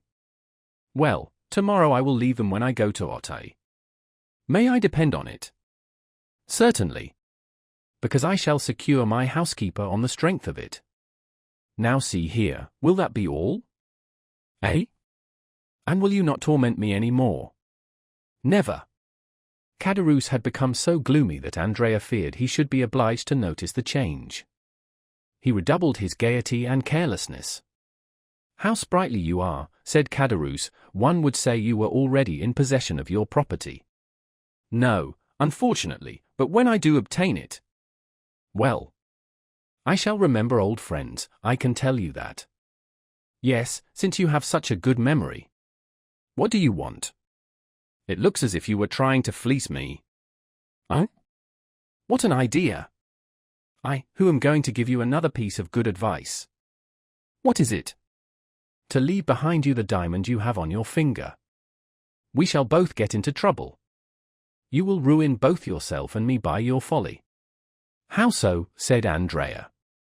How? You put on a livery, you disguise yourself as a servant, and yet keep a diamond on your finger worth 4 or 5,000 francs. You guess well. I know something of diamonds, I have had some. You do well to boast of it, said Andrea, who, without becoming angry, as Caderousse feared, at this new extortion, quietly resigned the ring. Caderousse looked so closely at it that Andrea well knew that he was examining to see if all the edges were perfect. It is a false diamond, said Caderousse. You are joking now, replied Andrea. Do not be angry, we can try it. Caderousse went to the window, touched the glass with it, and found it would cut. Confiteor, said Caderousse, putting the diamond on his little finger, I was mistaken, but those thieves of jewelers imitate so well that it is no longer worthwhile to rob a jeweler's shop, it is another branch of industry paralyzed. Have you finished? Said Andrea. Do you want anything more? Will you have my waistcoat or my hat? Make free, now you have begun. No, you are, after all, a good companion, I will not detain you, and will try to cure myself of my ambition. But take care the same thing does not happen to you in selling the diamond you feared with the gold. I shall not sell it, do not fear. Not at least till the day after tomorrow, thought the young man. Happy rogue, said Caderousse, you are going to find your servants, your horses, your carriage, and your betrothed. Yes, said Andrea. Well, I hope you will make a handsome wedding present the day you marry Mademoiselle Danglars. I have already told you it is a fancy you have taken in your head. What fortune has she? But I tell you. 1 million. Andrea shrugged his shoulders. Let it be 1 million, said Caderousse, you can never have so much as I wish you. Thank you, said the young man. Oh, I wish it you with all my heart, added Caderousse with his hoarse laugh. Stop, let me show you the way. It is not worthwhile. Yes, it is. Why? Because there is a little secret, a precaution I thought it desirable to take, one of Huret and Fichet's locks, revised and improved by Gaspard Caderousse. I will manufacture you a similar one when you are a capitalist. Thank you, said Andrea, I will let you know a week beforehand. They parted. Caderousse remained on the landing until he had not only seen Andrea go down the 3 stories, but also cross the court. Then he returned hastily, shut his door carefully, and began to study, like a clever architect, the plan Andrea had left him. Dear Benedetto, said he, I think he will not be sorry to inherit his fortune, and he who hastens the day when he can touch his 500,000 will not be his worst friend. Chapter 82. The burglary. The day following that on which the conversation we have related took place, the Count of Monte Cristo set out for Auteuil, accompanied by Ali and several attendants, and also taking with him some horses whose qualities he was desirous of ascertaining. He was induced to undertake this journey, of which the day before he had not even thought and which had not occurred to Andrea either, by the arrival of Bertuccio from Normandy with intelligence respecting the house and sloop. The house was ready, and the sloop which had arrived a week before lay at anchor in a small creek with her crew of 6 men, who had observed all the requisite formalities and were ready again to put to sea. The Count praised Bertuccio's zeal and ordered him to prepare for a speedy departure, as his stay in France would not be prolonged more than a month. "Now," said he, "I may require to go in one night from Paris to Tréport. Let 8 fresh horses be in readiness on the road, which will enable me to go 50 leagues in 10 hours." "Your Highness had already expressed that wish," said Bertuccio, "and the horses are ready. I have bought them, and stationed them myself at the most desirable posts, that is, in villages, where no one generally stops." "That's well," said Monte Cristo, "I remain here a day or two, arrange accordingly." As Bertuccio was leaving the room to give the requisite orders, Baptistin opened the door. He held a letter on a silver waiter. "What are you doing here?" asked the Count, seeing him covered with dust. "I did not send for you, I think." Baptistin, without answering, approached the Count, and presented the letter. "Important and urgent," said he. The Count opened the letter, and read, "M. de Monte Cristo is apprised that this night a man will enter his house in the Champs-Élysées with the intention of carrying off some papers supposed to be in the secrétaire in the dressing-room. The Count's well-known courage will render unnecessary the aid of the police, whose interference might seriously affect him who sends this advice. The Count, by any opening from the bedroom, or by concealing himself in the dressing-room, would be able to defend his property himself. Many attendants or apparent precautions would prevent the villain from the attempt, and M. de Monte Cristo would lose the opportunity of discovering an enemy whom chance has revealed to him, who now sends this warning to the Count, a warning he might not be able to send another time, if this first attempt should fail and another be made." The Count's first idea was that this was an artifice, a gross deception, to draw his attention from a minor danger in order to expose him to a greater. He was on the point of sending the letter to the commissary of police, notwithstanding the advice of his anonymous friend, or perhaps because of that advice, when suddenly the idea occurred to him that it might be some personal enemy, whom he alone should recognize and over whom, if such were the case, he alone would gain any advantage, as Fiesco had done over the Moor who would have killed him. We know the Count's vigorous and daring mind, denying anything to be impossible, with that energy which marks the great man. From his past life, from his resolution to shrink from nothing, the Count had acquired an inconceivable relish for the contests in which he had engaged, sometimes against nature, that is to say, against God, and sometimes against the world, that is, against the devil. "They do not want my papers," said Monte Cristo, "they want to kill me. They are no robbers, but assassins. I will not allow the prefect of police to interfere with my private affairs. I am rich enough, forsooth, to distribute his authority on this occasion." The Count recalled Baptistin, who had left the room after delivering the letter. "Return to Paris," said he, "assemble the servants who remain there. I want all my household at Auteuil." "But will no one remain in the house, my lord?" asked Baptistin. "Yes, the porter. My lord will remember that the lodge is at a distance from the house." "Well, the house might be stripped without his hearing the least noise." "By whom?" "By thieves." "You are a fool, M. Baptistin. Thieves might strip the house, it would annoy me less than to be disobeyed." Baptistin bowed. "You understand me," said the Count. "Bring your comrades here, one and all, but let everything remain as usual, only close the shutters of the ground floor. And those of the first floor. You know they are never closed. Go." The Count signified his intention of dining alone, and that no one but Ali should attend him. Having dined with his usual tranquillity and moderation, the Count, making a signal to Ali to follow him, went out by the side gate and on reaching the Bois de Boulogne turned, apparently without design, towards Paris, and at twilight, found himself opposite his house in the Champs-Élysées. All was dark. One solitary, feeble light was burning in the porter's lodge, about 40 paces distant from the house, as Baptistin had said. Monte Cristo leaned against a tree, and with that scrutinizing glance which was so rarely deceived, looked up and down the avenue, examined the passers-by, and carefully looked down the neighboring streets, to see that no one was concealed. 10 minutes passed thus, and he was convinced that no one was watching him.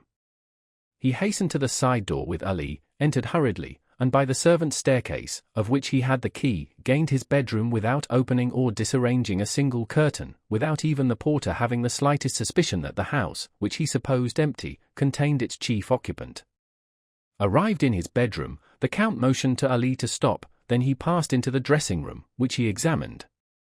Everything appeared as usual, the precious secretaire in its place, and the key in the secretaire. He double-locked it, took the key, returned to the bedroom door, removed the double staple of the bolt, and went in.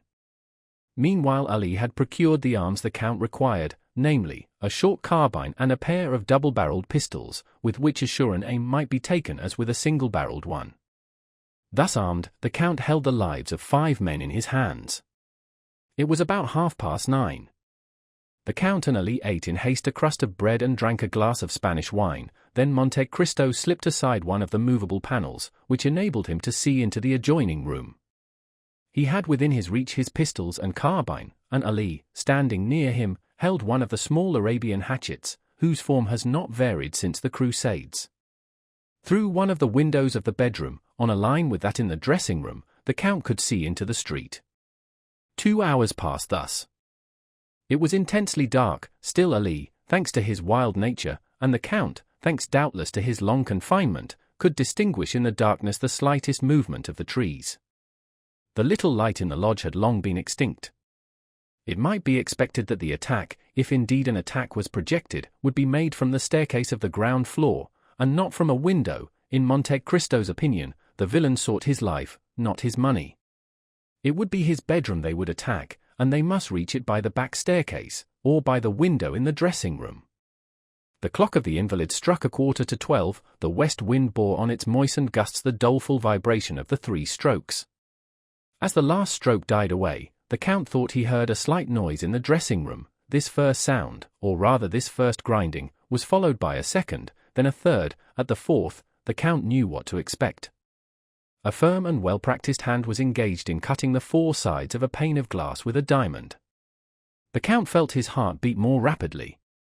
Inured as men may be to danger, forewarned as they may be of peril, they understand, by the fluttering of the heart and the shuddering of the frame, the enormous difference between a dream and a reality, between the project and the execution. However, Monte Cristo only made a sign to apprise Ali, who, understanding that danger was approaching from the other side, drew nearer to his master. Monte Cristo was eager to ascertain the strength and number of his enemies. The window whence the noise proceeded was opposite the opening by which the Count could see into the dressing room. He fixed his eyes on that window. He distinguished a shadow in the darkness, then one of the panes became quite opaque, as if a sheet of paper were stuck on the outside, then the square cracked without falling. Through the opening an arm was passed to find the fastening, then a second, the window turned on its hinges, and a man entered. He was alone. "That's a daring rascal," whispered the Count. At that moment Ali touched him slightly on the shoulder. He turned. Ali pointed to the window of the room in which they were, facing the street. "I see," said he, "there are 2 of them, one does the work while the other stands guard." He made a sign to Ali not to lose sight of the man in the street, and turned to the one in the dressing room. The glass cutter had entered, and was feeling his way, his arms stretched out before him. At last he appeared to have made himself familiar with his surroundings. There were 2 doors, he bolted them both. When he drew near to the bedroom door, Monte Cristo expected that he was coming in, and raised one of his pistols, but he simply heard the sound of the bolts sliding in their copper rings. It was only a precaution. The nocturnal visitor, ignorant of the fact that the Count had removed the staples, might now think himself at home, and pursue his purpose with full security. Alone and free to act as he wished, the man then drew from his pocket something which the Count could not discern, placed it on a stand, then went straight to the secretaire, felt the lock, and contrary to his expectation found that the key was missing. But the glass cutter was a prudent man who had provided for all emergencies. The Count soon heard the rattling of a bunch of skeleton keys, such as the locksmith brings when called to force a lock, and which thieves call nightingales, doubtless from the music of their nightly song when they grind against the bolt. "Ah, ha," whispered Monte Cristo with a smile of disappointment, "he is only a thief." But the man in the dark could not find the right key. He reached the instrument he had placed on the stand, touched a spring, and immediately a pale light, just bright enough to render objects distinct, was reflected on his hands and countenance. "By heavens," exclaimed Monte Cristo, starting back, "it is." Ali raised his hatchet. "Don't stir," whispered Monte Cristo, "and put down your hatchet. we shall require no arms." Then he added some words in a low tone, for the exclamation which surprise had drawn from the Count, faint as it had been, had startled the man who remained in the pose of the old knife-grinder. It was an order the Count had just given, for immediately Ali went noiselessly, and returned, bearing a black dress and a three-cornered hat. Meanwhile Monte Cristo had rapidly taken off his greatcoat, waistcoat, and shirt, and one might distinguish by the glimmering through the open panel that he wore a pliant tunic of steel mail, of which the last in France, where daggers are no longer dreaded, was worn by King Louis XVI, who feared the dagger at his breast, and whose head was cleft with a hatchet. The tunic soon disappeared under a long cassock, as did his hair under a priest's wig. The three-cornered hat over this effectually transformed the Count into an abbé. The man, hearing nothing more, stood erect, and while Monte Cristo was completing his disguise had advanced straight to the secrétaire, whose lock was beginning to crack under his nightingale. "Try again," whispered the Count, who depended on the secret spring, which was unknown to the picklock, clever as he might be. "Try again, you have a few minutes' work there." And he advanced to the window. The man whom he had seen seated on a fence had got down, and was still pacing the street, but, strange as it appeared, he cared not for those who might pass from the avenue of the Champs-Élysées or by the Faubourg Saint-Honoré. His attention was engrossed with what was passing at the Count's, and his only aim appeared to be to discern every movement in the dressing-room. Monte Cristo suddenly struck his finger on his forehead and a smile passed over his lips. Then drawing near to Ali, he whispered, "Remain here, concealed in the dark, and whatever noise you hear, whatever passes, only come in or show yourself if I call you." Ali bowed in token of strict obedience.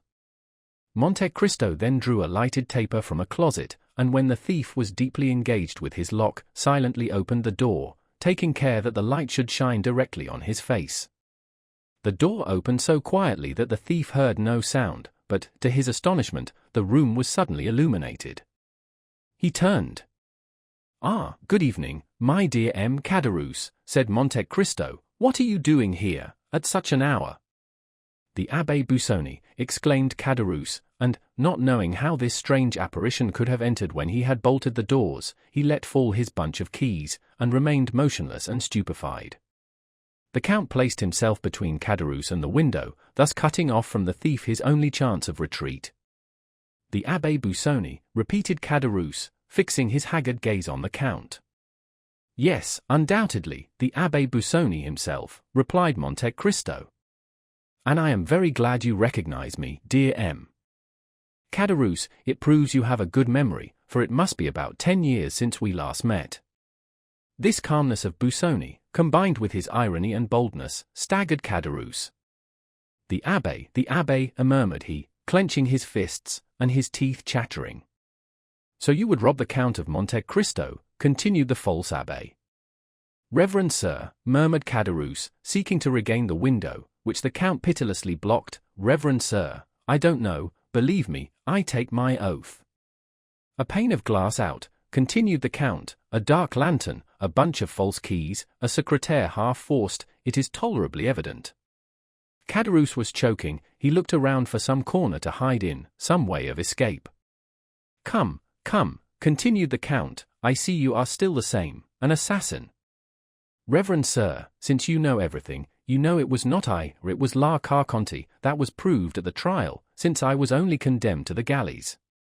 Is your time, then, expired, since I find you in a fair way to return there?" "No, reverend sir, I have been liberated by someone. That someone has done society a great kindness." "Ah," said Caderousse, "I had promised." "And you are breaking your promise," interrupted Monte Cristo. "Alas, yes," said Caderousse very uneasily. "A bad relapse, that will lead you, if I mistake not, to the place de Grève." "So much the worse, diavolo! As they say in my country." "Reverend sir, I am impelled. Every criminal says the same thing. Poverty." "Sure," said Busoni disdainfully, "poverty may make a man beg, steal a loaf of bread at a baker's door, but not cause him to open a secrétaire in a house supposed to be inhabited." "And when the jeweler Johannes had just paid you 45,000 francs for the diamond I had given you, and you killed him to get the diamond and the money both, was that also poverty?" "Pardon, reverend sir," said Caderousse, you have saved my life once, save me again. That is but poor encouragement. Are you alone, reverend sir, or have you there soldiers ready to seize me? I am alone, said the abbé, and I will again have pity on you, and will let you escape, at the risk of the fresh miseries my weakness may lead to, if you tell me the truth. Ah, reverend sir, cried Caderousse, clasping his hands, and drawing nearer to Monte Cristo, I may indeed say you are my deliverer. You mean to say you have been freed from confinement? Yes, that is true, reverend sir. Who was your liberator? An Englishman. What was his name? Lord Wilmore. I know him, I shall know if you lie. Ah, reverend sir, I tell you the simple truth. Was this Englishman protecting you? No, not me, but a young Corsican, my companion. What was this young Corsican's name? Benedetto. Is that his Christian name? He had no other, he was a foundling. Then this young man escaped with you? He did. In what way? We were working at St. Mandria, near Toulon. Do you know St. Mandria? I do. In the hour of rest, between noon and 1 o'clock. Galley slaves having a nap after dinner. We may well pity the poor fellows, said the abbé. Nay, said Caderousse, one can't always work, one is not a dog. So much the better for the dogs, said Monte Cristo. While the rest slept, then, we went away a short distance, we severed our fetters with a file the Englishman had given us, and swam away. And what is become of this Benedetto? I don't know. You ought to know.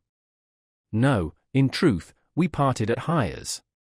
And, to give more weight to his protestation, Caderousse advanced another step towards the abbé, who remained motionless in his place, as calm as ever, and pursuing his interrogation. You lie, said the abbé Busoni, with a tone of irresistible authority. Reverend sir. You lie.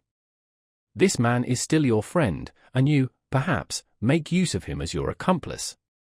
Oh, reverend sir. Since you left Toulon, what have you lived on? Answer me. On what I could get. You lie, repeated the abbé a third time, with a still more imperative tone. Caderousse, terrified, looked at the count. You have lived on the money he has given you. True, said Caderousse, Benedetto has become the son of a great lord. How can he be the son of a great lord? A natural son. And what is that great lord's name? The Count of Monte Cristo, the very same in whose house we are. Benedetto the Count's son, replied Monte Cristo, astonished in his turn. Well, I should think so, since the Count has found him a false father, since the Count gives him 4,000 francs a month, and leaves him 500,000 francs in his will. Ah, yes, said the factitious abbé, who began to understand, and what name does the young man bear meanwhile? Andrea Cavalcanti. Is it, then, that young man whom my friend the Count of Monte Cristo has received into his house, and who is going to marry Mademoiselle Danglars? Exactly. And you suffer that, you wretch, you, who know his life and his crime. Why should I stand in a comrade's way, said Caderousse. You are right, it is not you who should apprise M. Danglars, it is I. Do not do so, reverend sir. Why not? Because you would bring us to ruin. And you think that to save such villains as you I will become an abettor of their plot, an accomplice in their crimes. Reverend sir, said Caderousse, drawing still nearer. I will expose all. To whom? To M. Danglars. By heaven, cried Caderousse, drawing from his waistcoat an open knife, and striking the Count in the breast, you shall disclose nothing, reverend sir.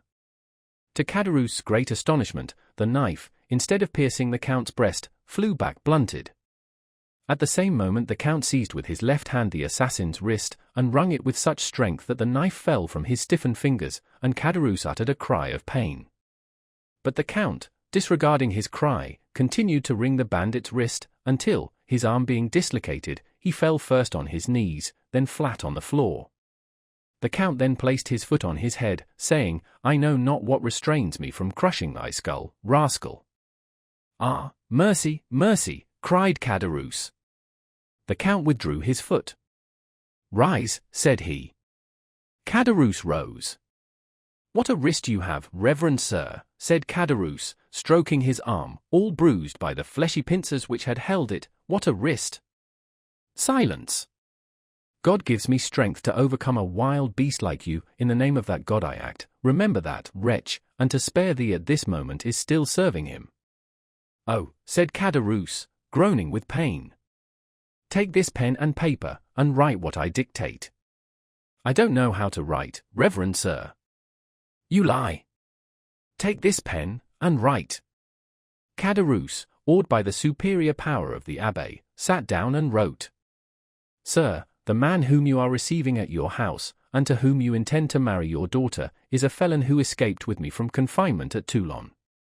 He was number 59, and I number 58. He was called Benedetto, but he is ignorant of his real name, having never known his parents. Sign it," continued the Count. "But would you ruin me?" "If I sought your ruin, fool, I should drag you to the first guardhouse. Besides, when that note is delivered, in all probability you will have no more to fear." "Sign it, then." Caderousse signed it. The address, to Monsieur the Baron Danglars, banker, Rue de la Chaussée-d'Antin. Caderousse wrote the address. The abbé took the note.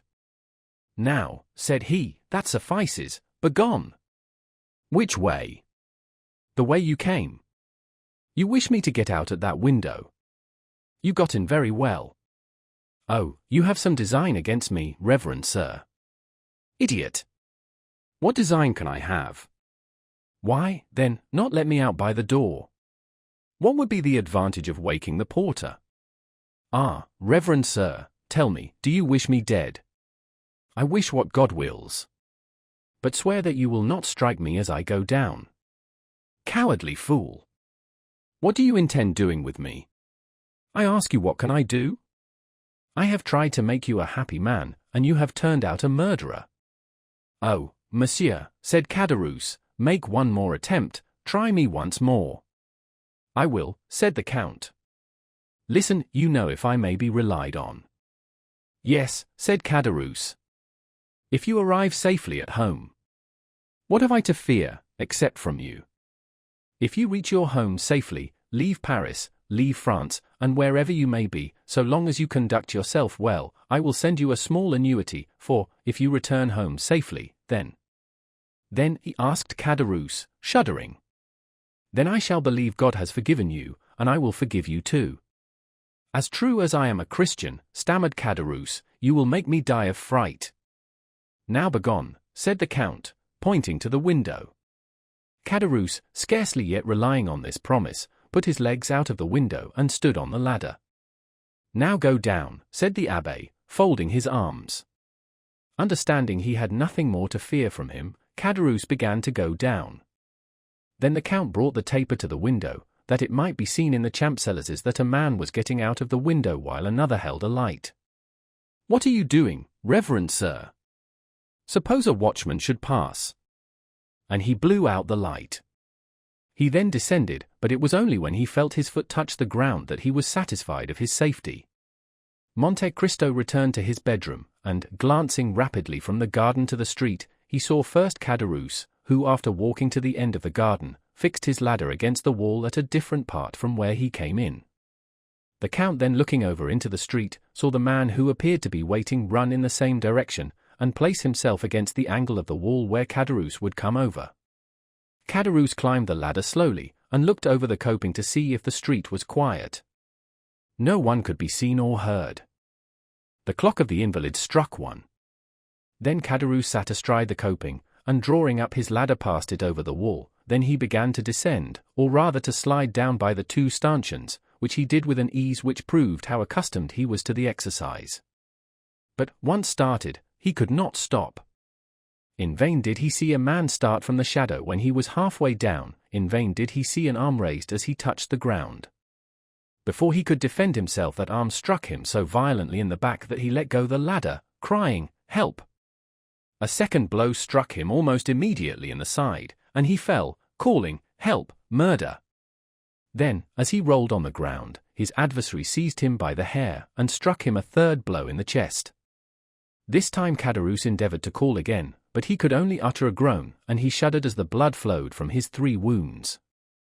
The assassin, finding that he no longer cried out, lifted his head up by the hair, his eyes were closed, and the mouth was distorted. The murderer, supposing him dead, let fall his head and disappeared. Then Caderousse, feeling that he was leaving him, raised himself on his elbow, and with a dying voice cried with great effort, "Murder! I am dying! Help, reverend sir, help!" This mournful appeal pierced the darkness. The door of the back staircase opened, then the side gate of the garden, and Ali and his master were on the spot with lights. Chapter 83. The Hand of God. Caderousse continued to call piteously, "Help, reverend sir, help!" "What is the matter?" asked Monte Cristo. "Help!" cried Caderousse, "I am murdered." "We are here, take courage." "Ah, it's all over. You are come too late, you are come to see me die." "What blows, what blood!" "He fainted." Ali and his master conveyed the wounded man into a room. Monte Cristo motioned to Ali to undress him, and he then examined his dreadful wounds. "My God," he exclaimed, "thy vengeance is sometimes delayed, but only that it may fall the more effectually." Ali looked at his master for further instructions. "Bring here immediately the king's attorney, M. de Villefort, who lives in the Faubourg Saint-Honoré. As you pass the lodge, wake the porter, and send him for a surgeon." Ali obeyed, leaving the abbé alone with Caderousse, who had not yet revived. When the wretched man again opened his eyes, the count looked at him with a mournful expression of pity, and his lips moved as if in prayer. "A surgeon, reverend sir, a surgeon," said Caderousse. "I have sent for one," replied the abbé. "I know he cannot save my life, but he may strengthen me to give my evidence." "Against whom?" "Against my murderer." "Did you recognize him?" "Yes, it was Benedetto." "The young Corsican?" "Himself." "Your comrade?" "Yes." "After giving me the plan of this house, doubtless hoping I should kill the count and he thus become his heir, or that the count would kill me and I should be out of his way, he waylaid me, and has murdered me. I have also sent for the procureur. He will not come in time, I feel my life fast ebbing." "Wait a moment," said Monte Cristo. He left the room, and returned in 5 minutes with a file. The dying man's eyes were all the time riveted on the door, through which he hoped succor would arrive. "Hasten, reverend sir, hasten! I shall faint again." Monte Cristo approached, and dropped on his purple lips 3 or 4 drops of the contents of the phial. Caderousse drew a deep breath. "Oh," said he, "that is life to me, a more. 2 drops more would kill you," replied the abbé. "Oh, send for someone to whom I can denounce the wretch." "Shall I write your deposition?" "You can sign it." Yes, said Caderousse, and his eyes glistened at the thought of this posthumous revenge. Monte Cristo wrote, "I die, murdered by the Corsican Benedetto, my comrade in the galleys at Toulon, number 59. Quick, said Caderousse, or I shall be unable to sign it." Monte Cristo gave the pen to Caderousse, who collected all his strength, signed it, and fell back on his bed, saying, "You will relate all the rest, reverend sir. You will say he calls himself Andrea Cavalcanti. He lodges at the Hotel des Princes. Oh, I am dying." He again fainted. The abbé made him smell the contents of the phial, and he again opened his eyes. His desire for revenge had not forsaken him. "Ah, you will tell all I have said, will you not, reverend sir?" "Yes, and much more." "What more will you say?" "I will say he had doubtless given you the plan of this house, in the hope the count would kill you. I will say, likewise, he had apprised the count, by a note, of your intention, and, the count being absent, I read the note and sat up to await you." "And he will be guillotined, will he not?" said Caderousse. "Promise me that, and I will die with that hope."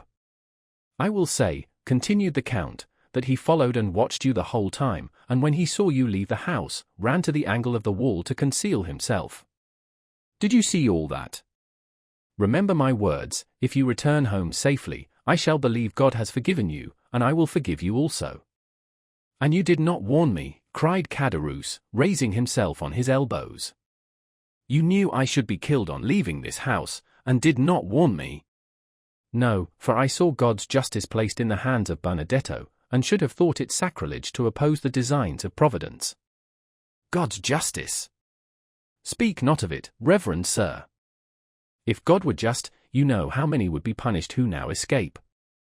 Patience, said the abbé, in a tone which made the dying man shudder, have patience. Caderousse looked at him with amazement. Besides, said the abbé, God is merciful to all, as he has been to you ere he is first a father, then a judge. Do you then believe in God? Said Caderousse. Had I been so unhappy as not to believe in him until now, said Monte Cristo, I must believe on seeing you. Caderousse raised his clenched hands towards heaven.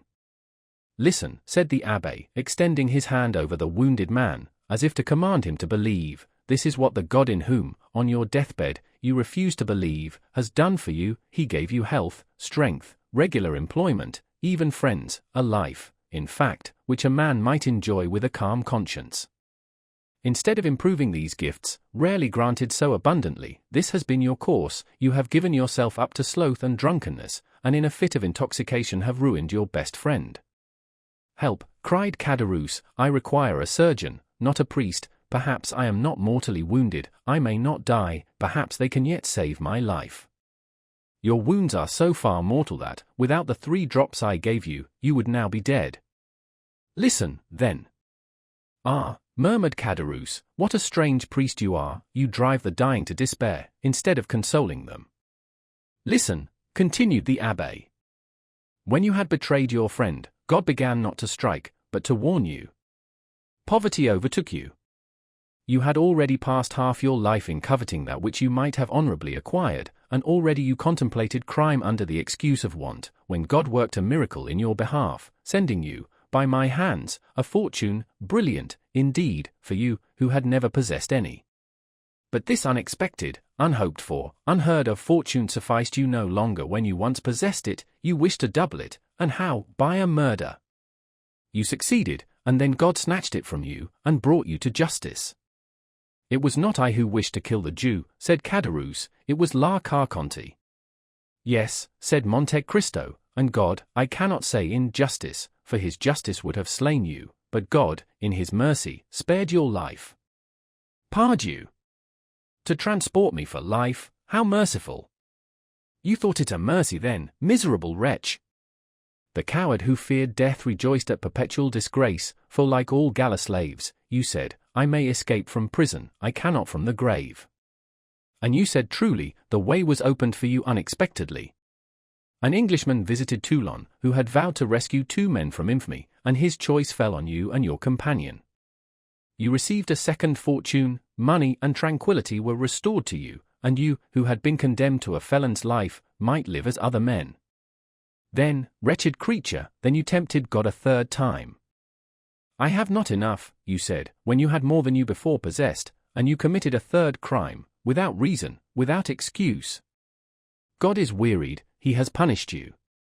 Caderousse was fast sinking. Give me drink, said he, I thirst, I burn. Monte Cristo gave him a glass of water. And yet that villain, Benedetto, will escape. No one, I tell you, will escape. Benedetto will be punished. Then, you, too, will be punished, for you did not do your duty as a priest. You should have prevented Benedetto from killing me. Said the Count, with a smile which petrified the dying man, when you had just broken your knife against the coat of mail which protected my breast. Yet perhaps if I had found you humble and penitent, I might have prevented Benedetto from killing you, but I found you proud and bloodthirsty, and I left you in the hands of God. I do not believe there is a God, howled Caderousse, you do not believe it, you lie, you lie. Silence, said the abbé, you will force the last drop of blood from your veins. What? You do not believe in God when he is striking you dead? You will not believe in him, who requires but a prayer, a word, a tear, and he will forgive? God, who might have directed the assassin's dagger so as to end your career in a moment, has given you this quarter of an hour for repentance. Reflect, then, wretched man, and repent. No, said Caderousse, no, I will not repent. There is no God, there is no providence, all comes by chance. There is a providence, there is a God, said Monte Cristo, of whom you are a striking proof, as you lie in utter despair, denying him, while I stand before you, rich, happy, safe, and entreating that God in whom you endeavor not to believe, while in your heart you still believe in him. But who are you, then? He asked Caderousse, fixing his dying eyes on the Count. Look well at me, said Monte Cristo, putting the light near his face. Well, the Abbé Busoni. Monte Cristo took off the wig which disfigured him, and let fall his black hair, which added so much to the beauty of his pallid features. Oh, said Caderousse, thunderstruck, but for that black hair, I should say you were the Englishman, Lord Wilmore. I am neither the Abbé Busoni nor Lord Wilmore, said Monte Cristo. Think again, do you not recollect me? There was a magic effect in the Count's words, which once more revived the exhausted powers of the miserable man. Yes, indeed, said he, I think I have seen you and known you formerly. Yes, Caderousse, you have seen me, you knew me once. Who, then, are you? And why, if you knew me, do you let me die? Because nothing can save you, your wounds are mortal. Had it been possible to save you, I should have considered it another proof of God's mercy, and I would again have endeavored to restore you, I swear by my father's tomb. By your father's tomb, said Caderousse, supported by a supernatural power, and half raising himself to see more distinctly the man who had just taken the oath which all men hold sacred. Who, then, are you? The Count had watched the approach of death. He knew this was the last struggle. He approached the dying man, and, leaning over him with a calm and melancholy look, he whispered, I am. And his almost closed lips uttered a name so low that the Count himself appeared afraid to hear it. Caderousse, who had raised himself on his knees, and stretched out his arm, tried to draw back, then clasping his hands, and raising them with a desperate effort, Oh, my God, said he, pardon me for having denied thee, thou dost exist, thou art indeed man's father in heaven, and his judge on earth. My God, my Lord, I have long despised thee. Pardon me, my God, receive me, oh, my Lord. Caderousse sighed deeply, and fell back with a groan. The blood no longer flowed from his wounds. He was dead. One, said the Count mysteriously, his eyes fixed on the corpse, disfigured by so awful a death. 10 minutes afterwards the surgeon and the procureur arrived, the one accompanied by the porter, the other by Ali, and were received by the Abbé Busoni, who was praying by the side of the corpse. Chapter 84. Beauchamp. The daring attempt to rob the Count was the topic of conversation throughout Paris for the next fortnight. The dying man had signed a deposition declaring Benedetto to be the assassin. The police had orders to make the strictest search for the murderer. Caderousse's knife, dark lantern, bunch of keys, and clothing, excepting the waistcoat, which could not be found, were deposited at the registry. The corpse was conveyed to the morgue.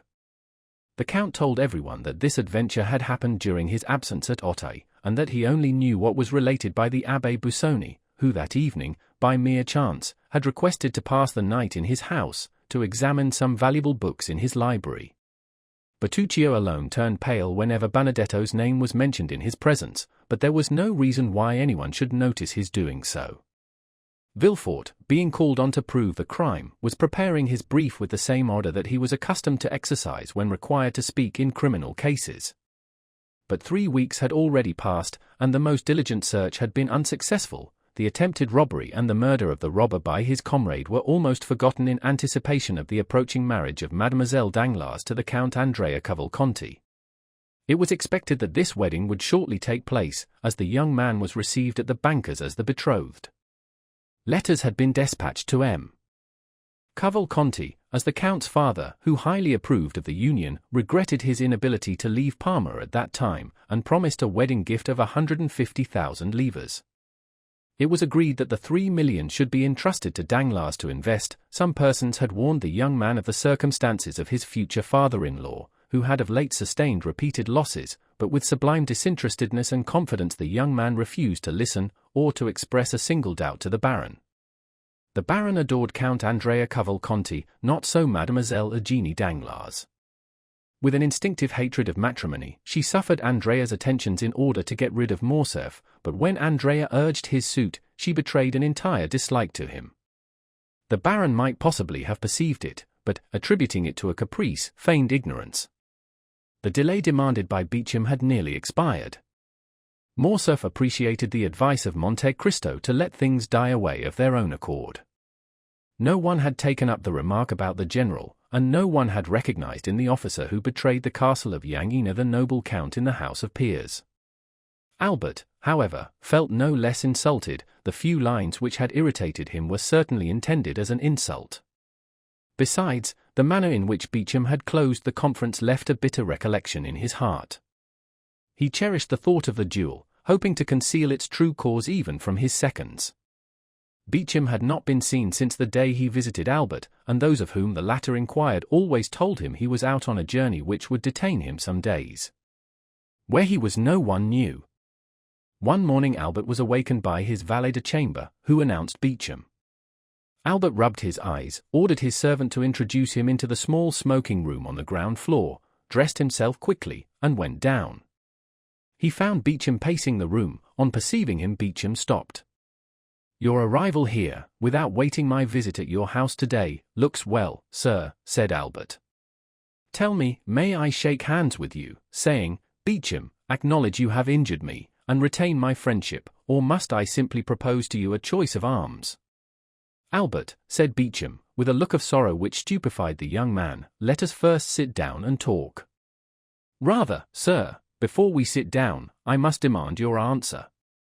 "Albert," said the journalist, "these are questions which it is difficult to answer. I will facilitate it by repeating the question. Will you, or will you not, retract?" "Morcerf, it is not enough to answer yes or no to questions which concern the honor, the social interest, and the life of such a man as Lieutenant General the Count of Morcerf, peer of France. What must then be done?" "What I have done, Albert. I reasoned thus: money, time, and fatigue are nothing compared with the reputation and interests of a whole family. Probabilities will not suffice, only facts will justify a deadly combat with a friend.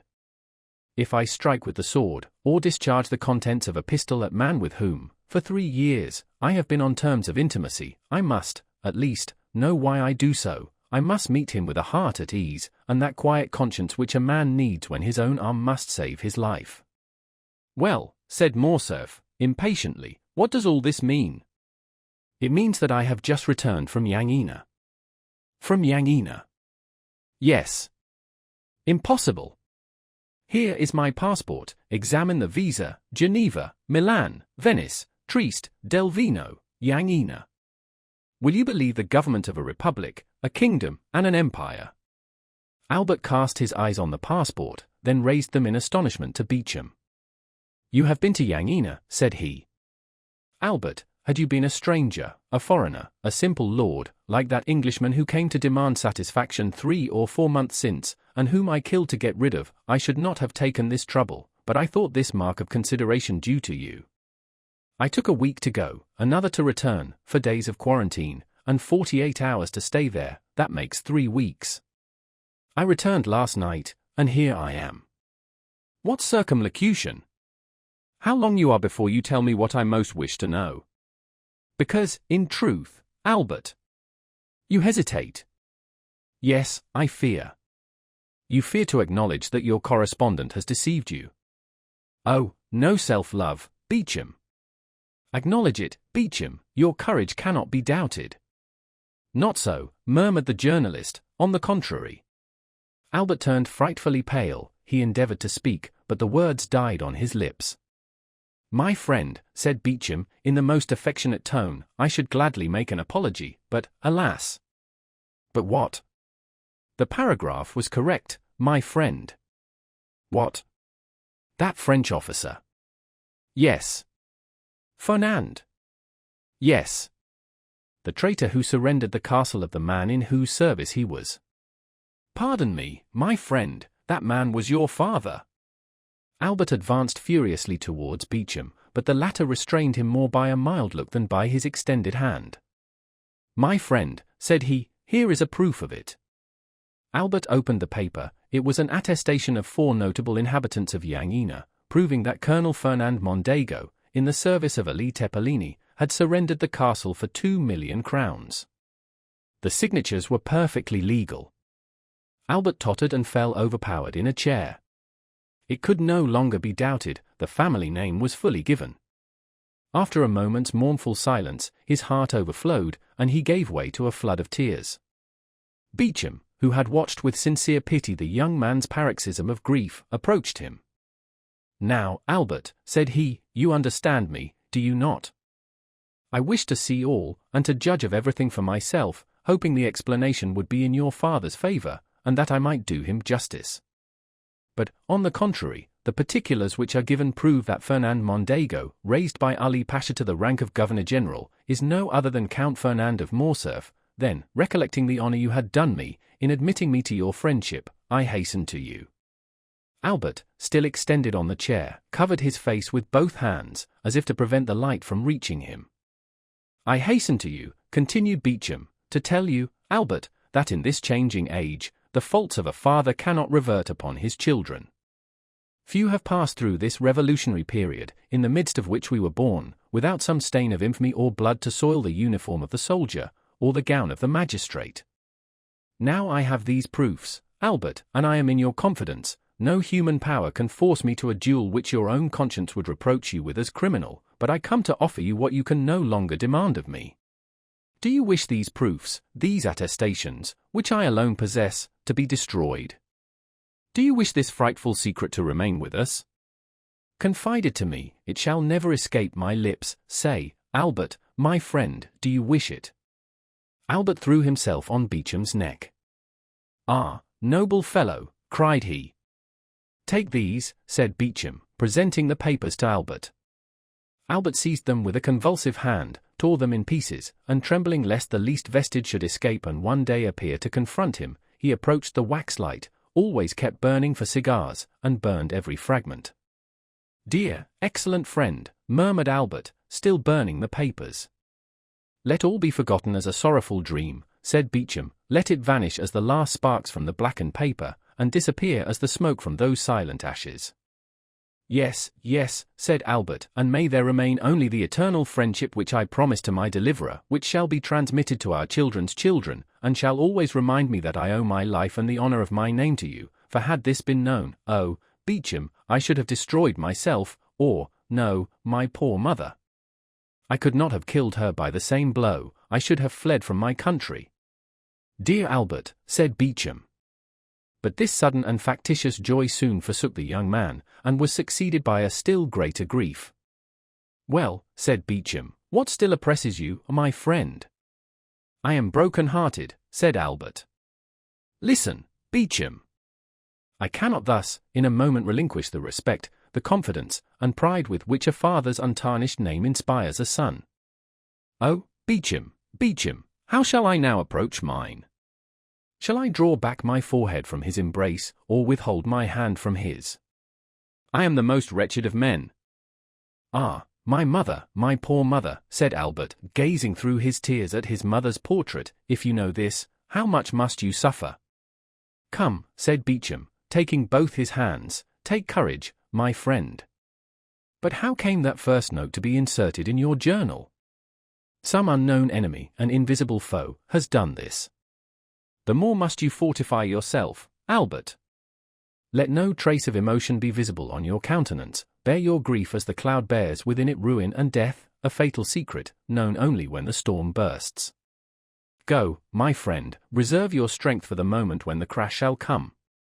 "You think, then, all is not over yet," said Albert, horror-stricken. "I think nothing, my friend, but all things are possible. By the way—" "What?" said Albert, seeing that Beauchamp hesitated. "Are you going to marry Mademoiselle Danglars?" "Why do you ask me now?" "Because the rupture or fulfillment of this engagement is connected with the person of whom we were speaking." "How?" said Albert, whose brow reddened. "You think M. Danglars?" "I ask you only how your engagement stands. Pray put no construction on my words I do not mean they should convey, and give them no undue weight." "No," said Albert, the engagement is broken off."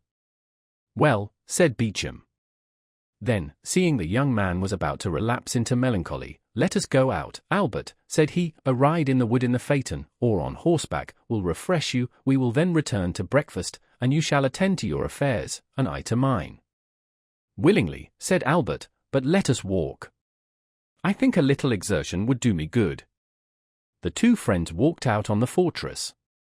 When they arrived at the Madeleine, "Since we are out," said Beauchamp, "let us call on M. de Monte Cristo. He is admirably adapted to revive one's spirits, because he never interrogates, and in my opinion those who ask no questions are the best comforters."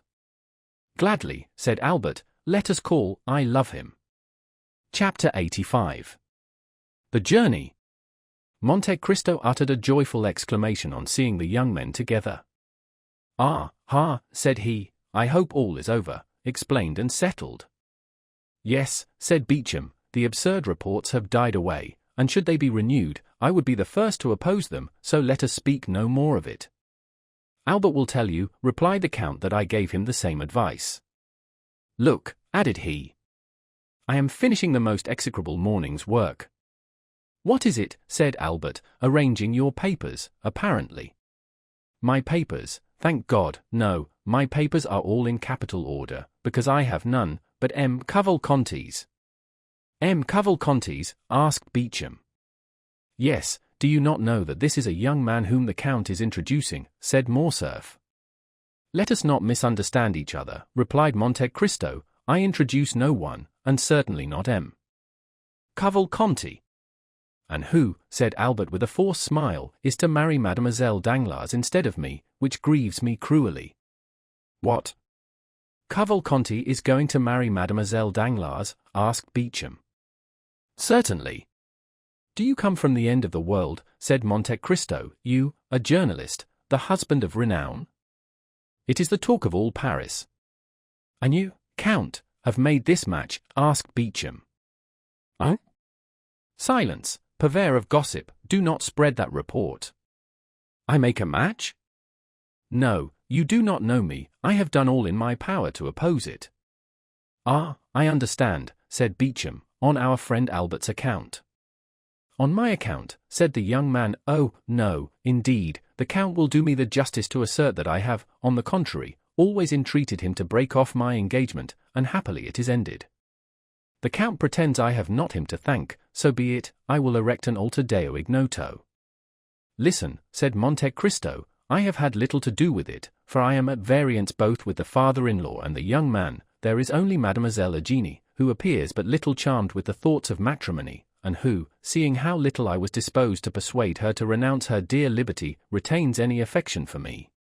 "And do you say this wedding is at hand?" "Oh, yes, in spite of all I could say. I do not know the young man, he is said to be of good family and rich, but I never trust to vague assertions. I have warned M. Danglars of it till I am tired, but he is fascinated with his luck and ease.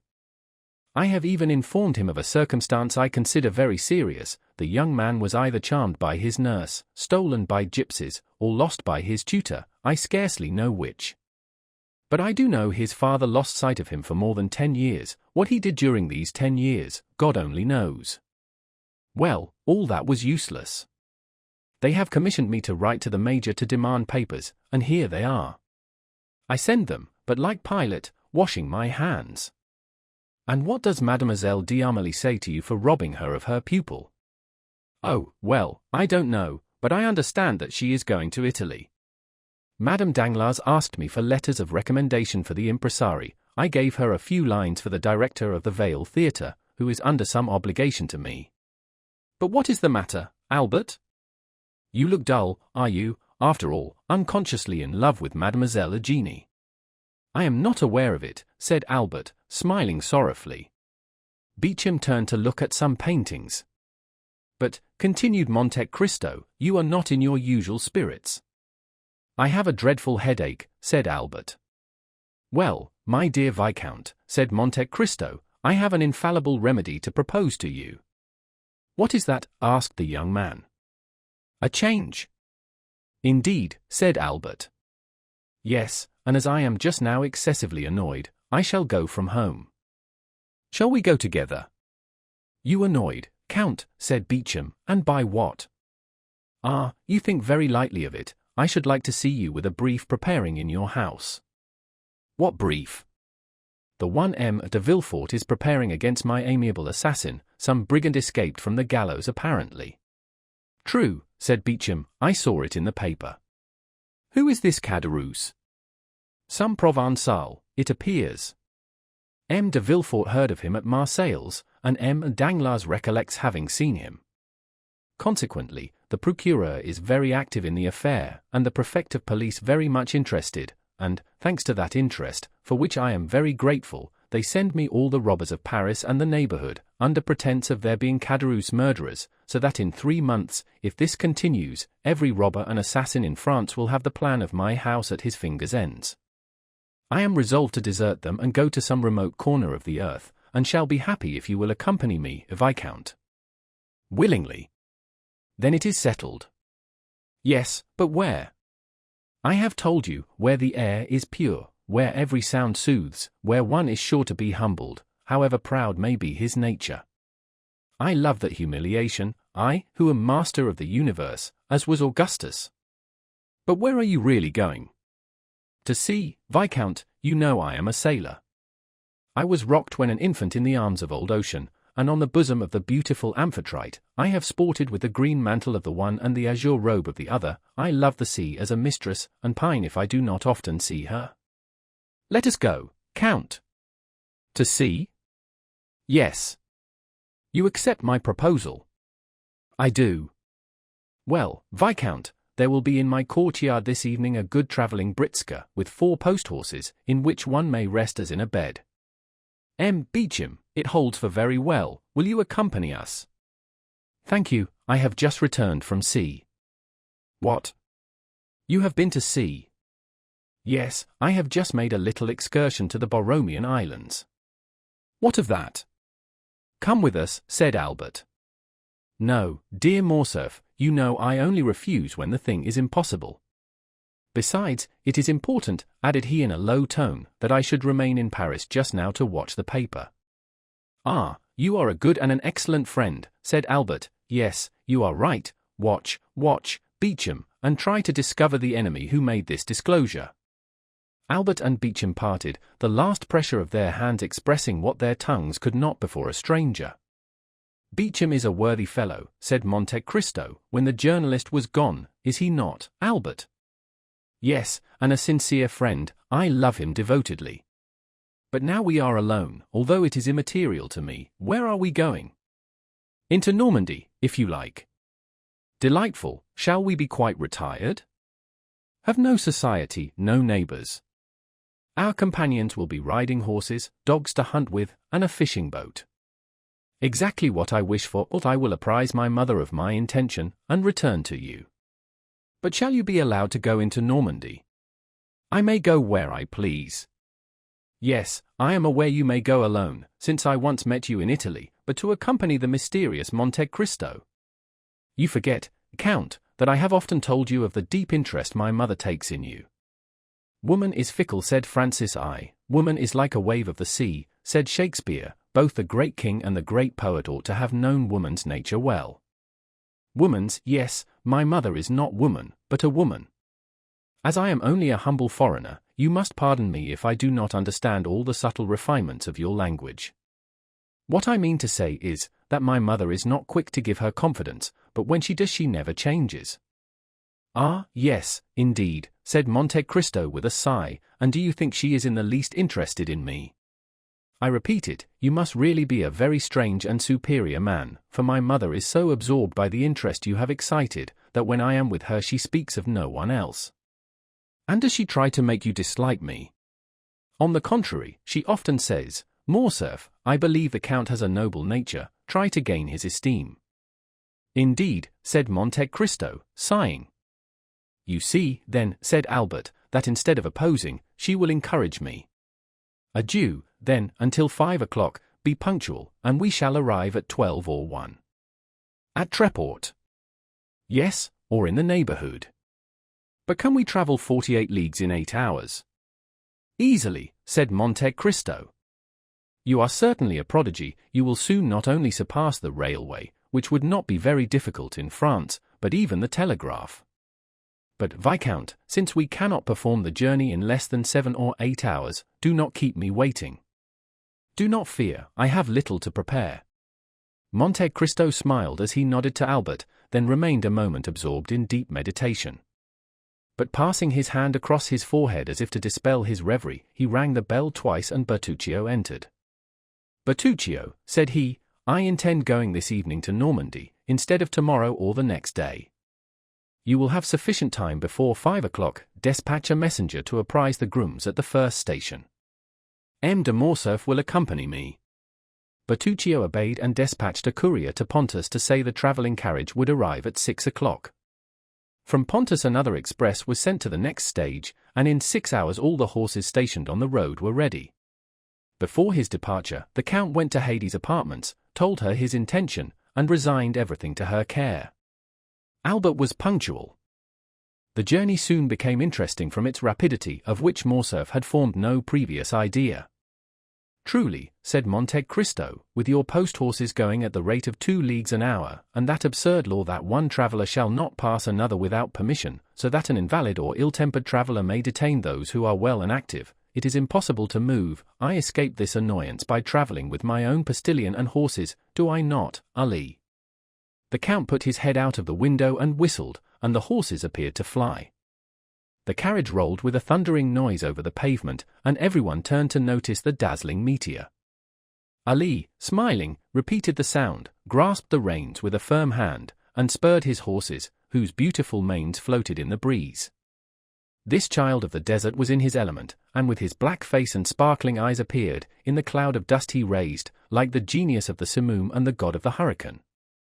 "I never knew till now the delight of speed," said Morcerf, and the last cloud disappeared from his brow. "But where the devil do you get such horses? Are they made to order?"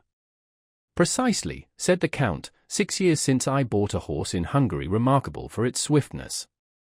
The 32 that we shall use tonight are its progeny. They are all entirely black, with the exception of a star upon the forehead." "That is perfectly admirable. But what do you do, Count, with all these horses?" "You see, I travel with them." "But you are not always traveling." "When I no longer require them, Bertuccio will sell them, and he expects to realize 30 or 40,000 francs by the sale. But no monarch in Europe will be wealthy enough to purchase them. Then he will sell them to some Eastern vizier, who will empty his coffers to purchase them, and refill them by applying the bastinado to his subjects. Count, may I suggest one idea to you?" "Certainly." "It is that, next to you, Bertuccio must be the richest gentleman in Europe." "You are mistaken, Viscount, I believe he has not a franc in his possession." "Then he must be a wonder." "My dear Count, if you tell me many more marvelous things, I warn you I shall not believe them." "I countenance nothing that is marvelous, M. Albert." "Tell me, why does a steward rob his master?" "Because, I suppose, it is his nature to do so, for the love of robbing." "You are mistaken, it is because he has a wife and family, and ambitious desires for himself and them. Also because he is not sure of always retaining his situation, and wishes to provide for the future. Now, M. Bertuccio is alone in the world, he uses my property without accounting for the use he makes of it, he is sure never to leave my service." "Why?" "Because I should never get a better. Probabilities are deceptive. But I deal in certainties, he is the best servant over whom one has the power of life and death." "Do you possess that right over Bertuccio?" "Yes." "There are words which close a conversation with an iron door," such was the Count's yes.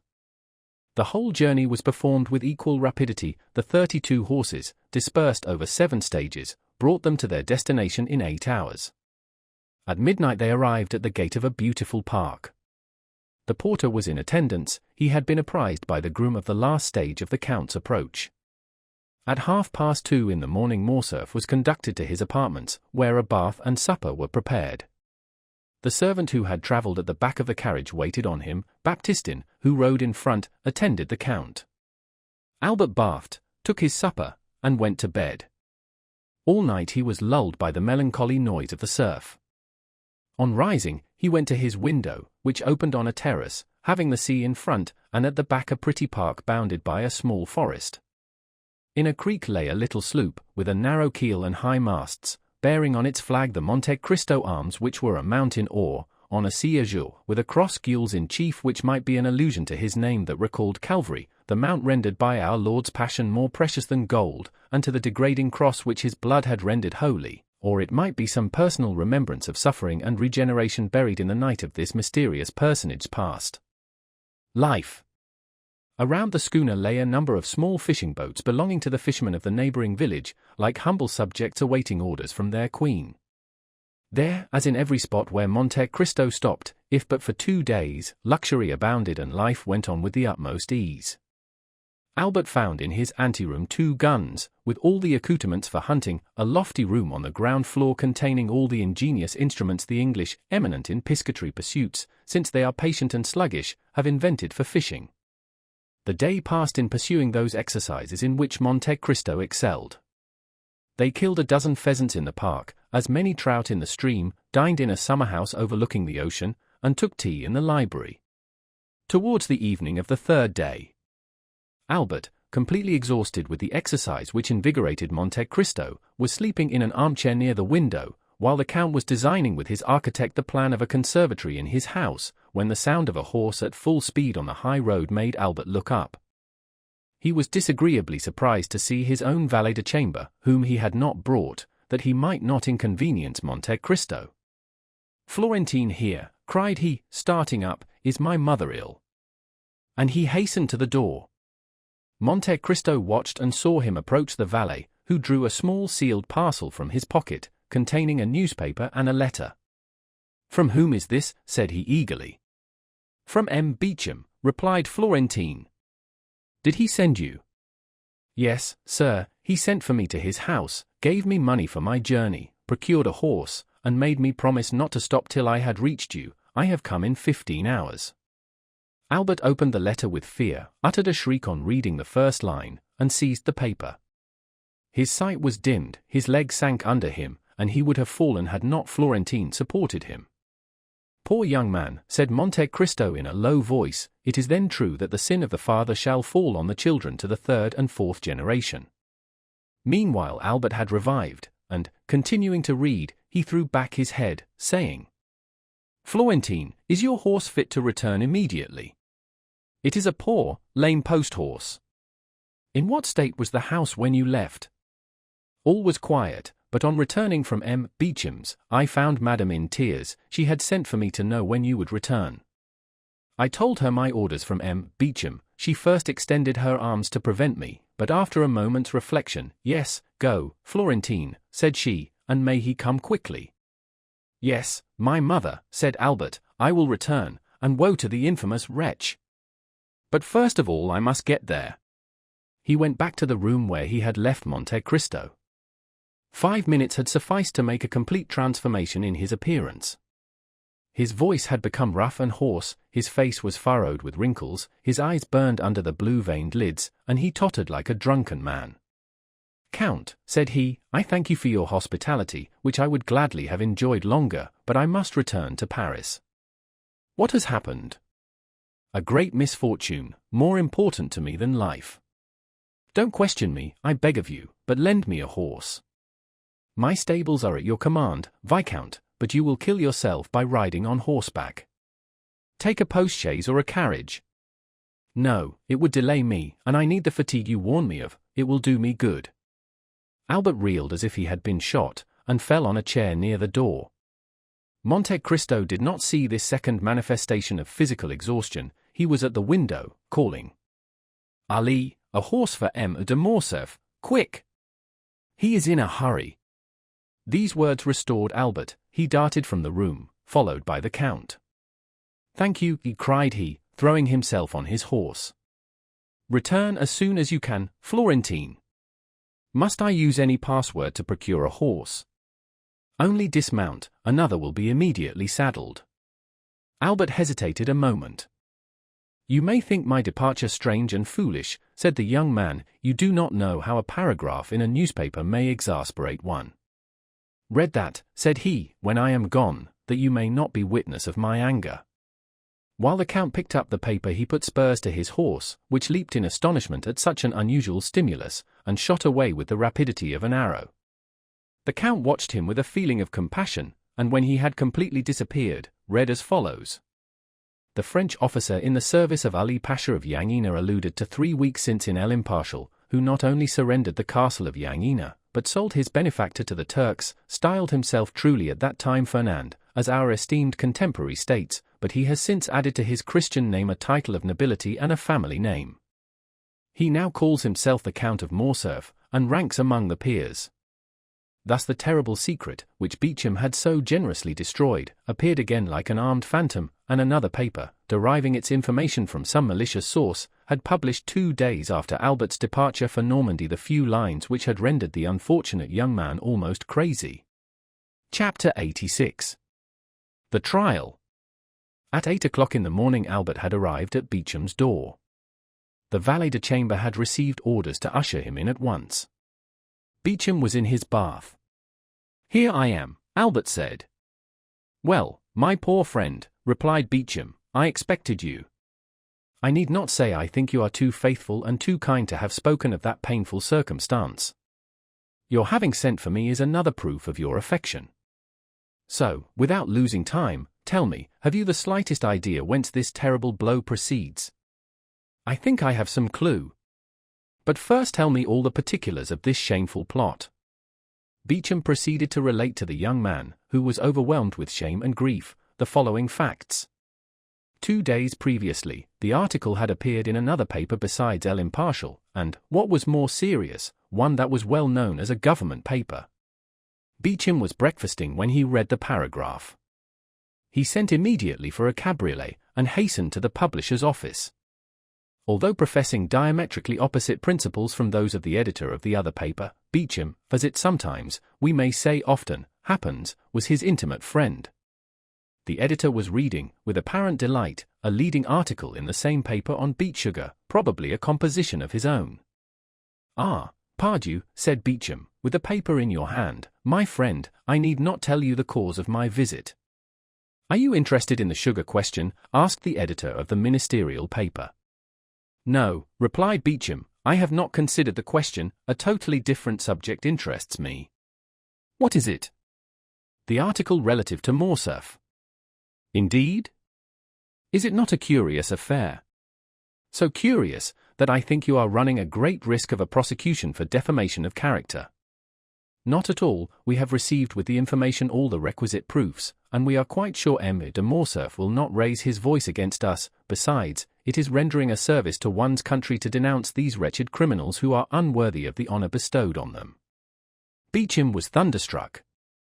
"Who, then, has so correctly informed you?" asked he, "for my paper, which gave the first information on the subject, has been obliged to stop for want of proof, and yet we are more interested than you in exposing M. de Morcerf, as he is a peer of France, and we are of the opposition." "Oh, that is very simple, we have not sought to scandalize. This news was brought to us. A man arrived yesterday from Yanina, bringing a formidable array of documents, and when we hesitated to publish the accusatory article, he told us it should be inserted in some other paper." Beauchamp understood that nothing remained but to submit, and left the office to despatch a courier to Morcerf. But he had been unable to send to Albert the following particulars, as the events had transpired after the messenger's departure, namely, that the same day a great agitation was manifest in the House of Peers among the usually calm members of that dignified assembly. Everyone had arrived almost before the usual hour, and was conversing on the melancholy event which was to attract the attention of the public towards one of their most illustrious colleagues. Some were perusing the article, others making comments and recalling circumstances which substantiated the charges still more. The Count of Morcerf was no favorite with his colleagues. Like all upstarts, he had had recourse to a great deal of haughtiness to maintain his position.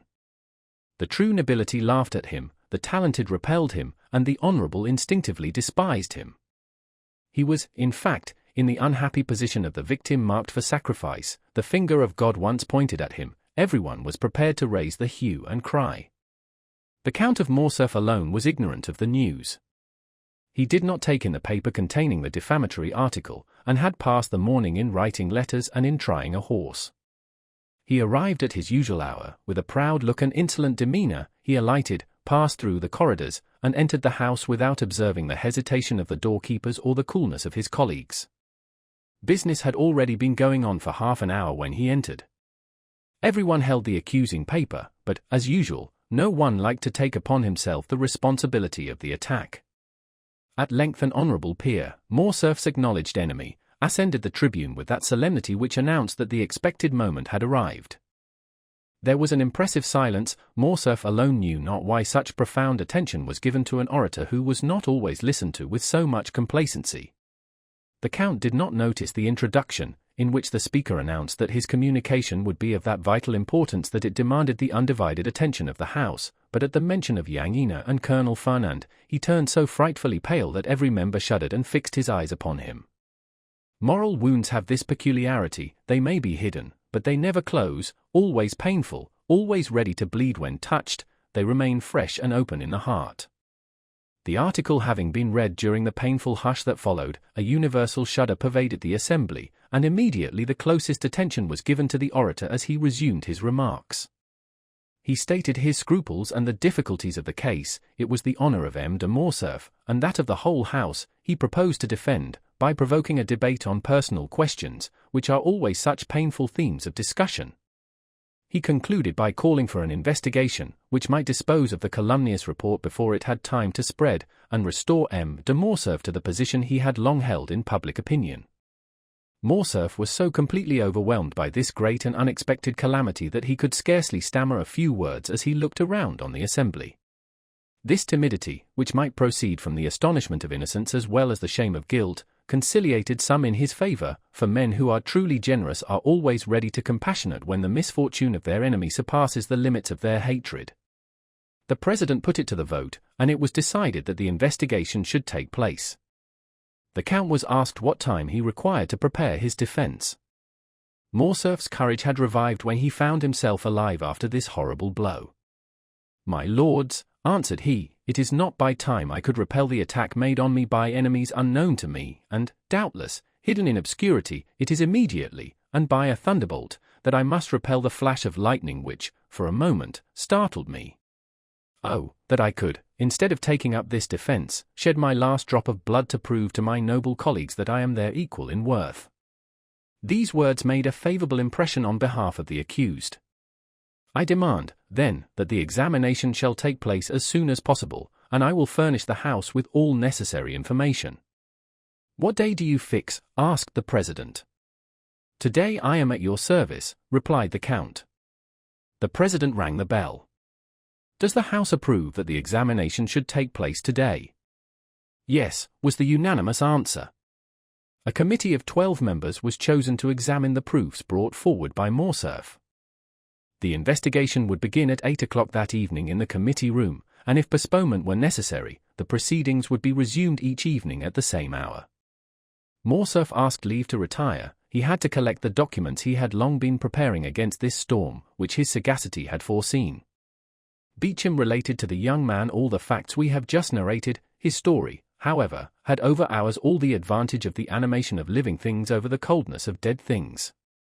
Albert listened, trembling now with hope, then with anger, and then again with shame, for from Beauchamp's confidence he knew his father was guilty, and he asked himself how, since he was guilty, he could prove his innocence. Beauchamp hesitated to continue his narrative. "What next?" asked Albert. "What next? My friend, you impose a painful task on me. Must you know all?" "Absolutely, and rather from your lips than another's." "Muster up all your courage, then, for never have you required it more." Albert passed his hand over his forehead, as if to try his strength, as a man who is preparing to defend his life proves his shield and bends his sword. He thought himself strong enough, for he mistook fever for energy. "Go on," said he. The evening arrived. All Paris was in expectation. Many said your father had only to show himself to crush the charge against him. Many others said he would not appear, while some asserted that they had seen him start for Brussels, and others went to the police office to inquire if he had taken out a passport. I used all my influence with one of the committee, a young peer of my acquaintance, to get admission to one of the galleries. He called for me at 7 o'clock, and, before anyone had arrived, asked one of the doorkeepers to place me in a box. I was concealed by a column, and might witness the whole of the terrible scene which was about to take place. At 8 o'clock all were in their places, and M. de Morcerf entered at the last stroke. He held some papers in his hand, his countenance was calm, and his step firm, and he was dressed with great care in his military uniform, which was buttoned completely up to the chin. His presence produced a good effect. The committee was made up of liberals, several of whom came forward to shake hands with him. Albert felt his heart bursting at these particulars, but gratitude mingled with his sorrow. He would gladly have embraced those who had given his father this proof of esteem at a moment when his honor was so powerfully attacked. At this moment one of the doorkeepers brought in a letter for the president. "You are at liberty to speak, M. de Morcerf," said the president, as he unsealed the letter, and the count began his defense, "I assure you, Albert, in a most eloquent and skillful manner."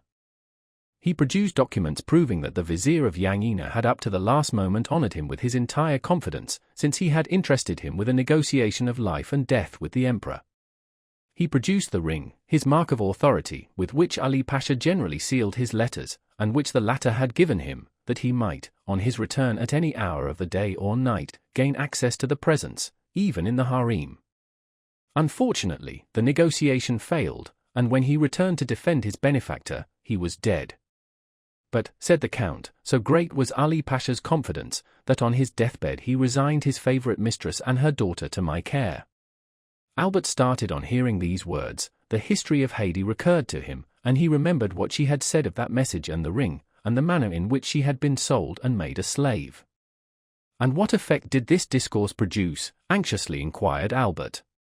"I acknowledge it affected me, and, indeed, all the committee also," said Beauchamp. Meanwhile, the president carelessly opened the letter which had been brought to him, but the first lines aroused his attention. He read them again and again, and fixing his eyes on M. de Morcerf, "Count," said he, "you have said that the vizier of Yanina confided his wife and daughter to your care." "Yes, sir," replied Morcerf, "but in that, like all the rest, misfortune pursued me. On my return, Vasiliki and her daughter Haydée had disappeared." "Did you know them?" "My intimacy with the Pasha and his unlimited confidence had gained me an introduction to them, and I had seen them above 20 times. "Have you any idea what became of them?"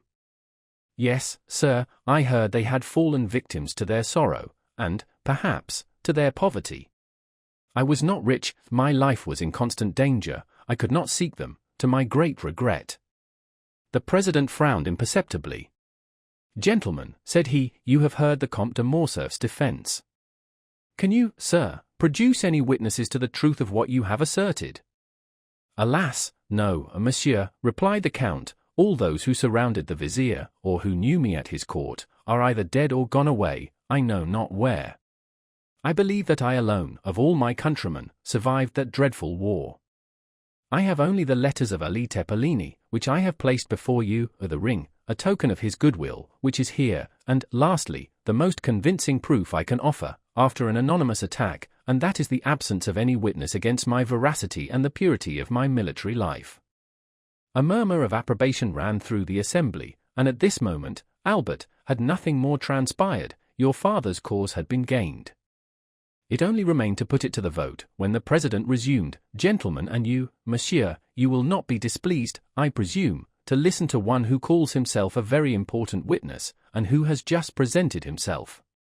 He is, doubtless, come to prove the perfect innocence of our colleague.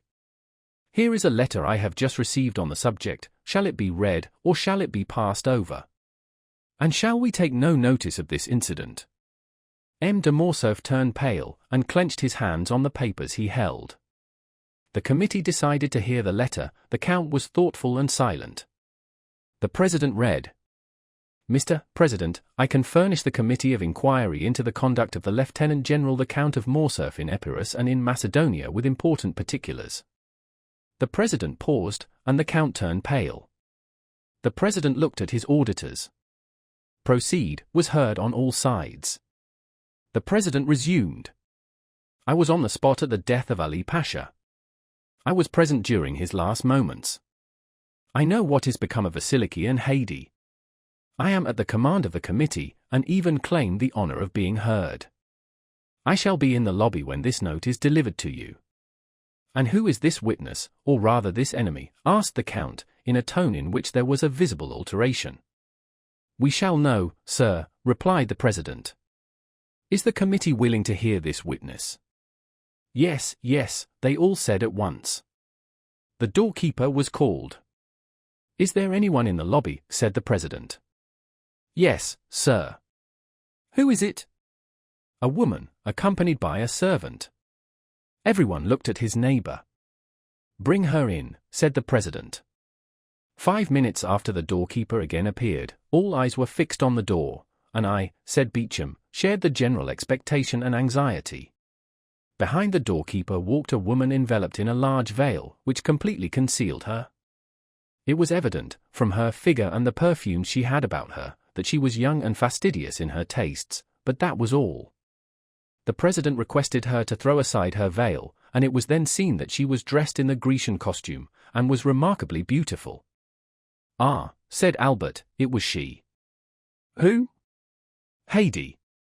Who told you that? Alas, I guess it. But go on, Beauchamp. You see I am calm and strong. And yet we must be drawing near the disclosure. M. de Morcerf, continued Beauchamp, looked at this woman with surprise and terror. Her lips were about to pass his sentence of life or death. To the committee the adventure was so extraordinary and curious, that the interest they had felt for the Count's safety became now quite a secondary matter. The President himself advanced to place a seat for the young lady, but she declined availing herself of it. As for the Count, he had fallen on his chair. It was evident that his legs refused to support him. Madam, said the President, you have engaged to furnish the committee with some important particulars respecting the affair at Yanina, and you have stated that you were an eyewitness of the event. I was, indeed, said the stranger, with a tone of sweet melancholy, and with the sonorous voice peculiar to the East. But allow me to say that you must have been very young then. I was 4 years old, but as those events deeply concerned me, not a single detail has escaped my memory. In what manner could these events concern you? And who are you, that they should have made so deep an impression on you? On them depended my father's life, replied she. I am Haydée, the daughter of Ali Tepelini, Pasha of Yanina, and of Vasiliki, his beloved wife. The blush of mingled pride and modesty which suddenly suffused the cheeks of the young woman, the brilliancy of her eye, and her highly important communication, produced an indescribable effect on the assembly. As for the Count, he could not have been more overwhelmed if a thunderbolt had fallen at his feet and opened an immense gulf before him. Madam, replied the President, bowing with profound respect, allow me to ask one question. It shall be the last. Can you prove the authenticity of what you have now stated? I can, sir, said Haydée, drawing from under her veil a satin satchel highly perfumed, for here is the register of my birth, signed by my father and his principal officers, and that of my baptism, my father having consented to my being brought up in my mother's faith. This latter has been sealed by the Grand Primate of Macedonia and Epirus, and lastly, and perhaps the most important, the record of the sale of my person and that of my mother to the Armenian merchant Elkobi, by the French officer who, in his infamous bargain with the Porte, had reserved as his part of the booty the wife and daughter of his benefactor, whom he sold for the sum of 400,000 francs. A greenish pallor spread over the Count's cheeks, and his eyes became bloodshot at these terrible imputations, which were listened to by the assembly with ominous silence. Haydée, still calm, but with a calmness more dreadful than the anger of another would have been, handed to the President the record of her sale, written in Arabic. It had been supposed some of the papers might be in the Arabian, Romaic, or Turkish language, and the interpreter of the house was in attendance. One of the noble peers, who was familiar with the Arabic language, having studied it during the famous Egyptian campaign, followed with his eye as the translator read aloud. I, Elkobi, a slave merchant, and purveyor of the harem of His Highness, acknowledge having received for transmission to the Sublime Emperor, from the French lord, the Count of Monte Cristo, an emerald valued at 800,000 francs, as the ransom of a young Christian slave of 11 years of age, named Haydée, the acknowledged daughter of the late Lord Ali Tepelini, Pasha of Yanina, and of Vasiliki, his favorite, she having been sold to me 7 years previously, with her mother, who had died on arriving at Constantinople, by a French colonel in the service of the Vizier Ali Tepelini, named Fernand Mondego. The above-mentioned purchase was made on His Highness's account, whose mandate I had, for the sum of 400,000 francs. Given at Constantinople, by authority of His Highness, in the year 1247 of the Hegira. Signed, Elkobi. That this record should have all due authority, it shall bear the imperial seal, which the vendor is bound to have affixed to it. Near the merchant's signature there was, indeed, the seal of the Sublime Emperor. A dreadful silence followed the reading of this document. The Count could only stare, and his gaze, fixed as if unconsciously on Haydée, seemed one of fire and blood. "Madam," said the President, "may reference be made to the Count of Monte Cristo, who is now, I believe, in Paris?" "Sir," replied Haydée, "the Count of Monte Cristo, my foster father, has been in Normandy the last 3 days." "Who, then, has counselled you to take this step, one for which the court is deeply indebted to you, and which is perfectly natural, considering your birth and your misfortunes?" "Sir," replied Haydée, "I have been led to take this step from a feeling of respect and grief. Although a Christian, may God forgive me, I have always sought to revenge my illustrious father. Since I set my foot in France, and knew the traitor lived in Paris, I have watched carefully. I live retired in the house of my noble protector, but I do it from choice. I love retirement and silence, because I can live with my thoughts and recollections of past days. But the Count of Monte Cristo surrounds me with every paternal care, and I am ignorant of nothing which passes in the world. I learn all in the silence of my apartments. For instance, I see all the newspapers, every periodical, as well as every new piece of music, and by thus watching the course of the life of others, I learned what had transpired this morning in the House of Peers, and what was to take place this evening. Then I wrote." "Then," remarked the President, "the Count of Monte Cristo knows nothing of your present proceedings. He is quite unaware of them, and I have but one fear, which is that he should disapprove of what I have done. But it is a glorious day for me," continued the young girl, raising her ardent gaze to heaven, "that on which I find at last an opportunity of avenging my father." The Count had not uttered one word the whole of this time. His colleagues looked at him, and doubtless pitied his prospects, blighted under the perfumed breath of a woman. His misery was depicted in sinister lines on his countenance. "M. de Morcerf," said the President, "do you recognize this lady as the daughter of Ali Tepelini, Pasha of Yanina?" "No," said Morcerf, attempting to rise, "it is a base plot, contrived by my enemies." Haydée, whose eyes had been fixed on the door, as if expecting someone, turned hastily, and, seeing the Count standing, shrieked, "You do not know me," said she. "Well, I fortunately recognize you. You are Fernand Mondego, the French officer who led the troops of my noble father. It is you who surrendered the castle of Yanina. It is you who, sent by him to Constantinople, to treat with the emperor for the life or death of your benefactor, brought back a false mandate granting full pardon. It is you who, with that mandate, obtained the Pasha's ring, which gave you authority over Selim, the firekeeper. It is you who stabbed Selim. It is you who sold us, my mother and me, to the merchant, Elkobi. Assassin, assassin, assassin, you have still on your brow your master's blood. Look, gentlemen, all." These words had been pronounced with such enthusiasm and evident truth, that every eye was fixed on the Count's forehead, and he himself passed his hand across it, as if he felt Ali's blood still lingering there. "You positively recognize M. de Morcerf as the officer, Fernand Mondego?" "Indeed I do," cried Haydée. "Oh, my mother, it was you who said, you were free, you had a beloved father, you were destined to be almost a queen. Look well at that man, it is he who raised your father's head on the point of a spear, it is he who sold us, it is he who forsook us. Look well at his right hand, on which he has a large wound. If you forgot his features, you would know him by that hand, into which fell, one by one, the gold pieces of the merchant Elkobi. I know him. Ah, let him say now if he does not recognize me." Each word fell like a dagger on Morcerf, and deprived him of a portion of his energy. As she uttered the last, he hid his mutilated hand hastily in his bosom, and fell back on his seat, overwhelmed by wretchedness and despair. This scene completely changed the opinion of the assembly respecting the accused Count. "Count of Morcerf," said the President, "do not allow yourself to be cast down. Answer." The justice of the court is supreme and impartial as that of God. It will not suffer you to be trampled on by your enemies without giving you an opportunity of defending yourself. Shall further inquiries be made? Shall 2 members of the House be sent to Yang Yina? Speak! Morcerf did not reply. Then all the members looked at each other with terror. They knew the Count's energetic and violent temper. It must be, indeed, a dreadful blow which would deprive him of courage to defend himself.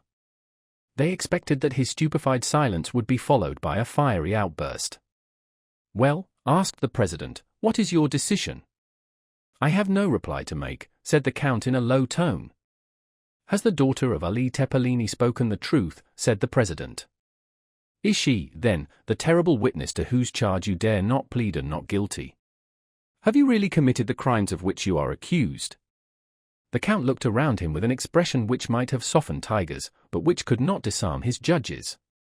Then he raised his eyes towards the ceiling, but withdrew then, immediately, as if he feared the roof would open and reveal to his distressed view that second tribunal called Heaven, and that other judge named God. Then, with a hasty movement, he tore open his coat, which seemed to stifle him, and flew from the room like a madman. His footstep was heard one moment in the corridor, then the rattling of his carriage wheels as he was driven rapidly away. "Gentlemen," said the President, when silence was restored, "is the Count of Morcerf convicted of felony, treason, and conduct unbecoming a member of this House?" "Yes," replied all the members of the Committee of Inquiry with a unanimous voice. Haydée had remained until the close of the meeting. She heard the Count's sentence pronounced without betraying an expression of joy or pity. Then drawing her veil over her face she bowed majestically to the councillors, and left with that dignified step which Virgil attributes to his goddesses. Chapter 87. The Challenge. "Then," continued Beauchamp, "I took advantage of the silence and the darkness to leave the house without being seen. The usher who had introduced me was waiting for me at the door, and he conducted me through the corridors to a private entrance opening into the Rue de Vaugirard. I left with mingled feelings of sorrow and delight. Excuse me, Albert, sorrow on your account, and delight with that noble girl, thus pursuing paternal vengeance. Yes, Albert, from whatever source the blow may have proceeded, it may be from an enemy, but that enemy is only the agent of Providence." Albert held his head between his hands. He raised his face, red with shame and bathed in tears, and seizing Beauchamp's arm. "My friend," said he, "my life is ended. I cannot calmly say with you, Providence has struck the blow, but I must discover who pursues me with this hatred, and when I have found him I shall kill him, or he will kill me. I rely on your friendship to assist me, Beauchamp, if contempt has not banished it from your heart." "Contempt, my friend? How does this misfortune affect you?" "No, happily that unjust prejudice is forgotten which made the son responsible for the father's actions. Review your life, Albert. Although it is only just beginning, did a lovely summer's day ever dawn with greater purity than has marked the commencement of your career? No, Albert, take my advice. You are young and rich, leave Paris, all is soon forgotten in this great Babylon of excitement and changing tastes. You will return after 3 or 4 years with a Russian princess for a bride, and no one will think more of what occurred yesterday than if it had happened 16 years ago.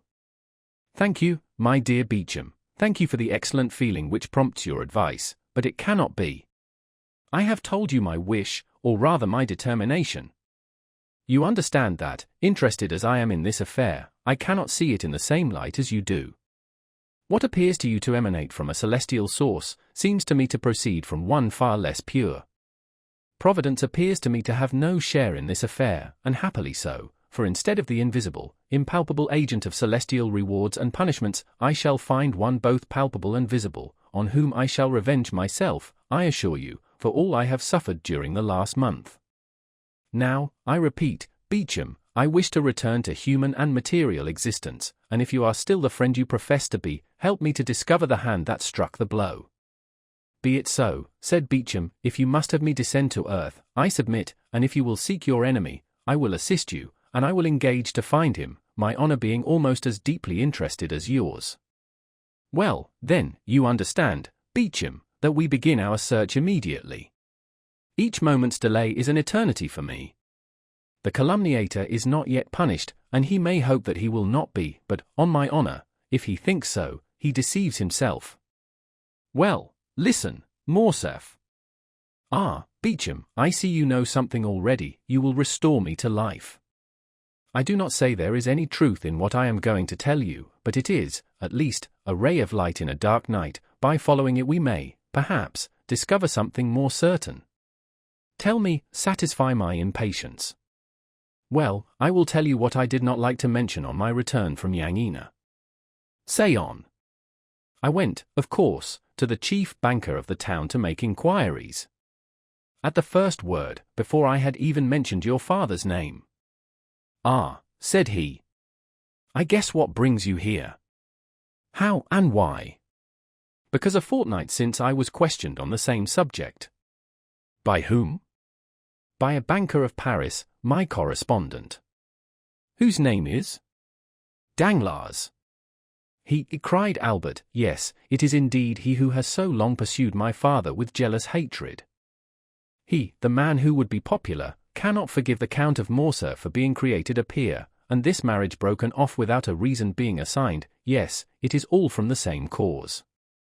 Make inquiries, Albert, but do not be angry without reason. Make inquiries, and if it be true. Oh, yes, if it be true, cried the young man, he shall pay me all I have suffered. Beware, Morcerf, he is already an old man. I will respect his age as he has respected the honor of my family. If my father had offended him, why did he not attack him personally? Oh, no, he was afraid to encounter him face to face. I do not condemn you, Albert, I only restrain you. Act prudently. Oh, do not fear, besides, you will accompany me. Beauchamp, solemn transaction should be sanctioned by a witness. Before this day closes, if M. Danglars is guilty, he shall cease to live, or I shall die. Pardieu, Beauchamp, mine shall be a splendid funeral. When such resolutions are made, Albert, they should be promptly executed. Do you wish to go to M. Danglars? Let us go immediately. They sent for a cabriolet. On entering the banker's mansion, they perceived the phaeton and servant of M. Andrea Cavalcanti. Ah! Parbleu! That's good, said Albert, with a gloomy tone. If M. Danglars will not fight with me, I will kill his son-in-law. Cavalcanti will certainly fight. The servant announced the young man, but the banker, recollecting what had transpired the day before, did not wish him admitted. It was, however, too late. Albert had followed the footman, and, hearing the order given, forced the door open, and followed by Beauchamp found himself in the banker's study. Sir, cried the latter, am I no longer at liberty to receive whom I choose in my house? You appear to forget yourself sadly. No, sir, said Albert, coldly, there are circumstances in which one cannot, except through cowardice. I offer you that refuge, refuse to admit certain persons at least. What is your errand, then, with me, sir? I mean, said Albert, drawing near, and without apparently noticing Cavalcanti, who stood with his back towards the fireplace, I mean to propose a meeting in some retired corner where no one will interrupt us for 10 minutes, that will be sufficient, where two men having met, one of them will remain on the ground. Danglars turned pale, Cavalcanti moved a step forward, and Albert turned towards him. And you, too, said he, come, if you like, monsieur, you have a claim, being almost one of the family, and I will give as many rendezvous of that kind as I can find persons willing to accept them. Cavalcanti looked at Danglars with a stupefied air, and the latter, making an effort, arose and stepped between the two young men. Albert's attack on Andrea had placed him on a different footing, and he hoped this visit had another cause than that he had at first supposed. Indeed, sir, said he to Albert, if you are come to quarrel with this gentleman because I have preferred him to you, I shall resign the case to the king's attorney. You mistake, sir, said Morcerf with a gloomy smile, I am not referring in the least to matrimony, and I only address myself to M. Cavalcanti because he appeared disposed to interfere between us. In one respect you are right, for I am ready to quarrel with everyone today, but you have the first claim, M. Danglars. Sir, replied Danglars, pale with anger and fear, I warn you, when I have the misfortune to meet with a mad dog, I kill it, and far from thinking myself guilty of a crime, I believe I do society a kindness. Now, if you are mad and try to bite me, I will kill you without pity. Is it my fault that your father has dishonored himself? Yes, miserable wretch, cried Morcerf, it is your fault. Danglars retreated a few steps. My fault, said he, you must be mad. What do I know of the Grecian affair? Have I travelled in that country? Did I advise your father to sell the castle of Yangina, to betray? Silence, said Albert, with a thundering voice. No, it is not you who have directly made this exposure and brought this sorrow on us, but you hypocritically provoked it. I? Yes, you. How came it known? I suppose you read it in the paper in the account from Yangina. Who wrote to Yangina? To Yangina. Yes. Who wrote for particulars concerning my father? I imagine anyone may write to Yangina. But one person only wrote. One only? Yes, and that was you. I, doubtless, wrote. It appears to me that when about to marry your daughter to a young man, it is right to make some inquiries respecting his family. It is not only a right, but a duty. You wrote, sir, knowing what answer you would receive. I, indeed? I assure you, cried Danglars, with a confidence and security proceeding less from fear than from the interest he really felt for the young man, I solemnly declare to you, that I should never have thought of writing to Yangina, did I know anything of Ali Pasha's misfortunes. Who, then, urged you to write? Tell me. Pardieu. It was the most simple thing in the world. I was speaking of your father's past history. I said the origin of his fortune remained obscure. The person to whom I addressed my scruples asked me where your father had acquired his property. I answered, in Greece.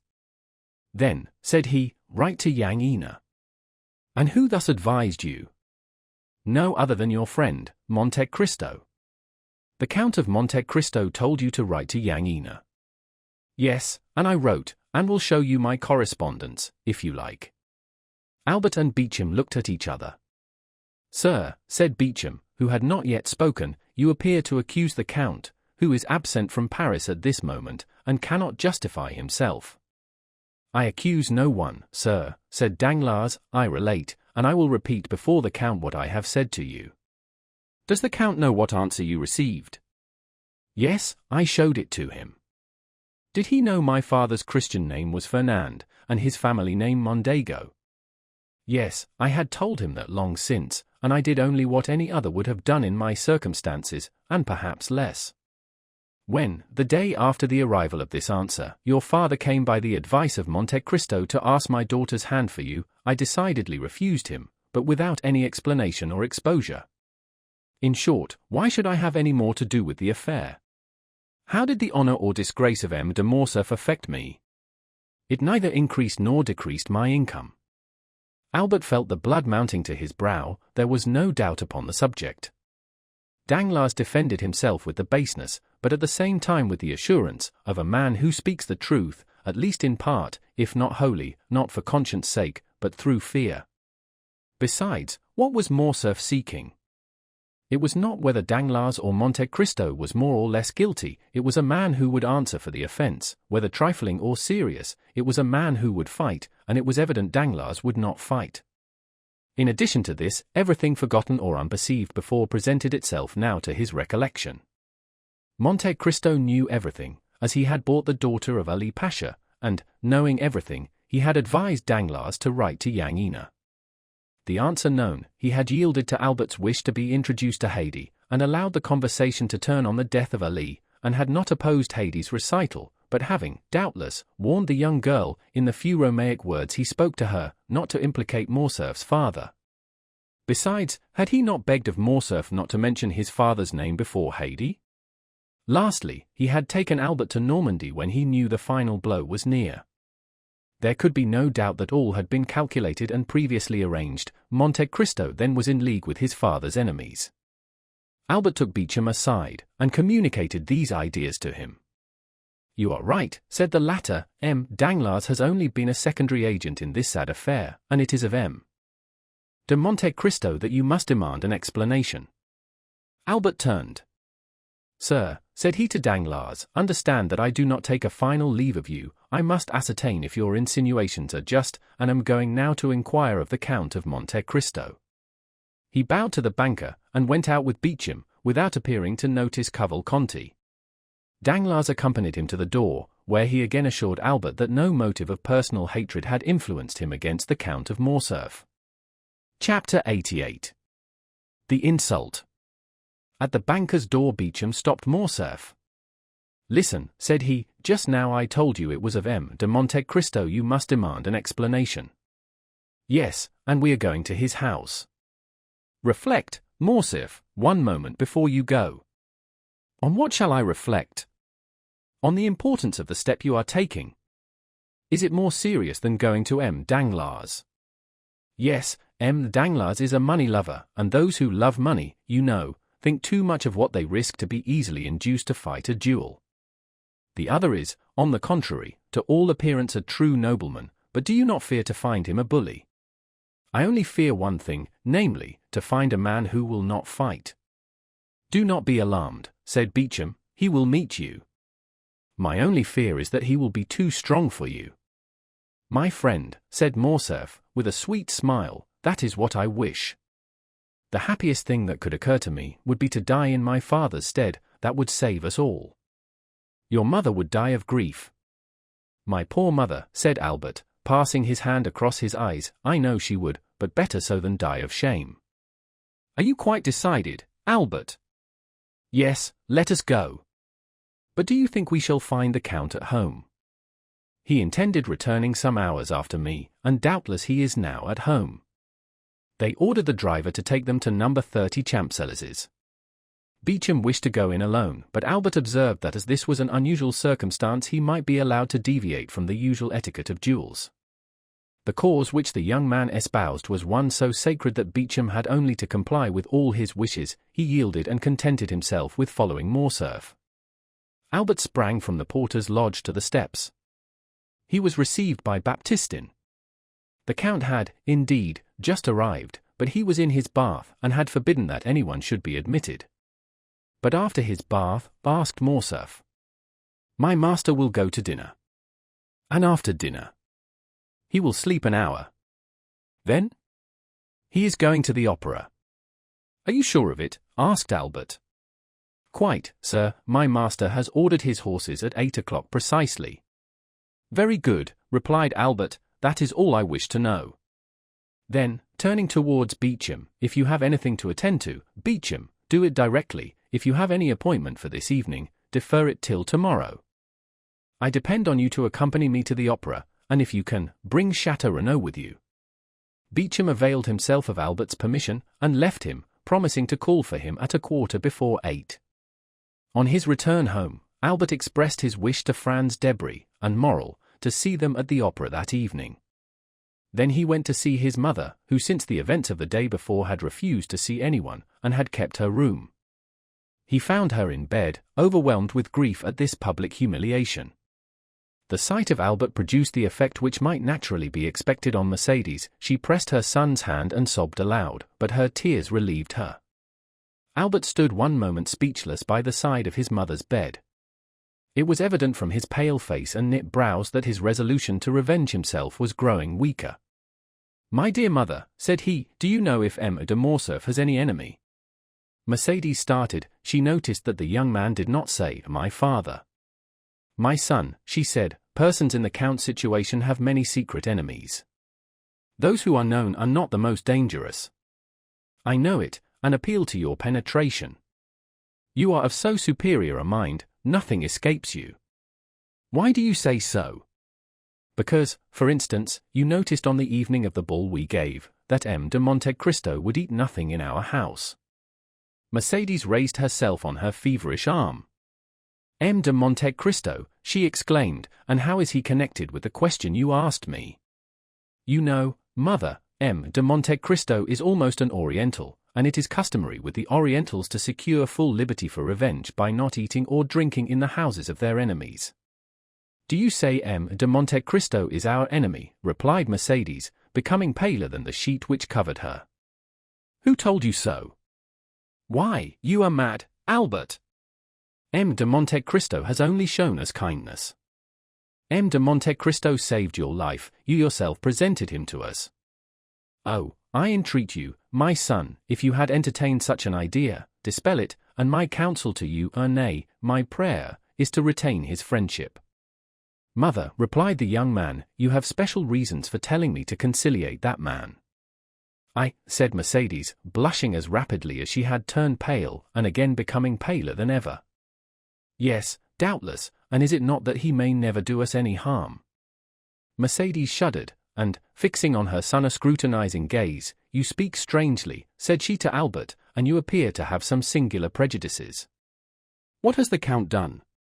3 days since you were with him in Normandy, only 3 days since we looked on him as our best friend.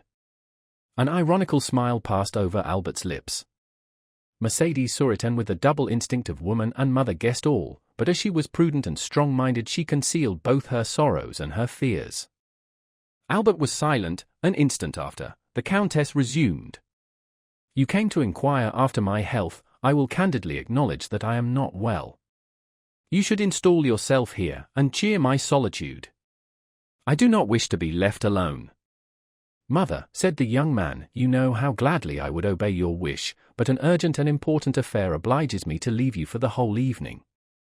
Well, replied Mercedes, sighing, go. Albert, I will not make you a slave to your filial piety. Albert pretended he did not hear, bowed to his mother, and quitted her. Scarcely had he shut her door, when Mercedes called a confidential servant, and ordered him to follow Albert wherever he should go that evening, and to come and tell her immediately what he observed. Then she rang for her lady's maid, and, weak as she was, she dressed, in order to be ready for whatever might happen. The footman's mission was an easy one. Albert went to his room, and dressed with unusual care. At 8:10 Beecham arrived. He had seen Château, who had promised to be in the orchestra before the curtain was raised. Both got into Albert's coupé, and, as the young man had no reason to conceal where he was going, he called aloud, to the opera. In his impatience he arrived before the beginning of the performance. Château was at his post. Apprised by Beecham of the circumstances, he required no explanation from Albert. The conduct of the son in seeking to avenge his father was so natural that Château did not seek to dissuade him, and was content with renewing his assurances of devotion.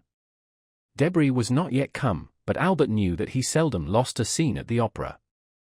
Albert wandered about the theatre until the curtain was drawn up. He hoped to meet with M. de Monte Cristo either in the lobby or on the stairs. The bell summoned him to his seat, and he entered the orchestra with Château and Beecham.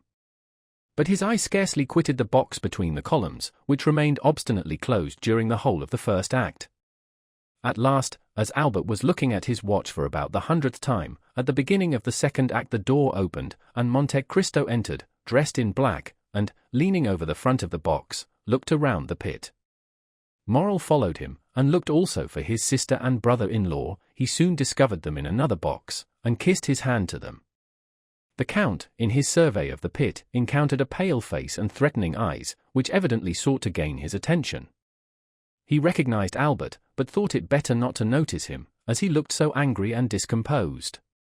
Without communicating his thoughts to his companion, he sat down, drew out his opera glass, and looked another way. Although apparently not noticing Albert, he did not, however, lose sight of him, and when the curtain fell at the end of the second act, he saw him leave the orchestra with his two friends. Then his head was seen passing at the back of the boxes, and the Count knew that the approaching storm was intended to fall on him. He was at the moment conversing cheerfully with Morrel, but he was well prepared for what might happen. The door opened, and Monte Cristo, turning round, saw Albert, pale and trembling, followed by Beecham and Château. Well, cried he, with that benevolent politeness which distinguished his salutation from the common civilities of the world, my cavalier has attained his object. Good evening, M. de Morcerf. The countenance of this man, who possessed such extraordinary control over his feelings, expressed the most perfect cordiality. Morrel only then recollected the letter he had received from the Viscount, in which, without assigning any reason, he begged him to go to the opera, but he understood that something terrible was brooding. We are not come here, sir, to exchange hypocritical expressions of politeness, or false professions of friendship, said Albert, but to demand an explanation. The young man's trembling voice was scarcely audible. "An explanation at the opera," said the Count, with that calm tone and penetrating eye which characterize the man who knows his cause is good. "Little acquainted as I am with the habits of Parisians, I should not have thought this the place for such a demand." "Still, if people will shut themselves up," said Albert, "and cannot be seen because they are bathing, dining, or asleep, we must avail ourselves of the opportunity whenever they are to be seen. I am not difficult of access, sir, for yesterday, if my memory does not deceive me, you were at my house." "Yesterday I was at your house, sir," said the young man, "because then I knew not who you were." In pronouncing these words Albert had raised his voice so as to be heard by those in the adjoining boxes and in the lobby. Thus the attention of many was attracted by this altercation. "Where are you come from, sir?" said Monte Cristo. "You do not appear to be in the possession of your senses." "Provided I understand your perfidy, sir, and succeed in making you understand that I will be revenged, I shall be reasonable enough," said Albert furiously. "I do not understand you, sir," replied Monte Cristo, "and if I did, your tone is too high. I am at home here, and I alone have a right to raise my voice above another's. Leave the box, sir." Monte Cristo pointed towards the door with the most commanding dignity. "Ah, I shall know how to make you leave your home," replied Albert, clasping in his convulsed grasp the glove, which Monte Cristo did not lose sight of. "Well, well," said Monte Cristo quietly, "I see you wish to quarrel with me, but I would give you one piece of advice, which you will do well to keep in mind. It is in poor taste to make a display of a challenge. Display is not becoming to everyone. M. de Morcerf." At this name a murmur of astonishment passed around the group of spectators of this scene. They had talked of no one but Morcerf the whole day. Albert understood the allusion in a moment, and was about to throw his glove at the Count, when Morrel seized his hand, while Beauchamp and Château, fearing the scene would surpass the limits of a challenge, held him back. But Monte Cristo, without rising, and leaning forward in his chair, merely stretched out his arm and, taking the damp, crushed glove from the clenched hand of the young man, "Sir," said he in a solemn tone, "I consider your glove thrown, and will return it to you wrapped around a bullet. Now leave me, or I will summon my servants to throw you out at the door." Wild, almost unconscious, and with eyes inflamed, Albert stepped back, and Morrel closed the door. Monte Cristo took up his glass again as if nothing had happened. His face was like marble, and his heart was like bronze. Morrel whispered, "What have you done to him?" "I?" "Nothing, at least personally," said Monte Cristo. "But there must be some cause for this strange scene. The Count of Morcerf's adventure exasperates the young man. Have you anything to do with it?" "It was through Haydée that the chamber was informed of his father's treason." "Indeed," said Morrel. "I had been told, but would not credit it, that the Grecian slave I have seen with you here in this very box was the daughter of Ali Pasha. It is true, nevertheless." "Then," said Morrel, "I understand it all, and this scene was premeditated." "How so?" "Yes. Albert wrote to request me to come to the opera, doubtless that I might be a witness to the insult he meant to offer you." "Probably," said Monte Cristo with his imperturbable tranquillity. "But what shall you do with him?" "With whom?" "With Albert." "What shall I do with Albert?" "As certainly, Maximilian, as I now press your hand, I shall kill him before 10 o'clock tomorrow morning."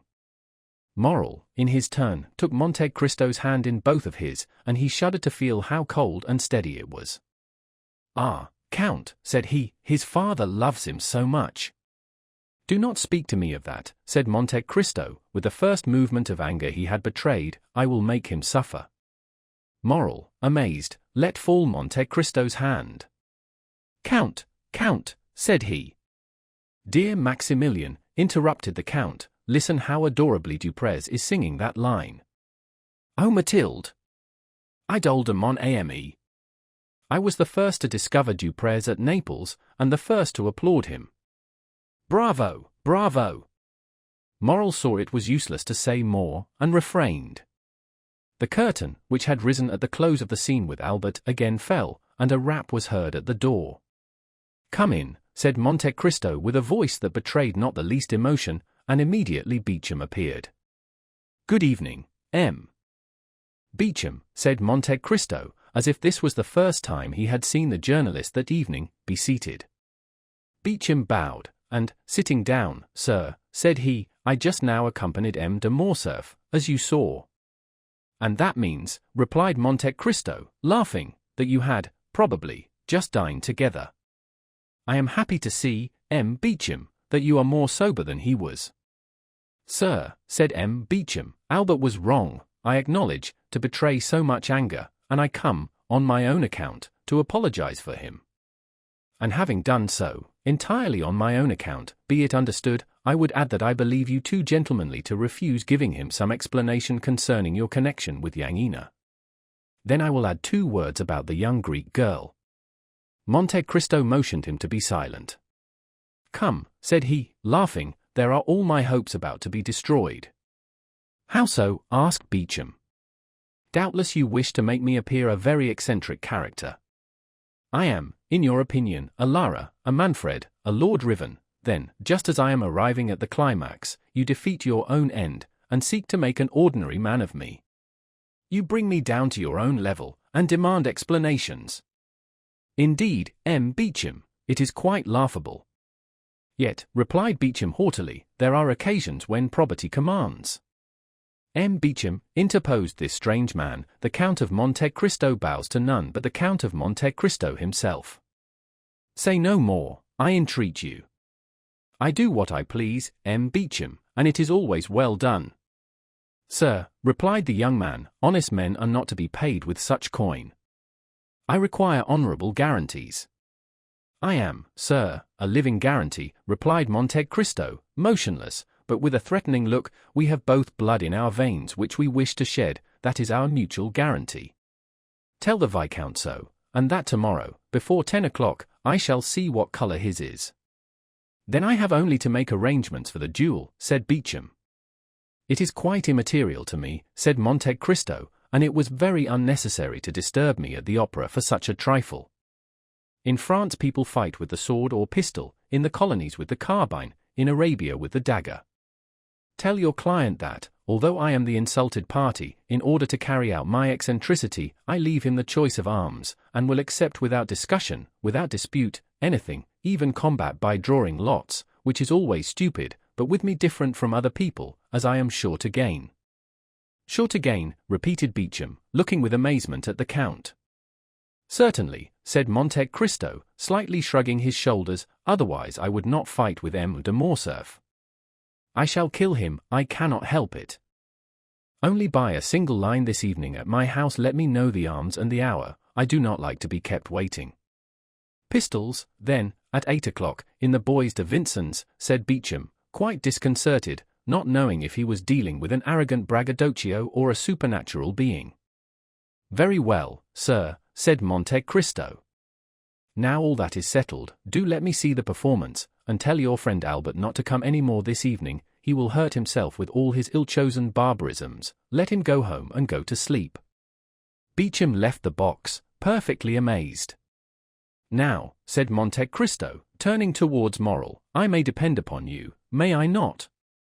Certainly, said Morrel, I am at your service, Count, still. What? It is desirable I should know the real cause. That is to say, you would rather not. No. The young man himself is acting blindfolded, and knows not the true cause, which is known only to God and to me, but I give you my word, Morrel, that God, who does know it, will be on our side. Enough, said Morrel, who is your second witness? I know no one in Paris, Morrel, on whom I could confer that honor besides you and your brother Emmanuel. Do you think Emmanuel would oblige me? I will answer for him, Count. Well? That is all I require. Tomorrow morning, at 7 o'clock, you will be with me, will you not? We will. Hush, the curtain is rising. Listen. I never lose a note of this opera if I can avoid it, the music of William Tell is so sweet. Chapter 89. The Night. Monte Cristo waited, according to his usual custom, until Duprez had sung his famous Suivez-moi, then he rose and went out. Morrel took leave of him at the door, renewing his promise to be with him the next morning at 7 o'clock, and to bring Emmanuel. Then he stepped into his coupé, calm and smiling, and was at home in 5 minutes. No one who knew the Count could mistake his expression when, on entering, he said, "Ali, bring me my pistols with the ivory cross." Ali brought the box to his master, who examined the weapons with a solicitude very natural to a man who is about to entrust his life to a little powder and shot. These were pistols of an especial pattern, which Monte Cristo had made for target practice in his own room. A cap was sufficient to drive out the bullet, and from the adjoining room no one would have suspected that the Count was, as sportsmen would say, keeping his hand in. He was just taking one up and looking for the point to aim at on a little iron plate which served him as a target, when his study door opened, and Baptistin entered. Before he had spoken a word, the Count saw in the next room a veiled woman, who had followed closely after Baptistin, and now, seeing the Count with a pistol in his hand and swords on the table, rushed in. Baptistin looked at his master, who made a sign to him, and he went out, closing the door after him. "Who are you, madam?" said the Count to the veiled woman. The stranger cast one look around her, to be certain that they were quite alone, then bending as if she would have knelt, and joining her hands, she said with an accent of despair, "Edmond, you will not kill my son." The Count retreated a step, uttered a slight exclamation, and let fall the pistol he held. "What name did you pronounce then, Madame de Morcerf?" said he. "Yours," cried she, throwing back her veil, "yours, which I alone, perhaps, have not forgotten. Edmond, it is not Madame de Morcerf who is come to you, it is Mercedes." "Mercedes is dead, madam," said Monte Cristo. "I know no one now of that name." "Mercedes lives, sir, and she remembers, for she alone recognized you when she saw you, and even before she saw you, by your voice, Edmond, by the simple sound of your voice, and from that moment she has followed your steps, watched you, feared you, and she needs not to inquire what hand has dealt the blow which now strikes M. de Morcerf." "Fernand, do you mean?" replied Monte Cristo, with bitter irony. "Since we are recalling names, let us remember them all." Monte Cristo had pronounced the name of Fernand with such an expression of hatred that Mercedes felt a thrill of horror run through every vein. "You see, Edmond, I am not mistaken, and have cause to say, spare my son." "And who told you, madam, that I have any hostile intentions against your son?" "No one, in truth, but a mother has twofold sight. I guessed all. I followed him this evening to the opera, and, concealed in a parquet box, have seen all." "If you have seen all, madam, you know that the son of Fernand has publicly insulted me," said Monte Cristo with awful calmness. "Oh, for pity's sake! You have seen that he would have thrown his glove in my face if Morel, one of my friends, had not stopped him. Listen to me, my son has also guessed who you are. He attributes his father's misfortunes to you." "Madam, you are mistaken, they are not misfortunes, it is a punishment. It is not I who strike M. de Morcerf, it is Providence which punishes him." "And why do you represent Providence?" cried Mercedes. "Why do you remember when it forgets? What are Yanina and its vizier to you, Edmond? What injury has Fernand Mondego done you in betraying Ali Tepellini?" "Ah, madam," replied Monte Cristo, "all this is an affair between the French captain and the daughter of Vasiliki. It does not concern me, you are right, and if I have sworn to revenge myself, it is not on the French captain, or the Count of Morcerf, but on the fisherman Fernand, the husband of Mercedes the Catalane." "Ah, sir," cried the Countess, "how terrible a vengeance for a fault which fatality made me commit, for I am the only culprit, Edmond, and if you owe revenge to anyone, it is to me, who had not fortitude to bear your absence and my solitude." "But," exclaimed Monte Cristo, "why was I absent? And why were you alone?"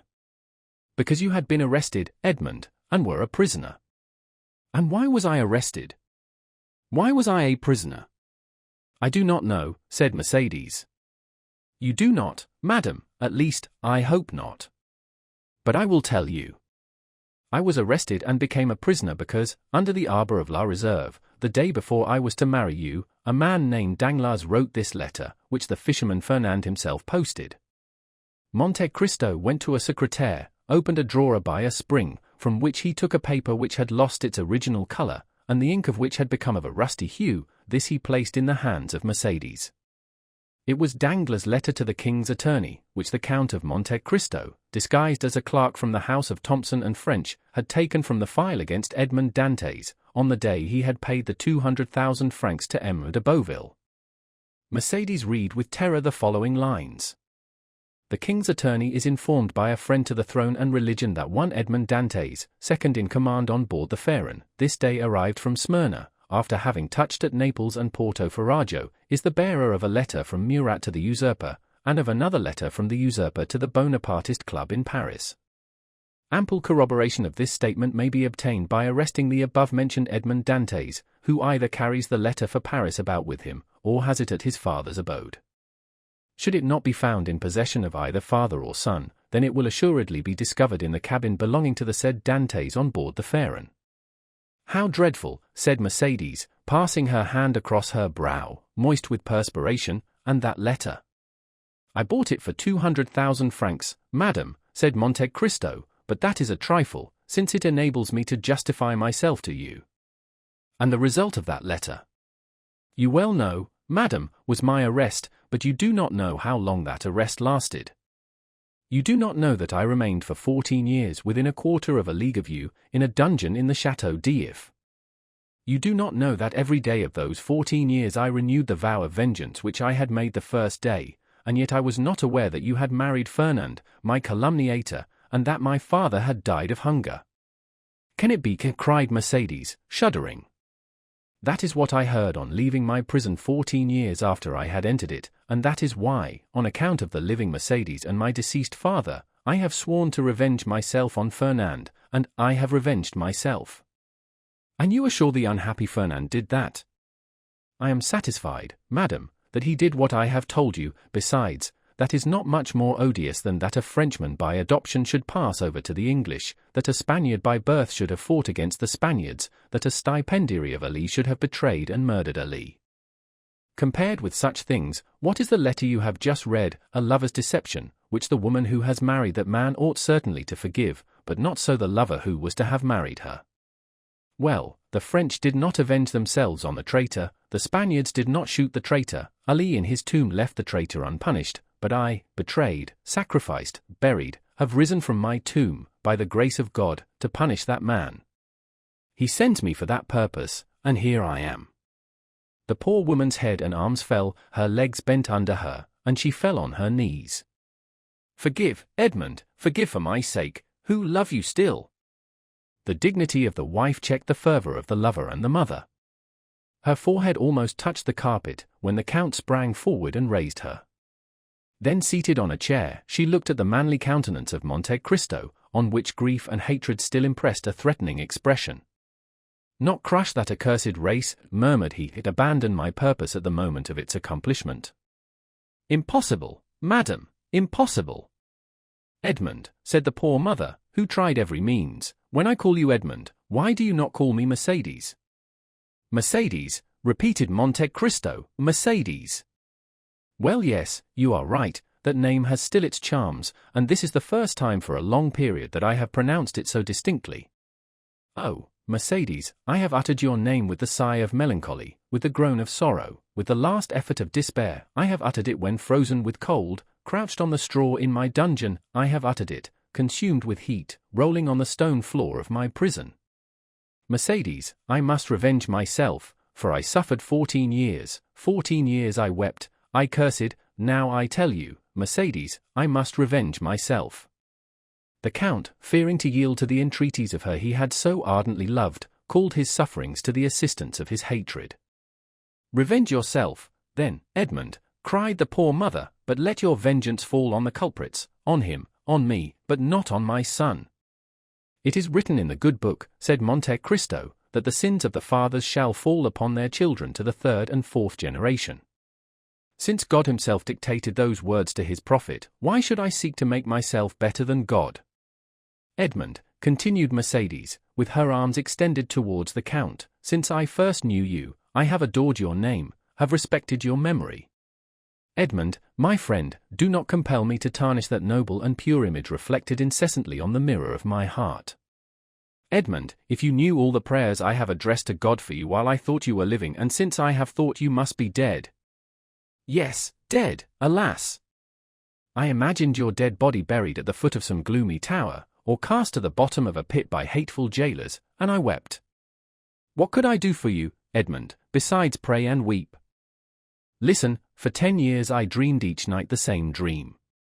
I had been told that you had endeavored to escape, that you had taken the place of another prisoner, that you had slipped into the winding sheet of a dead body, that you had been thrown alive from the top of the Château d'If, and that the cry you uttered as you dashed upon the rocks first revealed to your jailers that they were your murderers. Well, Edmond, I swear to you, by the head of that son for whom I entreat your pity, Edmond, for 10 years I saw every night every detail of that frightful tragedy, and for 10 years I heard every night the cry which awoke me, shuddering and cold. And I, too, Edmond, oh! Believe me, guilty as I was, oh, yes, I, too, have suffered much. Have you known what it is to have your father starve to death in your absence? Cried Monte Cristo, thrusting his hands into his hair. Have you seen the woman you loved giving her hand to your rival, while you were perishing at the bottom of a dungeon? No, interrupted Mercédès, but I have seen him whom I loved on the point of murdering my son. Mercédès uttered these words with such deep anguish, with an accent of such intense despair, that Monte Cristo could not restrain a sob. The lion was daunted, the avenger was conquered. What do you ask of me? Said he. Your son's life. Well, he shall live. Mercédès uttered a cry which made the tears start from Monte Cristo's eyes, but these tears disappeared almost instantaneously, for, doubtless, God had sent some angel to collect them. Far more precious were they in his eyes than the richest pearls of Guzerat an offer. Oh, said she, seizing the Count's hand and raising it to her lips, oh, thank you, Edmond. Now you are exactly what I dreamt you were, the man I always loved. Oh, now I may say so. So much the better, replied Monte Cristo, as that poor Edmond will not have long to be loved by you. Death is about to return to the tomb, the phantom to retire in darkness. What do you say, Edmond? I say, since you command me, Mercédès, I must die. Die? And why so? Who talks of dying? Whence have you these ideas of death? You do not suppose that, publicly outraged in the face of a whole theatre, in the presence of your friends and those of your son, challenged by a boy who will glory in my forgiveness as if it were a victory, you do not suppose that I can for one moment wish to live. What I most loved after you, Mercédès, was myself, my dignity, and that strength which rendered me superior to other men, that strength was my life. With one word you have crushed it, and I die. But the duel will not take place, Edmond, since you forgive. It will take place, said Monte Cristo, in a most solemn tone, but instead of your son's blood to stain the ground, mine will flow.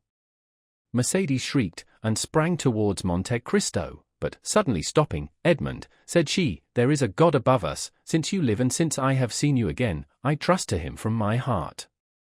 While waiting his assistance I trust to your word. You have said that my son should live, have you not? Yes, madam, he shall live, said Monte Cristo, surprised that without more emotion Mercédès had accepted the heroic sacrifice he made for her. Mercédès extended her hand to the Count.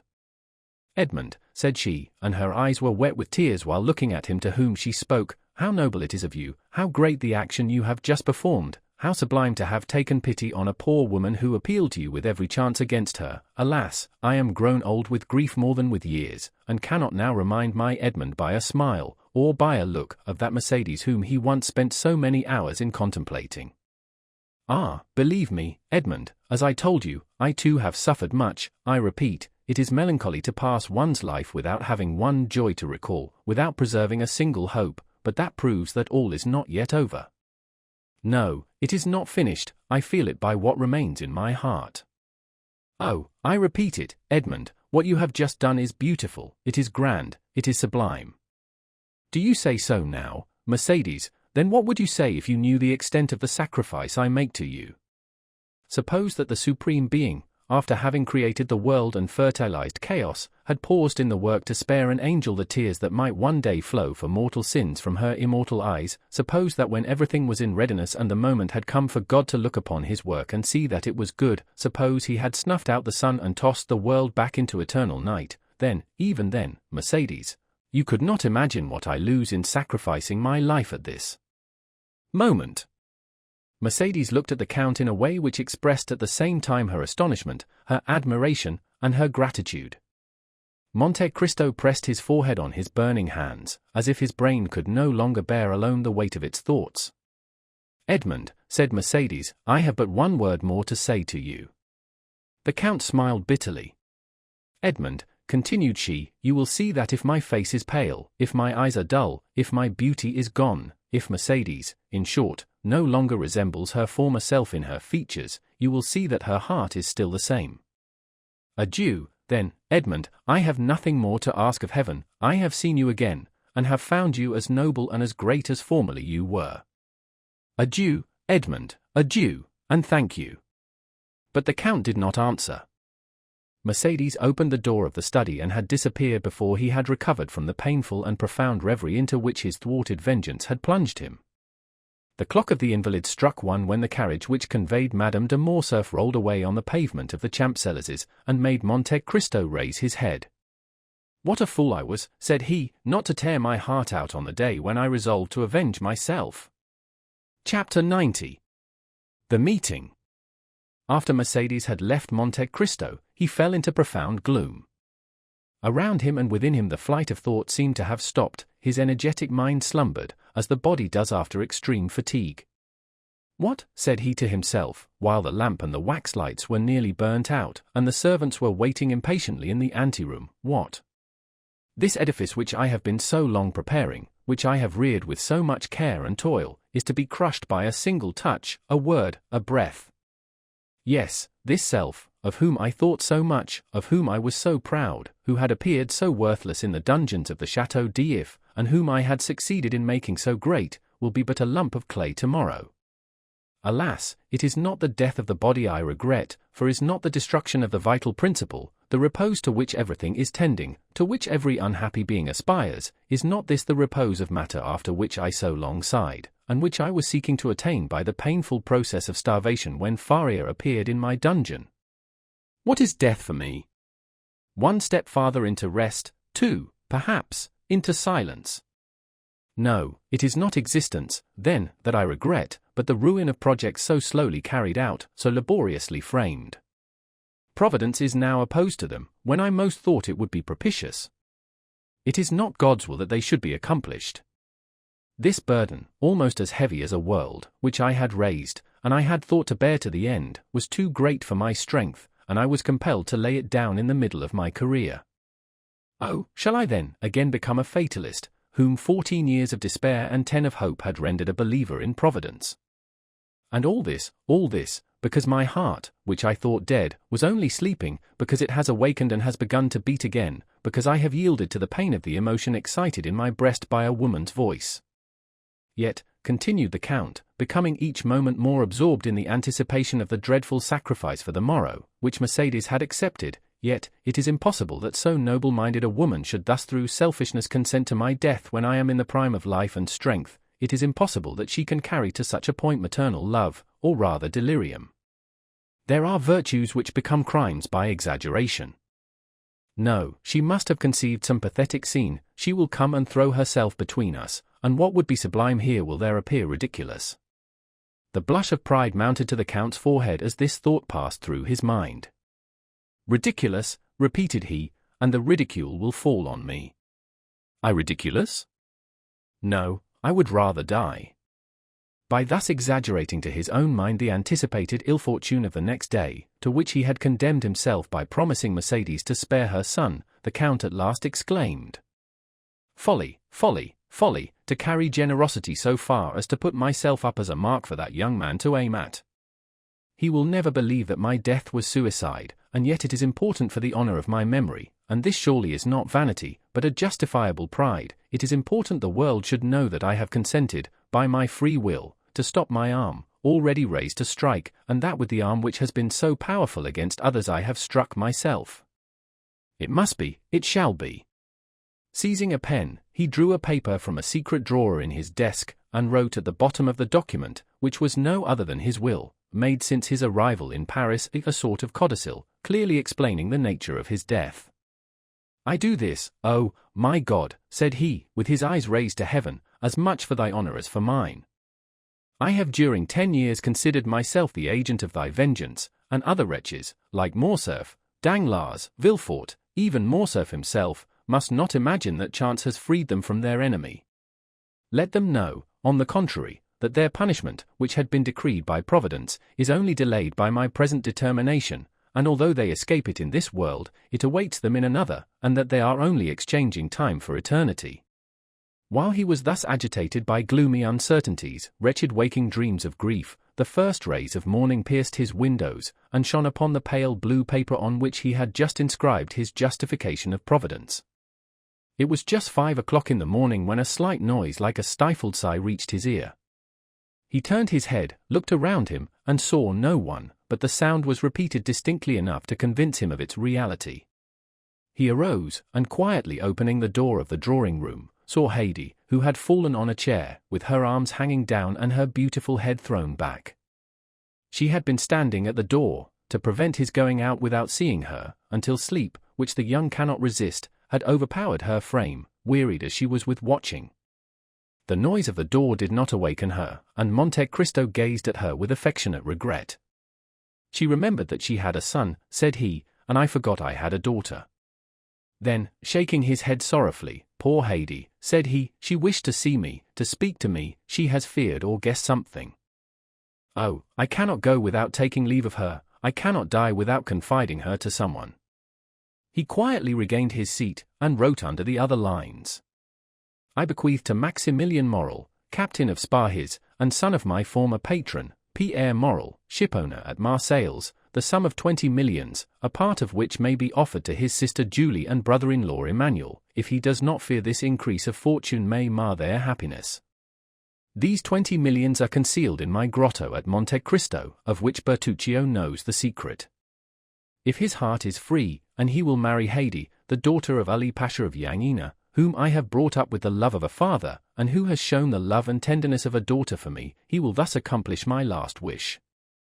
This will has already constituted Haydée heiress of the rest of my fortune, consisting of lands, funds in England, Austria, and Holland, furniture in my different palaces and houses, and which without the 20 millions and the legacies to my servants, may still amount to 60 millions. He was finishing the last line when a cry behind him made him start, and the pen fell from his hand. Haydée, said he, did you read it? Oh, my lord, said she, why are you writing thus at such an hour? Why are you bequeathing all your fortune to me? Are you going to leave me? I am going on a journey, dear child, said Monte Cristo, with an expression of infinite tenderness and melancholy, and if any misfortune should happen to me. The Count stopped. Well, asked the young girl, with an authoritative tone the Count had never observed before, and which startled him. Well, if any misfortune happen to me, replied Monte Cristo, I wish my daughter to be happy. Haydée smiled sorrowfully, and shook her head. Do you think of dying, my lord? Said she. The wise man, my child, has said, it is good to think of death. Well, if you die, said she, bequeath your fortune to others, for if you die I shall require nothing, and, taking the paper, she tore it in 4 pieces, and threw it into the middle of the room. Then, the effort having exhausted her strength, she fell, not asleep this time, but fainting on the floor. The Count leaned over her and raised her in his arms, and seeing that sweet pale face, those lovely eyes closed, that beautiful form motionless and to all appearance lifeless, the idea occurred to him for the first time, that perhaps she loved him otherwise than as a daughter loves a father. Alas, murmured he, with intense suffering, I might, then, have been happy yet. Then he carried Haydée to her room, resigned her to the care of her attendants, and returning to his study, which he shut quickly this time, he again copied the destroyed will. As he was finishing, the sound of a cabriolet entering the yard was heard. Monte Cristo approached the window, and saw Maximilien and Emmanuel alight. Good, said he, it was time, and he sealed his will with 3 seals. A moment afterwards he heard a noise in the drawing-room, and went to open the door himself. Morrel was there, he had come 20 minutes before the time appointed. I am perhaps come too soon, Count, said he, but I frankly acknowledge that I have not closed my eyes all night, nor has anyone in my house. I need to see you strong in your courageous assurance, to recover myself. Monte Cristo could not resist this proof of affection. he not only extended his hand to the young man, but flew to him with open arms. "Moral," said he, "it is a happy day for me to feel that I am beloved by such a man as you." "Good morning, Emmanuel, you will come with me then, Maximilian." "Did you doubt it?" said the young captain. "But if I were wrong? I watched you during the whole scene of that challenge yesterday. I have been thinking of your firmness all night, and I said to myself that justice must be on your side, or man's countenance is no longer to be relied on. But, Moral, Albert is your friend." "Simply an acquaintance, sir." "You met on the same day you first saw me." "Yes, that is true, but I should not have recollected it if you had not reminded me." "Thank you, Moral." Then ringing the bell once, "Look," said he to Ali, who came immediately, "take that to my solicitor. It is my will, Moral. When I am dead, you will go and examine it." "What?" said Moral, "you dead?" "Yes, must I not be prepared for everything, dear friend?" "But what did you do yesterday after you left me?" "I went to Tortoni's, where, as I expected, I found Beauchamp and Château. I own I was seeking them." "Why, when all was arranged?" "Listen, Count, the affair is serious and unavoidable." "Did you doubt it?" "No, the offense was public, and everyone is already talking of it."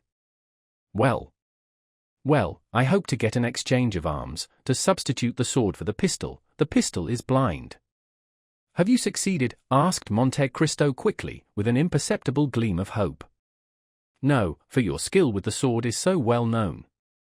"Ah, who has betrayed me?" "The skillful swordsman whom you have conquered." "And you failed?" "They positively refused." "Moral," said the Count, "have you ever seen me fire a pistol?" "Never." "Well, we have time, look." Monte Cristo took the pistols he held in his hand when Mercédès entered, and fixing an ace of clubs against the iron plate, with 4 shots he successively shot off the 4 sides of the club. At each shot Moral turned pale. He examined the bullets with which Monte Cristo performed this dexterous feat, and saw that they were no larger than buckshot. "It is astonishing," said he. "Look, Emmanuel." Then turning towards Monte Cristo, "Count," said he, "in the name of all that is dear to you, I entreat you not to kill Albert. The unhappy youth has a mother." "You are right," said Monte Cristo, "and I have none." These words were uttered in a tone which made Moral shudder. "You are the offended party, Count." "Doubtless. What does that imply?" "That you will fire first." "I fire first?" "Oh, I obtained, or rather claimed that, we had conceded enough for them to yield us that." "And at what distance?" 20 paces. A smile of terrible import passed over the Count's lips. "Moral," said he, "do not forget what you have just seen. The only chance for Albert's safety, then, will arise from your emotion."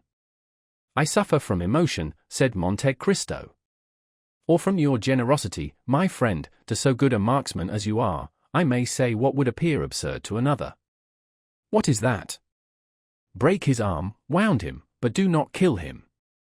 "I will tell you, Moral," said the Count, "that I do not need entreating to spare the life of M. de Morcerf. He shall be so well spared, that he will return quietly with his 2 friends, while I—" "And you?" "That will be another thing. I shall be brought home."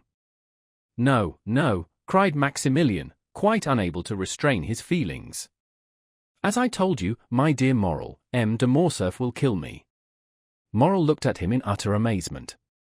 "But what has happened, then, since last evening, Count?" "The same thing that happened to Brutus the night before the Battle of Philippi. I have seen a ghost." "And that ghost?" "Told me here, Moral, that I had lived long enough." Maximilian and Emmanuel looked at each other. Monte Cristo drew out his watch. "Let us go," said he. "It is 5 minutes past 7, and the appointment was for 8 o'clock." A carriage was in readiness at the door. Monte Cristo stepped into it with his 2 friends. He had stopped a moment in the passage to listen at a door, and Maximilian and Emmanuel, who had considerately passed forward a few steps, thought they heard him answer by a sigh to a sob from within. As the clock struck 8 they drove up to the place of meeting. "We are first," said Moral, looking out of the window. "Excuse me, sir," said Baptistin, who had followed his master with indescribable terror, "but I think I see a carriage down there under the trees." Monte Cristo sprang lightly from the carriage, and offered his hand to assist Emmanuel and Maximilian. The latter retained the Count's hand between his. "I like," said he, "to feel a hand like this, when its owner relies on the goodness of his cause." "It seems to me," said Emmanuel, "that I see two young men down there, who are evidently waiting." Monte Cristo drew Morrel a step or two behind his brother-in-law. "Maximilian," said he, "are your affections disengaged?" Morrel looked at Monte Cristo with astonishment. "I do not seek your confidence, my dear friend. I only ask you a simple question, answer it, that is all I require. I love a young girl, Count. Do you love her much?" "More than my life." "Another hope defeated," said the Count. Then, with a sigh, "Poor Haydée," murmured he. "To tell the truth, Count, if I knew less of you, I should think that you were less brave than you are." "Because I sigh when thinking of someone I am leaving?" "Come, Morrel, it is not like a soldier to be so bad a judge of courage." "Do I regret life? What is it to me, who have passed 20 years between life and death? Moreover, do not alarm yourself, Morrel, this weakness, if it is such, is betrayed to you alone. I know the world is a drawing-room, from which we must retire politely and honestly, that is, with a bow, and our debts of honor paid. That is to the purpose. Have you brought your arms?" What for?" "I hope these gentlemen have theirs." "I will inquire," said Morrel. "Do, but make no treaty, you understand me. You need not fear." Morrel advanced towards Beauchamp and Château, who, seeing his intention, came to meet him. The three young men bowed to each other courteously, if not affably. "Excuse me, gentlemen," said Morrel, "but I do not see M. de Morcerf." "He sent us word this morning," replied Château, "that he would meet us on the ground." "Ah," said Morrel. Beauchamp pulled out his watch. "It is only 5 minutes past 8, said he to Morrel, "there is not much time lost yet." "Oh, I made no allusion of that kind," replied Morrel. "There is a carriage coming," said Château. It advanced rapidly along one of the avenues leading towards the open space where they were assembled. "You are doubtless provided with pistols, gentlemen?" M. de Monte Cristo yields his right of using his. "We had anticipated this kindness on the part of the Count," said Beauchamp, "and I have brought some weapons which I bought 8 or 10 days since, thinking to want them on a similar occasion. They are quite new, and have not yet been used. Will you examine them?" "Oh, M. Beauchamp, if you assure me that M. de Morcerf does not know these pistols, you may readily believe that your word will be quite sufficient." "Gentlemen," said Château, "it is not Morcerf coming in that carriage, faith, it is Franz and Debray." The two young men he announced were indeed approaching. "What chance brings you here, gentlemen?" said Château, shaking hands with each of them. "Because," said Debray, "Albert sent this morning to request us to come." Beauchamp and Château exchanged looks of astonishment. "I think I understand his reason," said Morrel. "What is it?"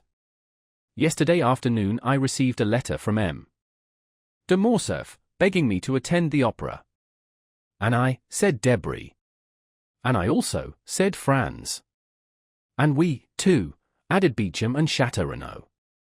"Having wished you all to witness the challenge, he now wishes you to be present at the combat." "Exactly so," said the young men, "you have probably guessed right." "But, after all these arrangements, he does not come himself," said Château. "Albert is 10 minutes after time." "There he comes," said Beauchamp, "on horseback, at full gallop, followed by a servant." "How imprudent," said Château, "to come on horseback to fight a duel with pistols, after all the instructions I had given him." "And besides," said Beauchamp, "with a collar above his cravat, an open coat and white waistcoat. Why has he not painted a spot upon his heart? It would have been more simple." Meanwhile Albert had arrived within 10 paces of the group formed by the 5 young men. He jumped from his horse, threw the bridle on his servant's arms, and joined them. He was pale, and his eyes were red and swollen. It was evident that he had not slept. A shade of melancholy gravity overspread his countenance, which was not natural to him. "I thank you, gentlemen," said he, "for having complied with my request. I feel extremely grateful for this mark of friendship." Morrel had stepped back as Morcerf approached, and remained at a short distance. "And to you also, M. Morrel, my thanks are due. Come, there cannot be too many." "Sir," said Maximilian, "you are not perhaps aware that I am M. de Monte Cristo's friend?" "I was not sure, but I thought it might be so." "So much the better. The more honorable men there are here, the better I shall be satisfied." "M. Morrel," said Château, "will you apprise the Count of Monte Cristo that M. de Morcerf is arrived, and we are at his disposal?" Morrel was preparing to fulfill his commission. Beauchamp had meanwhile drawn the box of pistols from the carriage. "Stop, gentlemen," said Albert, "I have 2 words to say to the Count of Monte Cristo." "In private?" asked Morrel. "No, sir, before all who are here." Albert's witnesses looked at each other. Franz and Debray exchanged some words in a whisper, and Morrel, rejoiced at this unexpected incident, went to fetch the Count, who was walking in a retired path with Emmanuel. "What does he want with me?" said Monte Cristo. "I do not know, but he wishes to speak to you." "Ah," said Monte Cristo, "I trust he is not going to tempt me by some fresh insult." "I do not think that such is his intention," said Morrel. The Count advanced, accompanied by Maximilian and Emmanuel. His calm and serene look formed a singular contrast to Albert's grief-stricken face, who approached also, followed by the other 4 young men. When at 3 paces distant from each other, Albert and the Count stopped. "Approach, gentlemen," said Albert. "I wish you not to lose one word of what I am about to have the honor of saying to the Count of Monte Cristo, for it must be repeated by you to all who will listen to it, strange as it may appear to you." "Proceed, sir," said the Count. "Sir," said Albert, at first with a tremulous voice, but which gradually became firmer, "I reproached you with exposing the conduct of M. de Morcerf in Epirus, for guilty as I knew he was, I thought you had no right to punish him, but I have since learned that you had that right. It is not Fernand Mondégo's treachery towards Ali Pasha which induces me so readily to excuse you, but the treachery of the fisherman Fernand towards you, and the almost unheard-of miseries which were its consequences, and I say, and proclaim it publicly, that you were justified in revenging yourself on my father, and I, his son, thank you for not using greater severity."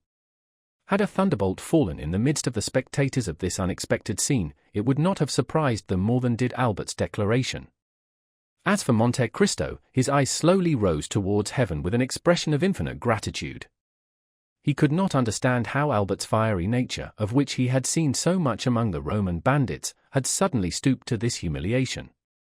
He recognized the influence of Mercédès, and saw why her noble heart had not opposed the sacrifice she knew beforehand would be useless. "Now, sir," said Albert, "if you think my apology sufficient, pray give me your hand. Next to the merit of infallibility which you appear to possess, I rank that of candidly acknowledging a fault. But this confession concerns me only. I acted well as a man, but you have acted better than man. An angel alone could have saved one of us from death. That angel came from heaven, if not to make us friends, which, alas, fatality renders impossible, at least to make us esteem each other." Monte Cristo, with moistened eye, heaving breast, and lips half open, extended to Albert a hand which the latter pressed with a sentiment resembling respectful fear. "Gentlemen," said he, "M. de Monte Cristo receives my apology. I had acted hastily towards him. Hasty actions are generally bad ones. Now my fault is repaired. I hope the world will not call me cowardly for acting as my conscience dictated. But if anyone should entertain a false opinion of me," added he, drawing himself up as if he would challenge both friends and enemies, "I shall endeavor to correct his mistake." "What happened during the night?" asked Beauchamp of Château. "We appear to make a very sorry figure here." "In truth, what Albert has just done is either very despicable or very noble," replied the Baron. "What can it mean?" said Debray to Franz. "The Count of Monte Cristo acts dishonorably to M. de Morcerf, and is justified by his son. Had I 10 Yanginas in my family, I should only consider myself the more bound to fight 10 times. As for Monte Cristo, his head was bent down, his arms were powerless. bowing under the weight of 24 years' reminiscences. He thought not of Albert, of Beauchamp, of Château, or of any of that group, but he thought of that courageous woman who had come to plead for her son's life, to whom he had offered his, and who had now saved it by the revelation of a dreadful family secret, capable of destroying forever in that young man's heart every feeling of filial piety. Providence still, murmured he, and now only am I fully convinced of being the emissary of God. Chapter 91. Mother and Son. The Count of Monte Cristo bowed to the 5 young men with a melancholy and dignified smile, and got into his carriage with Maximilian and Emmanuel. Albert, Beauchamp, and Château remained alone. Albert looked at his 2 friends, not timidly, but in a way that appeared to ask their opinion of what he had just done. Indeed, my dear friend, said Beauchamp first, who had either the most feeling or the least dissimulation, allow me to congratulate you. This is a very unhoped-for conclusion of a very disagreeable affair. Albert remained silent and wrapped in thought. Château contented himself with tapping his boot with his flexible cane. Are we not going, said he, after this embarrassing silence. When you please, replied Beauchamp, allow me only to compliment M. de Morcerf, who has given proof today of rare chivalric generosity. Oh, yes, said Château. It is magnificent, continued Beauchamp, to be able to exercise so much self-control. Assuredly, as for me, I should have been incapable of it, said Château, with most significant coolness. Gentlemen, interrupted Albert, I think you did not understand that something very serious had passed between M. de Monte Cristo and myself. Possibly, said Beauchamp immediately, but every simpleton would not be able to understand your heroism, and sooner or later you will find yourself compelled to explain it to them more energetically than would be convenient to your bodily health and the duration of your life. May I give you a friendly counsel? Set out for Naples, The Hague, or St. Petersburg, calm countries, where the point of honor is better understood than among our hot-headed Parisians. Seek quietude and oblivion, so that you may return peaceably to France after a few years. Am I not right, M. de Château? That is quite my opinion, said the gentleman. Nothing induces serious duels so much as a duel forsworn. Thank you, gentlemen, replied Albert, with a smile of indifference. I shall follow your advice, not because you give it, but because I had before intended to quit France. I thank you equally for the service you have rendered me in being my seconds. It is deeply engraved on my heart, and, after what you have just said, I remember that only. Château and Beauchamp looked at each other. The impression was the same on both of them, and the tone in which Morcerf had just expressed his thanks was so determined that the position would have become embarrassing for all if the conversation had continued. Goodbye, Albert, said Beauchamp suddenly, carelessly extending his hand to the young man. The latter did not appear to arouse from his lethargy. In fact, he did not notice the offered hand. Goodbye, said Château in his turn, keeping his little cane in his left hand, and saluting with his right. Albert's lips scarcely whispered goodbye, but his look was more explicit. It expressed a whole poem of restrained anger, proud disdain, and generous indignation. He preserved his melancholy and motionless position for some time after his 2 friends had regained their carriage, then suddenly unfastening his horse from the little tree to which his servant had tied it, he mounted and galloped off in the direction of Paris. In a quarter of an hour he was entering the house in the Rue du Helder. As he alighted, he thought he saw his father's pale face behind the curtain of the Count's bedroom.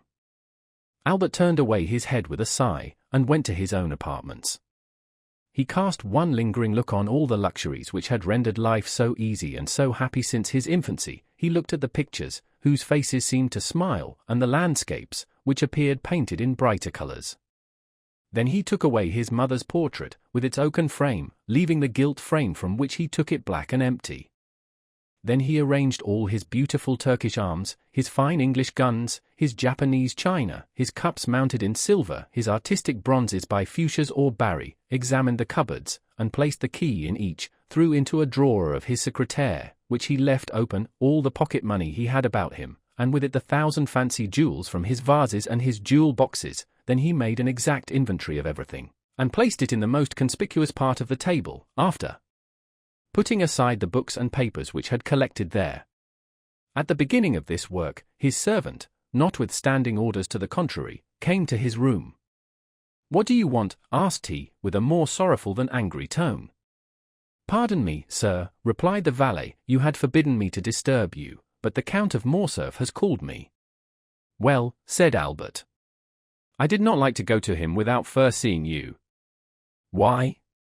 "Because the Count is doubtless aware that I accompanied you to the meeting this morning." "It is probable," said Albert. "And since he has sent for me, it is doubtless to question me on what happened there." "What must I answer?" "The truth." "Then I shall say the duel did not take place." "You will say I apologize to the Count of Monte Cristo." "Go." The valet bowed and retired, and Albert returned to his inventory. As he was finishing this work, the sound of horses prancing in the yard, and the wheels of a carriage shaking his window, attracted his attention. He approached the window, and saw his father get into it, and drive away. The door was scarcely closed when Albert bent his steps to his mother's room, and, no one being there to announce him, he advanced to her bedchamber, and distressed by what he saw and guessed, stopped for one moment at the door. As if the same idea had animated these two beings, Mercedes was doing the same in her apartments that he had just done in his. Everything was in order: laces, dresses, jewels, linen, money, all were arranged in the drawers, and the Countess was carefully collecting the keys.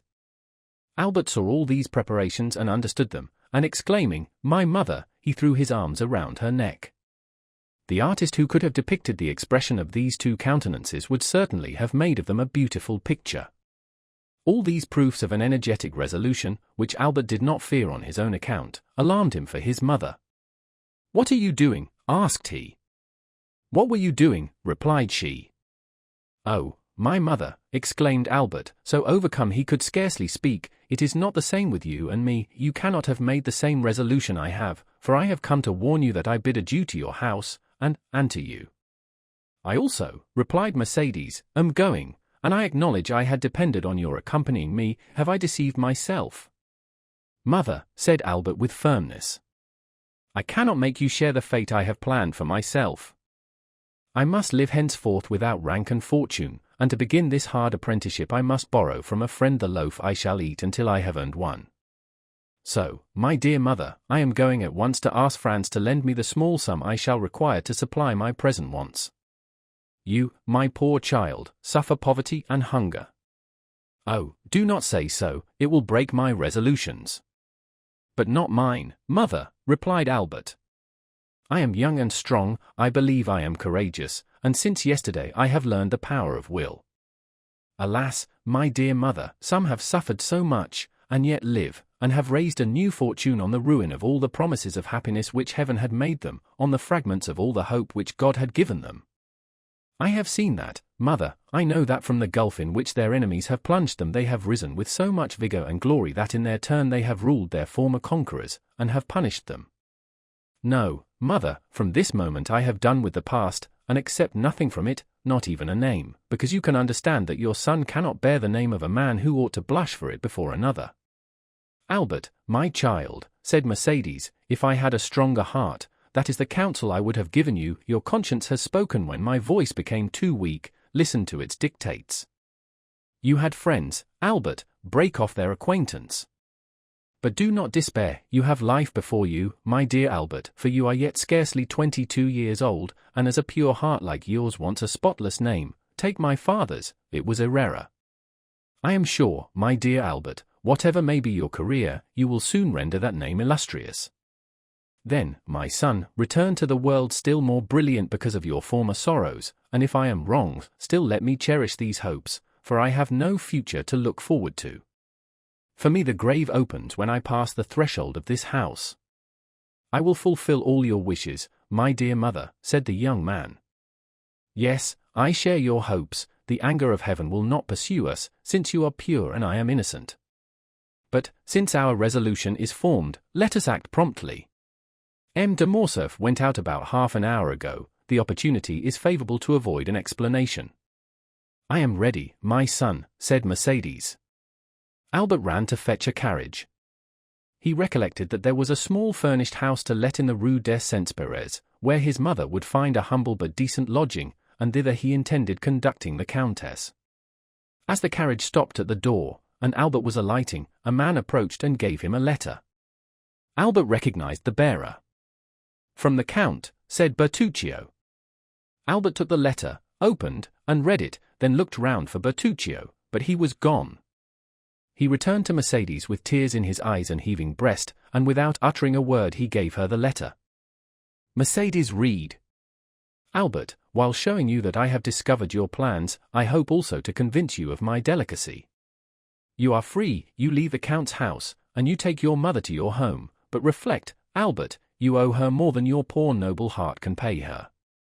Keep the struggle for yourself, bear all the suffering, but spare her the trial of poverty which must accompany your first efforts, for she deserves not even the shadow of the misfortune which has this day fallen on her, and Providence is not willing that the innocent should suffer for the guilty. I know you are going to leave the Rue du Helder without taking anything with you. Do not seek to know how I discovered it, I know it, that is sufficient. Now, listen, Albert. 24 years ago I returned, proud and joyful, to my country. I had a betrothed, Albert, a lovely girl whom I adored, and I was bringing to my betrothed 150 louis, painfully amassed by ceaseless toil. This money was for her, I destined it for her, and, knowing the treachery of the sea, I buried our treasure in the little garden of the house my father lived in at Marseilles, on the Allées de Mailhan. Your mother, Albert, knows that poor house well. A short time since I passed through Marseilles, and went to see the old place, which revived so many painful recollections, and in the evening I took a spade and dug in the corner of the garden where I had concealed my treasure. The iron box was there, no one had touched it, under a beautiful fig tree my father had planted the day I was born, which overshadowed the spot. Well, Albert, this money, which was formerly designed to promote the comfort and tranquillity of the woman I adored, may now, through strange and painful circumstances, be devoted to the same purpose. Oh, feel for me, who could offer millions to that poor woman, but who return her only the piece of black bread forgotten under my poor roof since the day I was torn from her I loved. You are a generous man, Albert, but perhaps you may be blinded by pride or resentment. If you refuse me, if you ask another for what I have a right to offer you, I will say it is ungenerous of you to refuse the life of your mother at the hands of a man whose father was allowed by your father to die in all the horrors of poverty and despair. Albert stood pale and motionless to hear what his mother would decide after she had finished reading this letter. Mercedes turned her eyes with an ineffable look towards heaven. I accept it, said she, he has a right to pay the dowry, which I shall take with me to some convent.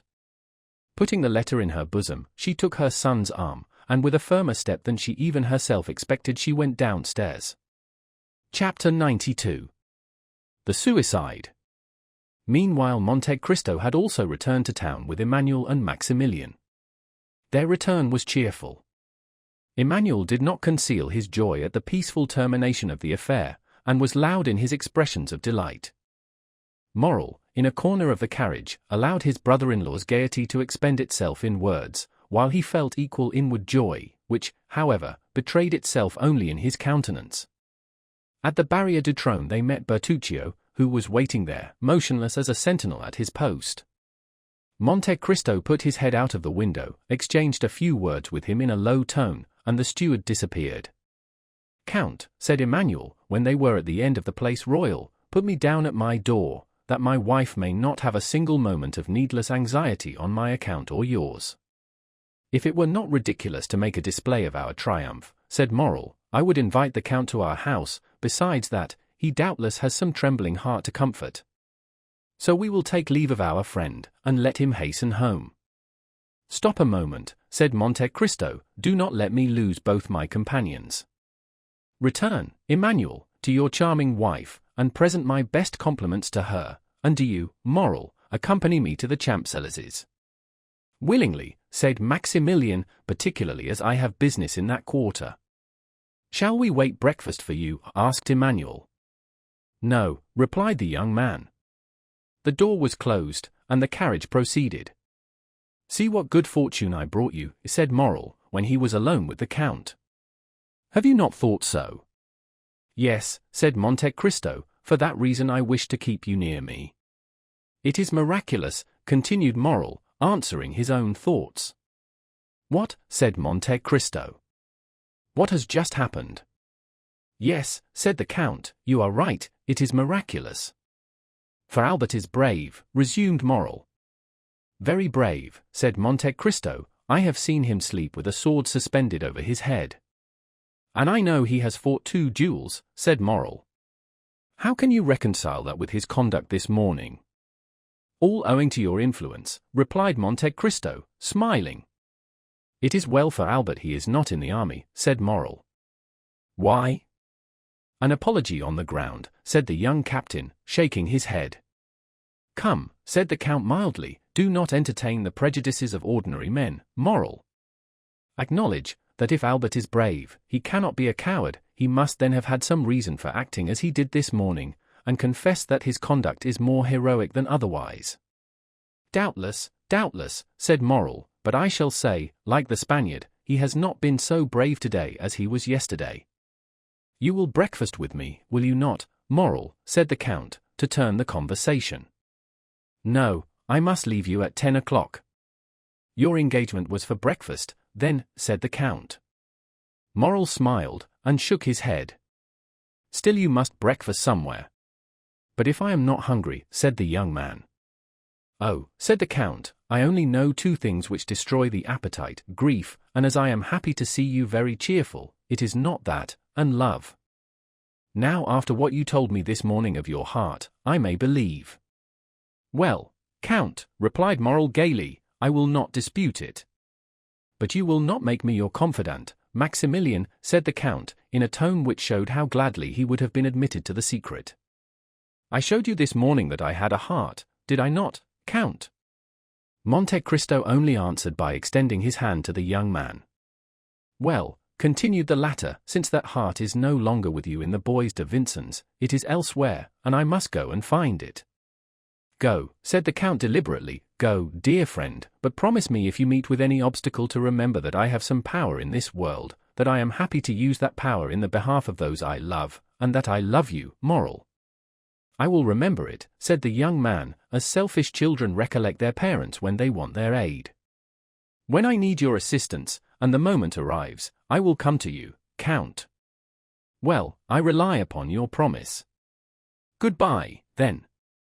Goodbye, till we meet again. They had arrived in the Champs-Élysées. Monte Cristo opened the carriage door, Morrel sprang out on the pavement, Bertuccio was waiting on the steps.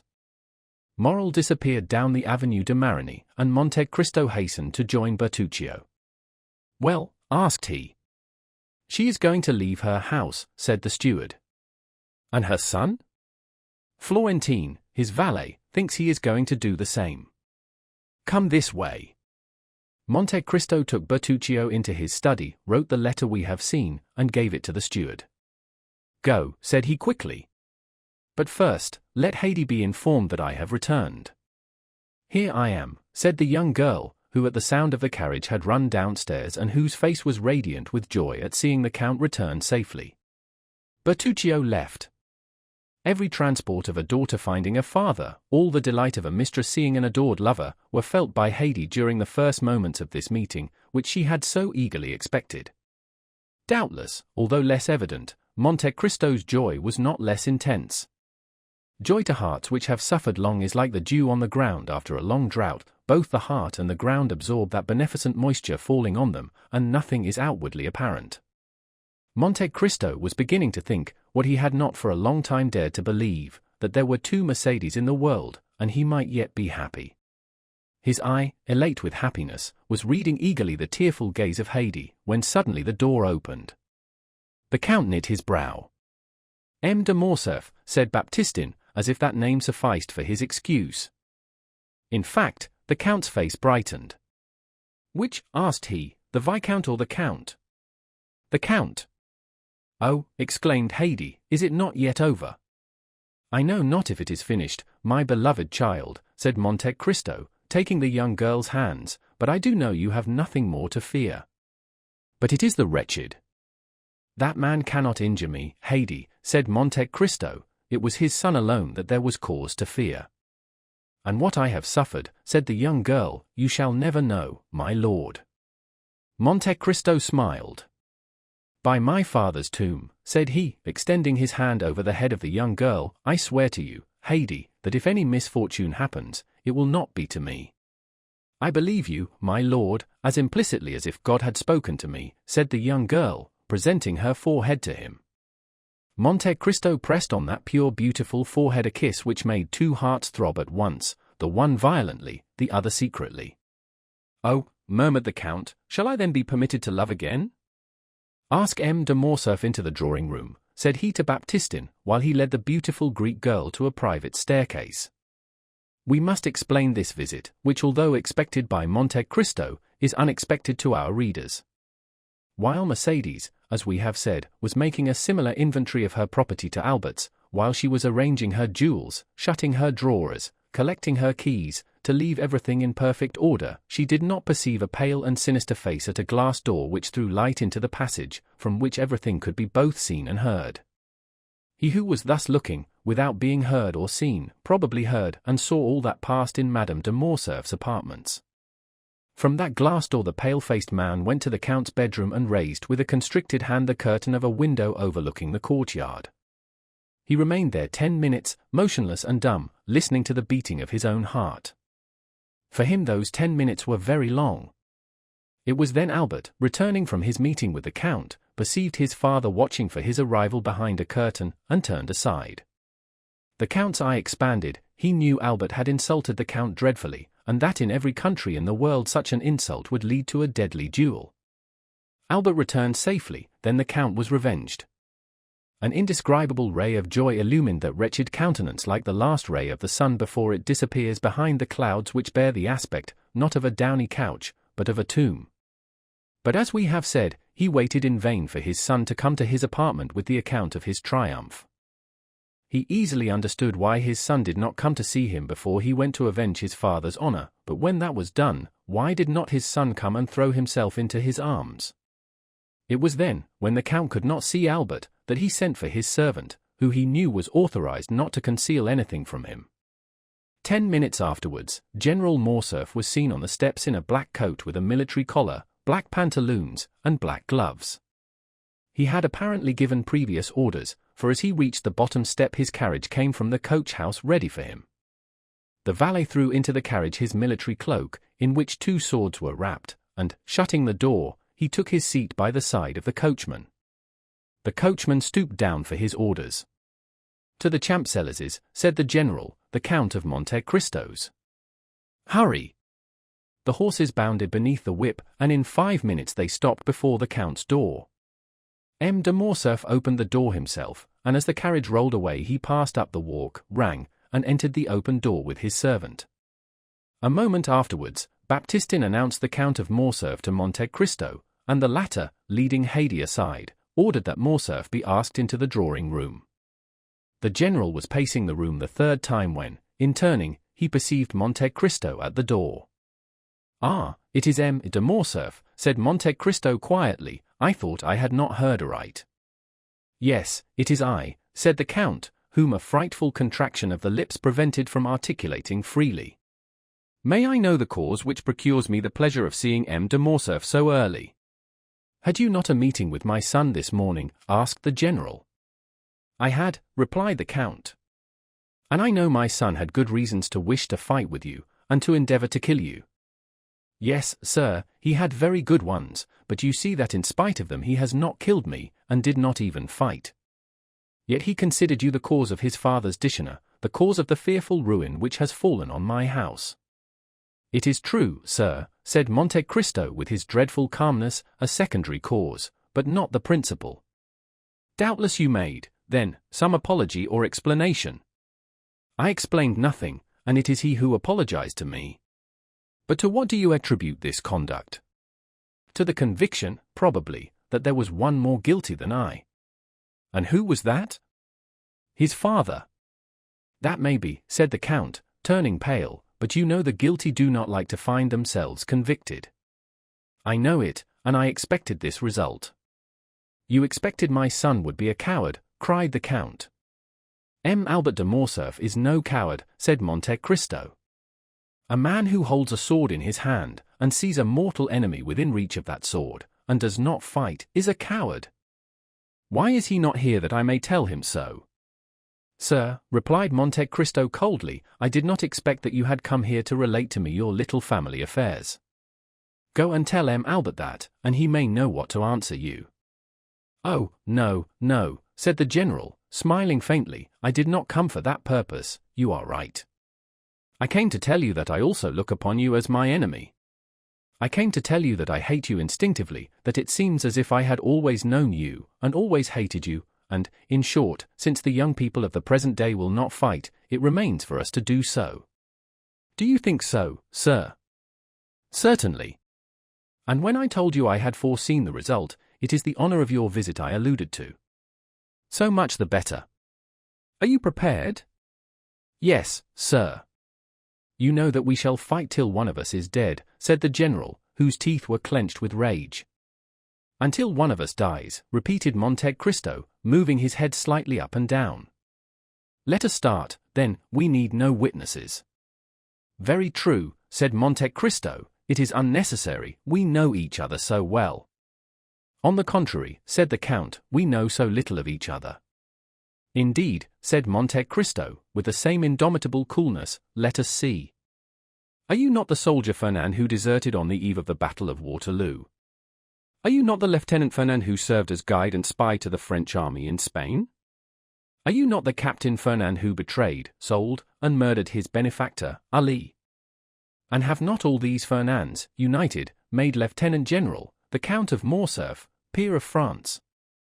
"Oh," cried the general, as if branded with a hot iron, "wretch, to reproach me with my shame when about, perhaps, to kill me. No, I did not say I was a stranger to you. I know well, demon, that you have penetrated into the darkness of the past, and that you have read, by the light of what torch I know not, every page of my life, but perhaps I may be more honorable in my shame than you under your pompous coverings. No, no, I am aware you know me, but I know you only as an adventurer sewn up in gold and jewelry. You call yourself, in Paris, the Count of Monte Cristo, in Italy, Sinbad the Sailor, in Malta, I forget what. But it is your real name I want to know, in the midst of your 100 names, that I may pronounce it when we meet to fight, at the moment when I plunge my sword through your heart." The Count of Monte Cristo turned dreadfully pale, his eye seemed to burn with a devouring fire. He leaped towards a dressing-room near his bedroom, and in less than a moment, tearing off his cravat, his coat and waistcoat, he put on a sailor's jacket and hat, from beneath which rolled his long black hair. He returned thus, formidable and implacable, advancing with his arms crossed on his breast, towards the general, who could not understand why he had disappeared, but who on seeing him again, and feeling his teeth chatter and his legs sink under him, drew back, and only stopped when he found a table to support his clenched hand. "Fernand," cried he, "of my 100 names I need only tell you one, to overwhelm you. But you guess it now, do you not, or, rather, you remember it? For, notwithstanding all my sorrows and my tortures, I show you today a face which the happiness of revenge makes young again, a face you must often have seen in your dreams since your marriage with Mercédès, my betrothed."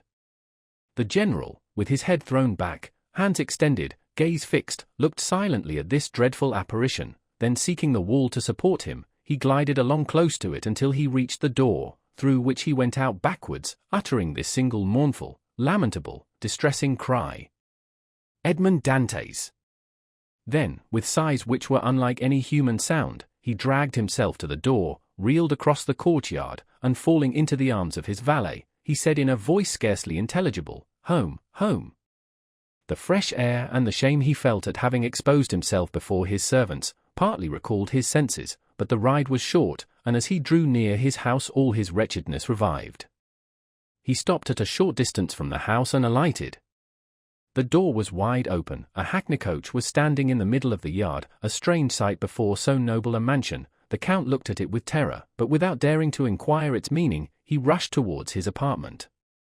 2 persons were coming down the stairs, he had only time to creep into an alcove to avoid them.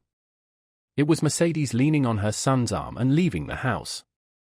They passed close by the unhappy being, who, concealed behind the damask curtain, almost felt Mercédès' dress brush past him, and his son's warm breath, pronouncing these words: "Courage, mother! Come, this is no longer our home." The words died away, the steps were lost in the distance. The general drew himself up, clinging to the curtain. He uttered the most dreadful sob which ever escaped from the bosom of a father abandoned at the same time by his wife and son. He soon heard the clatter of the iron step of the hackney coach, then the coachman's voice, and then the rolling of the heavy vehicle shook the windows. He darted to his bedroom to see once more all he had loved in the world, but the hackney coach drove on and the head of neither Mercedes nor her son appeared at the window to take a last look at the house or the deserted father and husband. And at the very moment when the wheels of that coach crossed the gateway a report was heard, and a thick smoke escaped through one of the panes of the window, which was broken by the explosion. Chapter 93. Valentine. We may easily conceive where Morrel's appointment was. On leaving Monte Cristo he walked slowly towards Villefort's. We say slowly, for Morrel had more than half an hour to spare to go 500 steps, but he had hastened to take leave of Monte Cristo because he wished to be alone with his thoughts. He knew his time well, the hour when Valentine was giving Noirtier his breakfast, and was sure not to be disturbed in the performance of this pious duty. Noirtier and Valentine had given him leave to go twice a week, and he was now availing himself of that permission. He arrived. Valentine was expecting him. Uneasy and almost crazed, she seized his hand and led him to her grandfather. This uneasiness, amounting almost to frenzy, arose from the report Morcerf's adventure had made in the world, for the affair at the opera was generally known. No one at Villefort's doubted that a duel would ensue from it. Valentine, with her woman's instinct, guessed that Morrel would be Monte Cristo's second, and from the young man's well-known courage and his great affection for the Count, she feared that he would not content himself with the passive part assigned to him. We may easily understand how eagerly the particulars were asked for, given, and received, and Morrel could read an indescribable joy in the eyes of his beloved, when she knew that the termination of this affair was as happy as it was unexpected. "Now," said Valentine, motioning to Morrel to sit down near her grandfather, while she took her seat on his footstool, "now let us talk about our own affairs. You know, Maximilian, grandpapa once thought of leaving this house, and taking an apartment away from M. de Villefort's." "Yes," said Maximilian, "I recollect the project, of which I highly approved."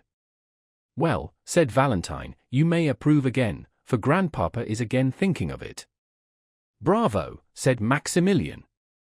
"And do you know," said Valentine, "what reason grandpapa gives for leaving this house?" Noirtier looked at Valentine to impose silence, but she did not notice him. Her looks, her eyes, her smile, were all for Morrel.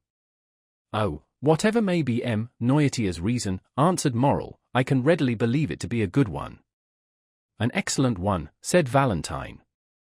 "He pretends the air of the Faubourg Saint-Honoré is not good for me." "Indeed," said Morrel, "in that M. Noirtier may be right, you have not seemed to be well for the last fortnight." "Not very," said Valentine. "And grandpapa has become my physician, and I have the greatest confidence in him, because he knows everything." "Do you then really suffer?" asked Morrel quickly. "Oh, it must not be called suffering. I feel a general uneasiness, that is all. I have lost my appetite, and my stomach feels as if it were struggling to get accustomed to something." Noirtier did not lose a word of what Valentine said. "And what treatment do you adopt for this singular complaint?" "A very simple one," said Valentine. "I swallow every morning a spoonful of the mixture prepared for my grandfather. When I say 1 spoonful, I began by 1, now I take 4.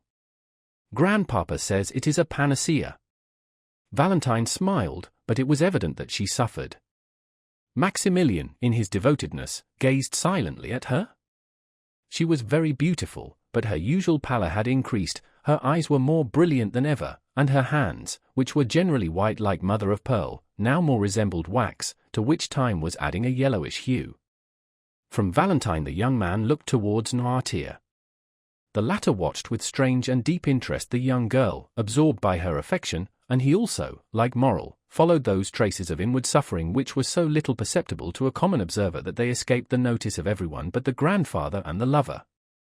"But," said Morrel, "I thought this mixture, of which you now take for spoonfuls, was prepared for M. Noirtier." "I know it is very bitter," said Valentine, "so bitter, that all I drink afterwards appears to have the same taste." Noirtier looked inquiringly at his granddaughter. "Yes, grandpapa," said Valentine, "it is so. Just now, Before I came down to you, I drank a glass of sugared water. I left half, because it seemed so bitter. Noirtier turned pale, and made a sign that he wished to speak. Valentine rose to fetch the dictionary. Noirtier watched her with evident anguish. In fact, the blood was rushing to the young girl's head already, her cheeks were becoming red. "Oh," cried she, without losing any of her cheerfulness, "this is singular. I can't see. Did the sun shine in my eyes?" And she leaned against the window. "The sun is not shining," said Morel, more alarmed by Noirtier's expression than by Valentine's indisposition. He ran towards her. The young girl smiled. "Cheer up," said she to Noirtier. "Do not be alarmed, Maximilian, it is nothing, and has already passed away. But listen. Do I not hear a carriage in the courtyard?" She opened Noirtier's door, ran to a window in the passage, and returned hastily. "Yes," said she, "it is Madame Danglars and her daughter, who have come to call on us. Goodbye, I must run away, for they would send here for me, or, rather, farewell till I see you again. Stay with grandpapa, Maximilian, I promise you not to persuade them to stay."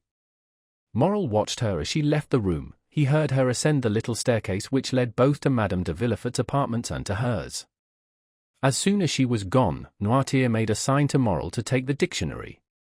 Morel obeyed, guided by Valentine. He had learned how to understand the old man quickly.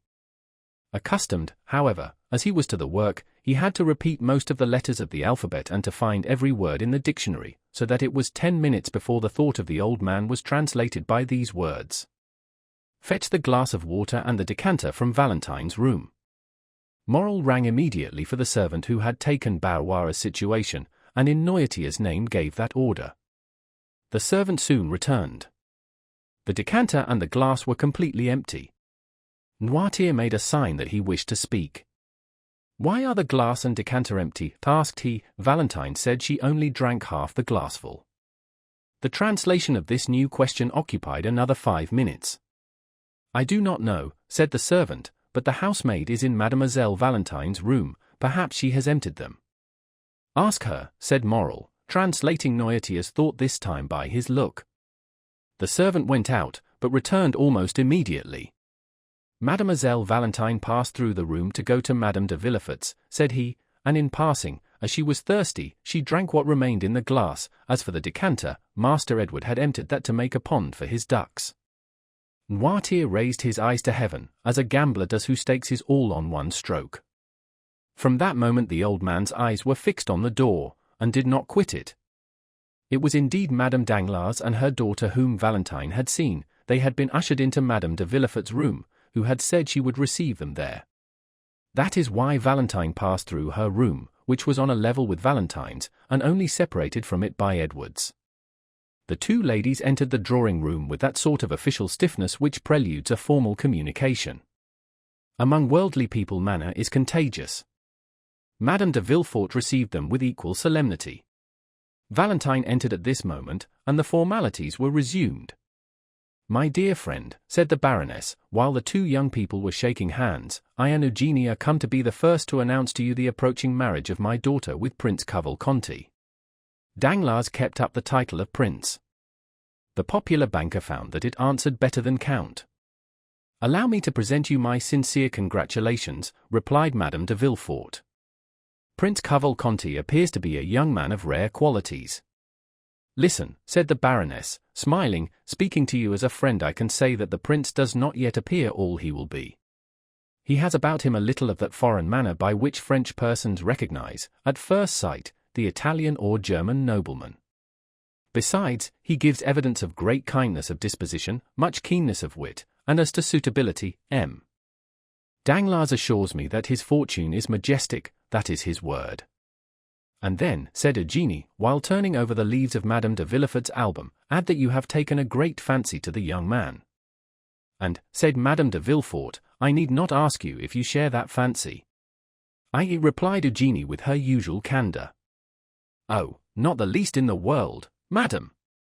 My wish was not to confine myself to domestic cares, or the caprices of any man, but to be an artist, and consequently free in heart, in person, and in thought."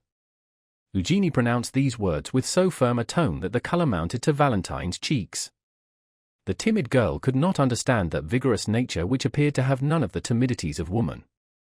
At any rate, said she, since I am to be married whether I will or not, I ought to be thankful to Providence for having released me from my engagement with M. Albert de Morcerf, or I should this day have been the wife of a dishonoured man. It is true, said the Baroness, with that strange simplicity sometimes met with among fashionable ladies, and of which plebeian intercourse can never entirely deprive them, it is very true that had not the Morcerfs hesitated, my daughter would have married Monsieur Albert. The General depended much on it, he even came to force M. Danglars. We have had a narrow escape. But, said Valentine, timidly, does all the father's shame revert upon the son? Monsieur Albert appears to me quite innocent of the treason charged against the General. Excuse me, said the implacable young girl, Monsieur Albert claims and well deserves his share. It appears that after having challenged M. de Monte Cristo at the opera yesterday, he apologized on the ground today. Impossible, said Madame de Villefort. Ah, my dear friend, said Madame Danglars, with the same simplicity we before noticed, it is a fact. I heard it from M. Debray, who was present at the explanation. Valentine also knew the truth, but she did not answer. A single word had reminded her that Morrel was expecting her in M. Noirtier's room. Deeply engaged with a sort of inward contemplation, Valentine had ceased for a moment to join in the conversation. She would, indeed, have found it impossible to repeat what had been said the last few minutes, when suddenly Madame Danglars' hand, pressed on her arm, aroused her from her lethargy. What is it? Said she, starting at Madame Danglars' touch as she would have done from an electric shock. It is, my dear Valentine, said the Baroness, that you are, doubtless, suffering. I, said the young girl, passing her hand across her burning forehead. Yes, look at yourself in that glass, you have turned pale and then red successively, 3 or 4 times in 1 minute. Indeed, cried Eugenie, you are very pale. Oh, do not be alarmed, I have been so for many days. Artless as she was, the young girl knew that this was an opportunity to leave, and besides, Madame de Villefort came to her assistance. Retire, Valentine, said she, you are really suffering, and these ladies will excuse you, drink a glass of pure water, it will restore you. Valentine kissed Eugenie, bowed to Madame Danglars, who had already risen to take her leave, and went out. That poor child, said Madame de Villefort when Valentine was gone, she makes me very uneasy, and I should not be astonished if she had some serious illness. Meanwhile, Valentine, in a sort of excitement which she could not quite understand, had crossed Edward's room without noticing some trick of the child, and through her own had reached the little staircase. She was within 3 steps of the bottom, she already heard Morrel's voice, when suddenly a cloud passed over her eyes, her stiffened foot missed the step, her hands had no power to hold the baluster, and falling against the wall she lost her balance wholly and toppled to the floor. Morrel bounded to the door, opened it, and found Valentine stretched out at the bottom of the stairs. Quick as a flash, he raised her in his arms and placed her in a chair. Valentine opened her eyes. Oh, what a clumsy thing I am, said she with feverish volubility, I don't know my way. I forgot there were 3 more steps before the landing. You have hurt yourself, perhaps, said Morrel. What can I do for you, Valentine? Valentine looked around her, she saw the deepest terror depicted in Noirtier's eyes. Don't worry, dear grandpapa, said she, endeavoring to smile, it is nothing, I was giddy, that is all. Another attack of giddiness, said Morrel, clasping his hands. Oh, attend to it, Valentine, I entreat you. But no, said Valentine, no, I tell you it is all past, and it was nothing. Now, let me tell you some news, Eugenie is to be married in a week, and in 3 days there is to be a grand feast, a betrothal festival. We are all invited, my father, Madame de Villefort, and I, at least, I understood it so. When will it be our turn to think of these things? Oh, Valentine, you who have so much influence over your grandpapa, try to make him answer, soon. And do you, said Valentine, depend on me to stimulate the tardiness and arouse the memory of grandpapa. Yes, cried Morrel, make haste. So long as you are not mine, Valentine, I shall always think I may lose you. "Oh," replied Valentine with a convulsive movement, "oh, indeed, Maximilian, you are too timid for an officer, for a soldier who, they say, never knows fear." "Ha, ha, ha!" She burst into a forced and melancholy laugh, her arms stiffened and twisted, her head fell back on her chair, and she remained motionless. The cry of terror which was stopped on Noirtier's lips seemed to start from his eyes. Morrel understood it, he knew he must call assistance. The young man rang the bell violently, the housemaid who had been in Mademoiselle Valentine's room, and the servant who had replaced Barrois, ran in at the same moment. Valentine was so pale, so cold, so inanimate that without listening to what was said to them they were seized with the fear which pervaded that house, and they flew into the passage crying for help. Madame Danglars and Eugénie were going out at that moment, they heard the cause of the disturbance. "I told you so," exclaimed Madame de Villefort. "Poor child!" Chapter 94. Maximilian's avowal. At the same moment M. de Villefort's voice was heard calling from his study, "What is the matter?" Morrel looked at Noirtier, who had recovered his self-command, and with a glance indicated the closet where once before under somewhat similar circumstances he had taken refuge.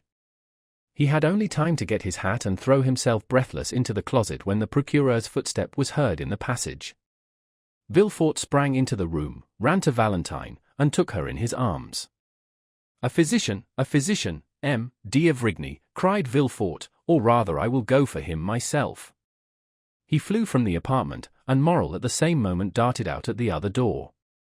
He had been struck to the heart by a frightful recollection. The conversation he had heard between the doctor and Villefort the night of Madame de Saint Méran's death recurred to him. These symptoms, to a less alarming extent, were the same which had preceded the death of Barrois. At the same time Monte Cristo's voice seemed to resound in his ear with the words he had heard only 2 hours before, "Whatever you want, Morrel, come to me, I have great power." More rapidly than thought, he darted down the Rue Matignon, and thence to the Avenue des Champs-Élysées. Meanwhile M. de Villefort arrived in a hired cabriolet at M. d'Avrigny's door. He rang so violently that the porter was alarmed. Villefort ran upstairs without saying a word. The porter knew him, and let him pass, only calling to him. "In his study, Monsieur Procureur, in his study." Villefort pushed, or rather forced, the door open. "Ah," said the doctor, "is it you?" "Yes," said Villefort, closing the door after him, "it is I, who am come in my turn to ask you if we are quite alone." "Doctor, my house is accursed." "What?" said the latter with apparent coolness, but with deep emotion. "Have you another invalid?" "Yes, doctor," cried Villefort, clutching his hair, "yes." D'Avrigny's look implied, "I told you it would be so." Then he slowly uttered these words, "Who is now dying in your house? What new victim is going to accuse you of weakness before God?" A mournful sob burst from Villefort's heart. He approached the doctor, and seizing his arm, "Valentine," said he, "it is Valentine's turn." "Your daughter," cried d'Avrigny with grief and surprise. "You see you were deceived," murmured the magistrate, "come and see her, and on her bed of agony entreat her pardon for having suspected her." "Each time you have applied to me," said the doctor, "it has been too late, still I will go. But let us make haste, sir, with the enemies you have to do with there is no time to be lost." "Oh, this time, doctor, you shall not have to reproach me with weakness. This time I will know the assassin, and will pursue him. Let us try first to save the victim before we think of revenging her," said d'Avrigny. "Come."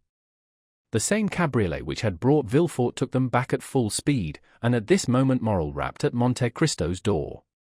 The Count was in his study and was reading with an angry look something which Bertuccio had brought in haste. Hearing the name of Morrel, who had left him only 2 hours before, the Count raised his head, arose, and sprang to meet him. "What is the matter, Maximilian?" asked he. "You are pale, and the perspiration rolls from your forehead." Morrel fell into a chair. "Yes," said he, "I came quickly, I wanted to speak to you." "Are all your family well?" asked the Count, with an affectionate benevolence, whose sincerity no one could for a moment doubt. "Thank you, Count, thank you," said the young man, evidently embarrassed how to begin the conversation. "Yes, everyone in my family is well." So much the better, yet you have something to tell me, replied the Count with increased anxiety. Yes, said Morrel, it is true, I have but now left a house where death has just entered, to run to you. Are you then come from M. de Morcerf's? Asked Monte Cristo. No, said Morrel, is someone dead in his house? The general has just blown his brains out, replied Monte Cristo with great coolness. Oh, what a dreadful event, cried Maximilian. Not for the Countess, or for Albert, said Monte Cristo, a dead father or husband is better than a dishonoured one, blood washes out shame. Poor Countess, said Maximilian, I pity her very much, she is so noble a woman. Pity Albert also, Maximilian, for believe me he is the worthy son of the Countess. But let us return to yourself.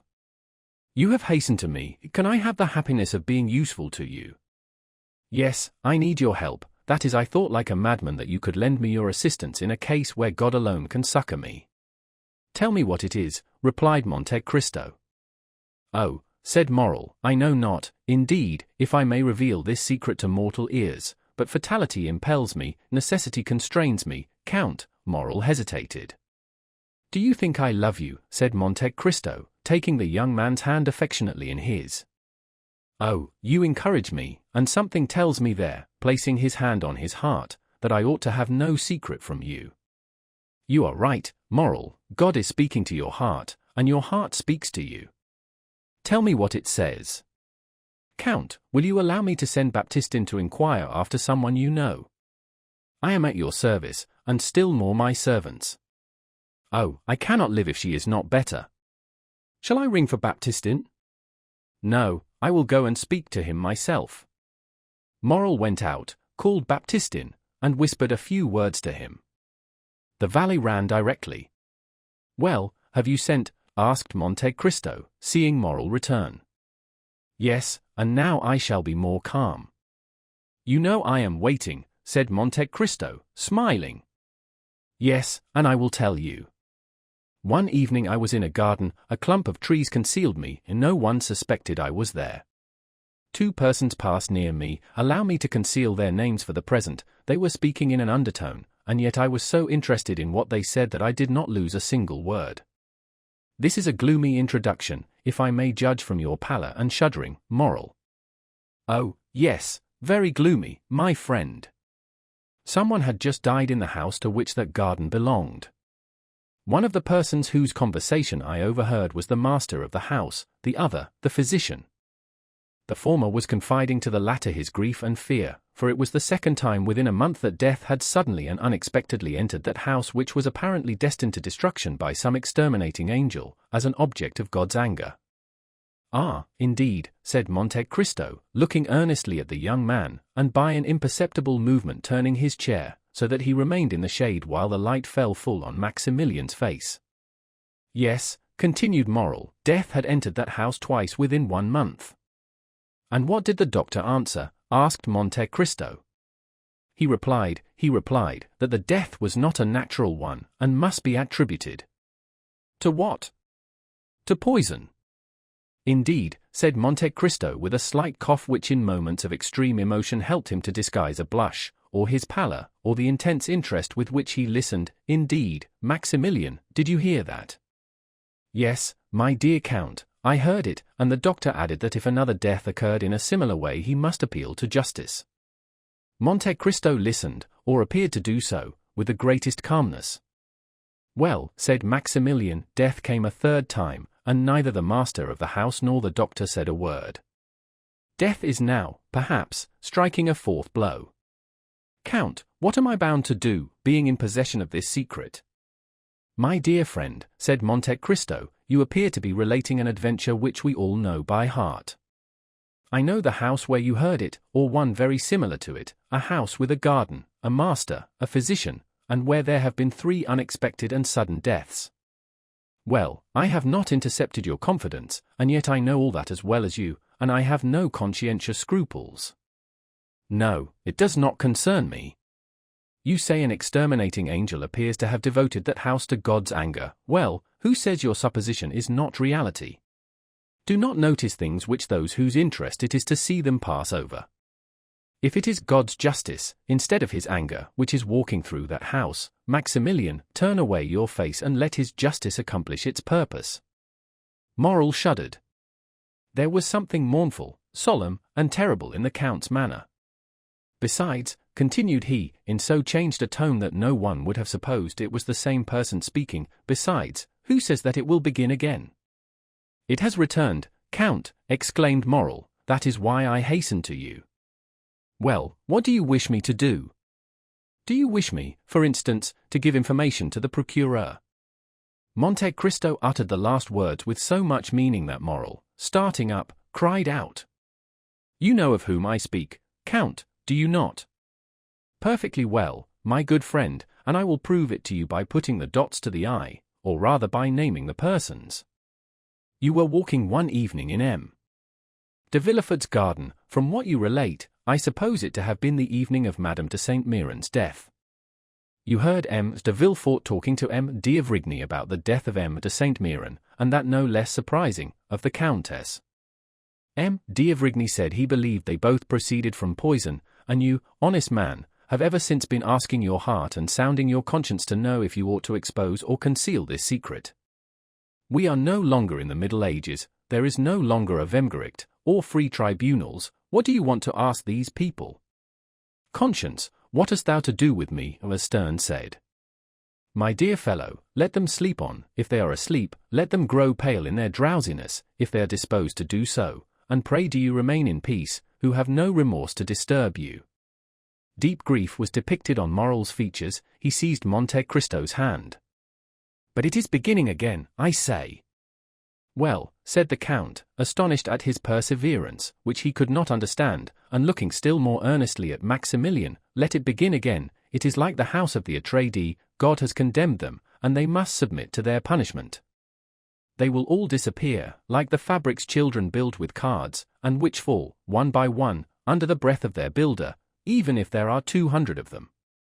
3 months since it was M. de Saint-Méran, Madame de Saint-Méran 2 months since, the other day it was Barrois, today, the old Noirtier, or young Valentine. You knew it, cried Moral, in such a paroxysm of terror that Monte Cristo started, he whom the falling heavens would have found unmoved, you knew it, and said nothing. And what is it to me, replied Monte Cristo, shrugging his shoulders, do I know those people? And must I lose the one to save the other? Faith, no, for between the culprit and the victim I have no choice. But I, cried Moral, groaning with sorrow, I love her. You love, whom? Cried Monte Cristo, starting to his feet, and seizing the 2 hands which Moral was raising towards heaven. I love most fondly, I love madly, I love as a man who would give his life-blood to spare her a tear, I love Valentine de Villefort, who is being murdered at this moment. Do you understand me? I love her, and I ask God and you how I can save her. Monte Cristo uttered a cry which those only can conceive who have heard the roar of a wounded lion. Unhappy man, cried he, wringing his hands in his turn, you love Valentine, that daughter of an accursed race. Never had Moral witnessed such an expression, never had so terrible an eye flashed before his face, never had the genius of terror he had so often seen, either on the battlefield or in the murderous nights of Algeria, shaken around him more dreadful fire. He drew back terrified. As for Monte Cristo, after this ebullition he closed his eyes as if dazzled by internal light. In a moment he restrained himself so powerfully that the tempestuous heaving of his breast subsided, as turbulent and foaming waves yield to the sun's genial influence when the cloud has passed. This silence, self-control, and struggle lasted about 20 seconds, then the Count raised his pallid face. See, said he, my dear friend, how God punishes the most thoughtless and unfeeling men for their indifference, by presenting dreadful scenes to their view. I, who was looking on, an eager and curious spectator, I, who was watching the working of this mournful tragedy, I, who like a wicked angel was laughing at the evil men committed protected by secrecy, a secret is easily kept by the rich and powerful, I am in my turn bitten by the serpent whose tortuous course I was watching, and bitten to the heart. Moral groaned. Come, come, continued the Count, complaints are unavailing, be a man, be strong, be full of hope, for I am here and will watch over you. Moral shook his head sorrowfully. I tell you to hope. Do you understand me? Cried Monte Cristo. Remember that I never uttered a falsehood and am never deceived. It is 12 o'clock, Maximilian, thank heaven that you came at noon rather than in the evening, or tomorrow morning. Listen, moral, it is noon, if Valentine is not now dead, she will not die. How so? Cried moral, when I left her dying. Monte Cristo pressed his hands to his forehead. What was passing in that brain, so loaded with dreadful secrets? What does the angel of light or the angel of darkness say to that mind, at once implacable and generous? God only knows. Monte Cristo raised his head once more, and this time he was calm as a child awaking from its sleep.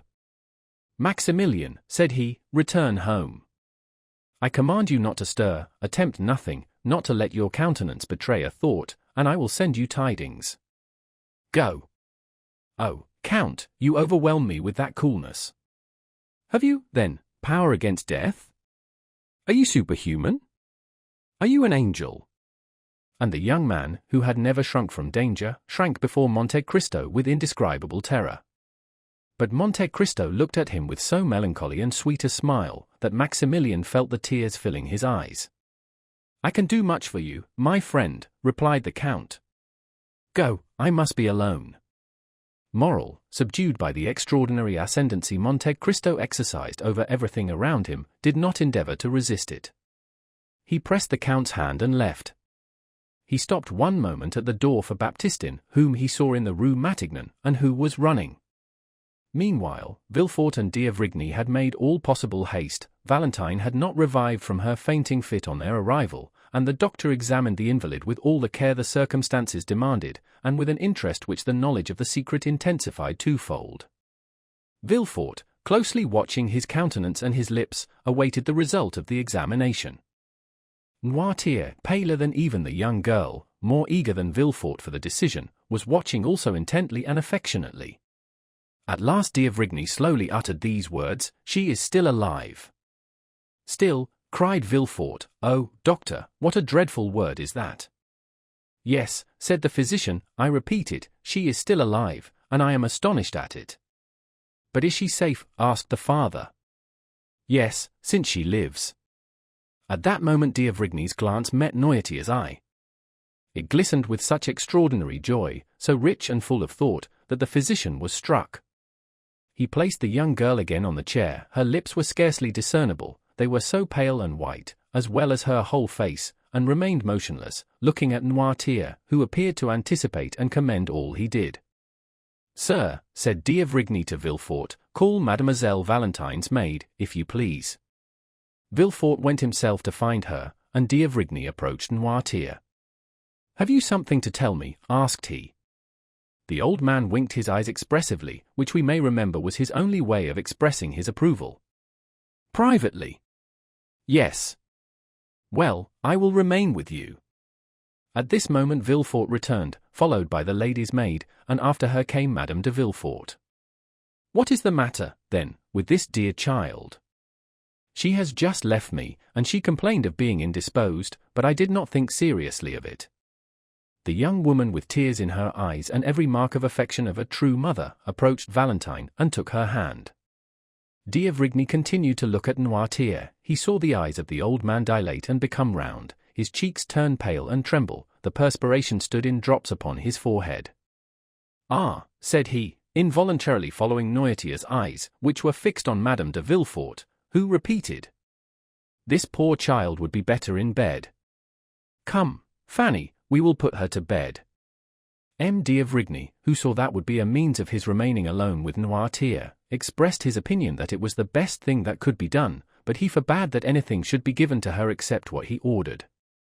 They carried Valentine away. She had revived, but could scarcely move or speak, so shaken was her frame by the attack. She had, however, just power to give one parting look to her grandfather, who in losing her seemed to be resigning his very soul. D'Avrigny followed the invalid, wrote a prescription, ordered Villefort to take a cabriolet, go in person to a chemist's to get the prescribed medicine, bring it himself, and wait for him in his daughter's room.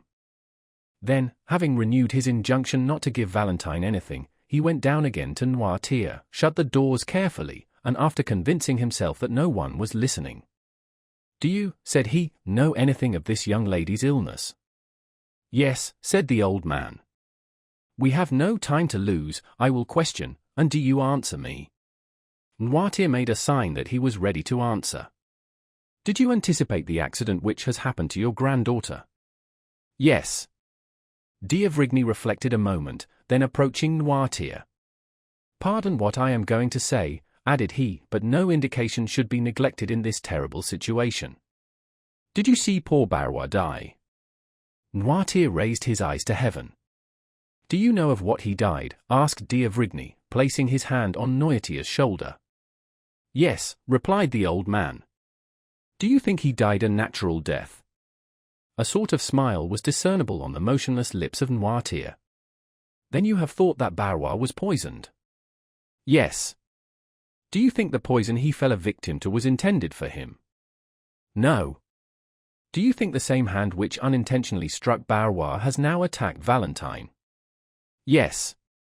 "Then will she die too?" asked D'Avrigny, fixing his penetrating gaze on Noirtier.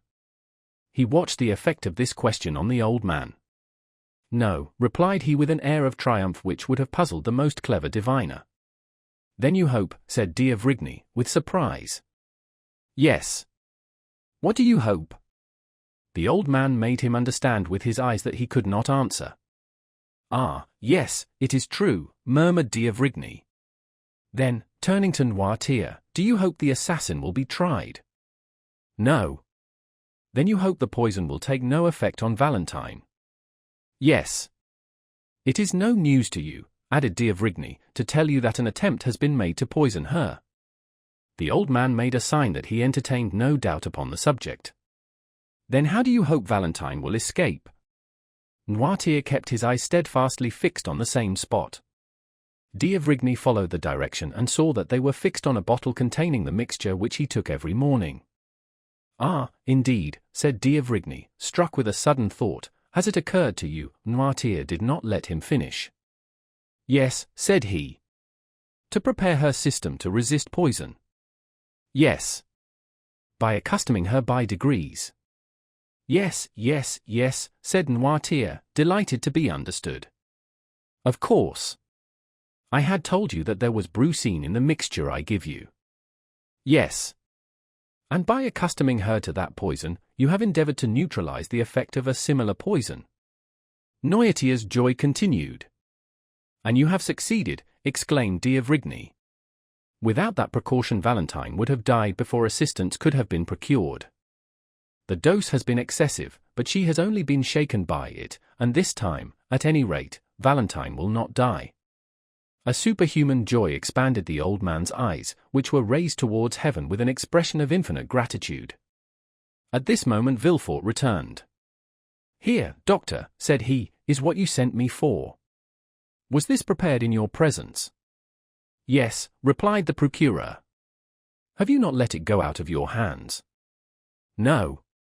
D'Avrigny took the bottle, poured some drops of the mixture it contained in the hollow of his hand, and swallowed them. "Well," said he, "let us go to Valentine. I will give instructions to everyone, and you, M. de Villefort, will yourself see that no one deviates from them." At the moment when D'Avrigny was returning to Valentine's room, accompanied by Villefort, an Italian priest, of serious demeanor and calm and firm tone, hired for his use the house adjoining the hotel of M. de Villefort. No one knew how the three former tenants of that house left it. About 2 hours afterwards its foundation was reported to be unsafe, but the report did not prevent the new occupant establishing himself there with his modest furniture the same day at 5 o'clock. The lease was drawn up for 3, 6, or 9 years by the new tenant, who, according to the rule of the proprietor, paid 6 months in advance. This new tenant, who, as we have said, was an Italian, was called Illinois Signor Giacomo Busoni. Workmen were immediately called in, and that same night the passengers at the end of the faubourg saw with surprise that carpenters and masons were occupied in repairing the lower part of the tottering house. Chapter 95. Father and Daughter.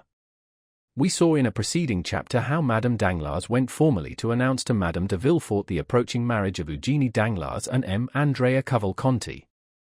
This formal announcement, which implied or appeared to imply the approval of all the persons concerned in this momentous affair, had been preceded by a scene to which our readers must be admitted.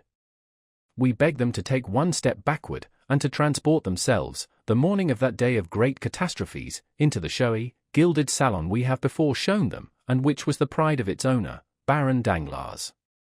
In this room, at about 10 o'clock in the morning, the banker himself had been walking to and fro for some minutes thoughtfully and in evident uneasiness, watching both doors, and listening to every sound. When his patience was exhausted, he called his valet. "Etienne," said he, "see why Mademoiselle Eugénie has asked me to meet her in the drawing-room, and why she makes me wait so long." Having given this vent to his ill humor, the Baron became more calm. Mademoiselle Danglars had that morning requested an interview with her father, and had fixed on the gilded drawing-room as the spot.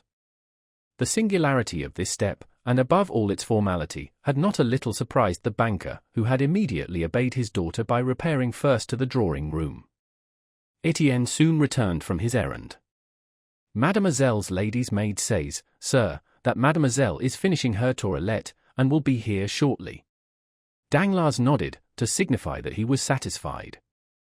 To the world and to his servants Danglars assumed the character of the good-natured man and the indulgent father. This was one of his parts in the popular comedy he was performing, a make-up he had adopted and which suited him about as well as the masks worn on the classic stage by paternal actors, who seen from one side were the image of geniality, and from the other showed lips drawn down in chronic ill-temper. Let us hasten to say that in private the genial side descended to the level of the other, so that generally the indulgent man disappeared to give place to the brutal husband and domineering father. "Why the devil does that foolish girl, who pretends to wish to speak to me, not come into my study? And why on earth does she want to speak to me at all?" He was turning this thought over in his brain for the 20th time, when the door opened and Eugénie appeared, attired in a figured black satin dress, her hair dressed and gloves on, as if she were going to the Italian opera. "Well, Eugénie, what is it you want with me? And why in this solemn drawing-room when the study is so comfortable?" "I quite understand why you ask, sir," said Eugénie, making a sign that her father might be seated, "and in fact your two questions suggest fully the theme of our conversation. I will answer them both, and contrary to the usual method, the last first, because it is the least difficult. I have chosen the drawing-room, sir, as our place of meeting, in order to avoid the disagreeable impressions and influences of a banker's study. Those gilded cash-books, drawers locked like gates of fortresses, heaps of bank bills, come from I know not where, and the quantities of letters from England, Holland, Spain, India, China, and Peru, have generally a strange influence on a father's mind, and make him forget that there is in the world an interest greater and more sacred than the good opinion of his correspondents. I have, therefore, chosen this drawing-room, where you see, smiling and happy in their magnificent frames, your portrait, mine, my mother's, and all sorts of rural landscapes and touching pastorals. I rely much on external impressions, perhaps, with regard to you, they are immaterial, but I should be no artist if I had not some fancies." "Very well," replied M. Danglars, who had listened to all this preamble with imperturbable coolness, but without understanding a word, since like every man burdened with thoughts of the past, he was occupied with seeking the thread of his own ideas in those of the speaker. "There is, then, the second point cleared up, or nearly so," said Eugénie, without the least confusion, and with that masculine pointedness which distinguished her gesture and her language, and you appear satisfied with the explanation. "Now, let us return to the first. You ask me why I have requested this interview. I will tell you in 2 words, sir, I will not marry Count Andrea Cavalcanti." Danglars leaped from his chair and raised his eyes and arms towards heaven. "Yes, indeed, sir," continued Eugénie, still quite calm, "you are astonished, I see, for since this little affair began, I have not manifested the slightest opposition, and yet I am always sure, when the opportunity arrives, to oppose a determined and absolute will to people who have not consulted me, and things which displease me. However, this time, my tranquillity, or passiveness as philosophers say, proceeded from another source. It proceeded from a wish, like a submissive and devoted daughter. A slight smile was observable on the purple lips of the young girl, to practice obedience. "Well?" asked Danglars. "Well, sir," replied Eugénie, "I have tried to the very last, and now that the moment has come, I feel in spite of all my efforts that it is impossible. But, said Danglars, whose weak mind was at first quite overwhelmed with the weight of this pitiless logic, marking evident premeditation and force of will, what is your reason for this refusal, Eugénie? What reason do you assign? My reason, replied the young girl. Well, it is not that the man is more ugly, more foolish, or more disagreeable than any other. No, Andrea Cavalcanti may appear to those who look at men's faces and figures as a very good specimen of his kind. It is not, either, that my heart is less touched by him than any other. That would be a schoolgirl's reason, which I consider quite beneath me. I actually love no one, sir, you know it, do you not? I do not then see why, without real necessity, I should encumber my life with a perpetual companion. Has not some sage said, nothing too much? And another, I carry all my effects with me? I have been taught these two aphorisms in Latin and in Greek. One is, I believe, from Phaedrus, and the other from Bias. Well, my dear father, in the shipwreck of life, for life is an eternal shipwreck of our hopes, I cast into the sea my useless encumbrance, that is all, and I remain with my own will, disposed to live perfectly alone, and consequently perfectly free. Unhappy girl, murmured Danglars, turning pale, for he knew from long experience the solidity of the obstacle he had so suddenly encountered. Unhappy girl, replied Eugénie, unhappy girl, do you say, sir? No, indeed, the exclamation appears quite theatrical and affected. Happy, on the contrary, for what am I in want of? The world calls me beautiful. It is something to be well received. I like a favorable reception, it expands the countenance, and those around me do not then appear so ugly. I possess a share of wit, and a certain relative sensibility, which enables me to draw from life in general, for the support of mine, all I meet with that is good, like the monkey who cracks the nut to get at its contents. I am rich, for you have one of the first fortunes in France. I am your only daughter, and you are not so exacting as the fathers of the Porte Saint-Martin and Gate, who disinherit their daughters for not giving them grandchildren. Besides, the provident law has deprived you of the power to disinherit me, at least entirely, as it has also of the power to compel me to marry monsieur this or monsieur that. And so, being beautiful, witty, somewhat talented, as the comic operas say, and rich, and that is happiness, sir, why do you call me unhappy? Danglars, seeing his daughter smiling, and proud even to insolence, could not entirely repress his brutal feelings, but they betrayed themselves only by an exclamation. Under the fixed and inquiring gaze levelled at him from under those beautiful black eyebrows, he prudently turned away, and calmed himself immediately, daunted by the power of a resolute mind. Truly, my daughter, replied he with a smile, you are all you boast of being, excepting one thing, I will not too hastily tell you which, but would rather leave you to guess it. Eugénie looked at Danglars, much surprised that one flower of her crown of pride, with which she had so superbly decked herself, should be disputed. My daughter, continued the banker, you have perfectly explained to me the sentiments which influence a girl like you, who is determined she will not marry. Now it remains for me to tell you the motives of a father like me, who has decided that his daughter shall marry. Eugénie bowed, not as a submissive daughter, but as an adversary prepared for a discussion. My daughter, continued Danglars, when a father asks his daughter to choose a husband, he has always some reason for wishing her to marry. Some are affected with the mania of which you spoke just now, that of living again in their grandchildren. This is not my weakness, I tell you at once, family joys have no charm for me. I may acknowledge this to a daughter whom I know to be philosophical enough to understand my indifference, and not to impute it to me as a crime. This is not to the purpose, said Eugénie, let us speak candidly, sir, I admire candour. Oh, said Danglars, I can, when circumstances render it desirable, adopt your system, although it may not be my general practice. I will therefore proceed. I have proposed to you to marry, not for your sake, for indeed I did not think of you in the least at the moment, you admire candour, and will now be satisfied, I hope, but because it suited me to marry you as soon as possible, on account of certain commercial speculations I am desirous of entering into. Eugénie became uneasy.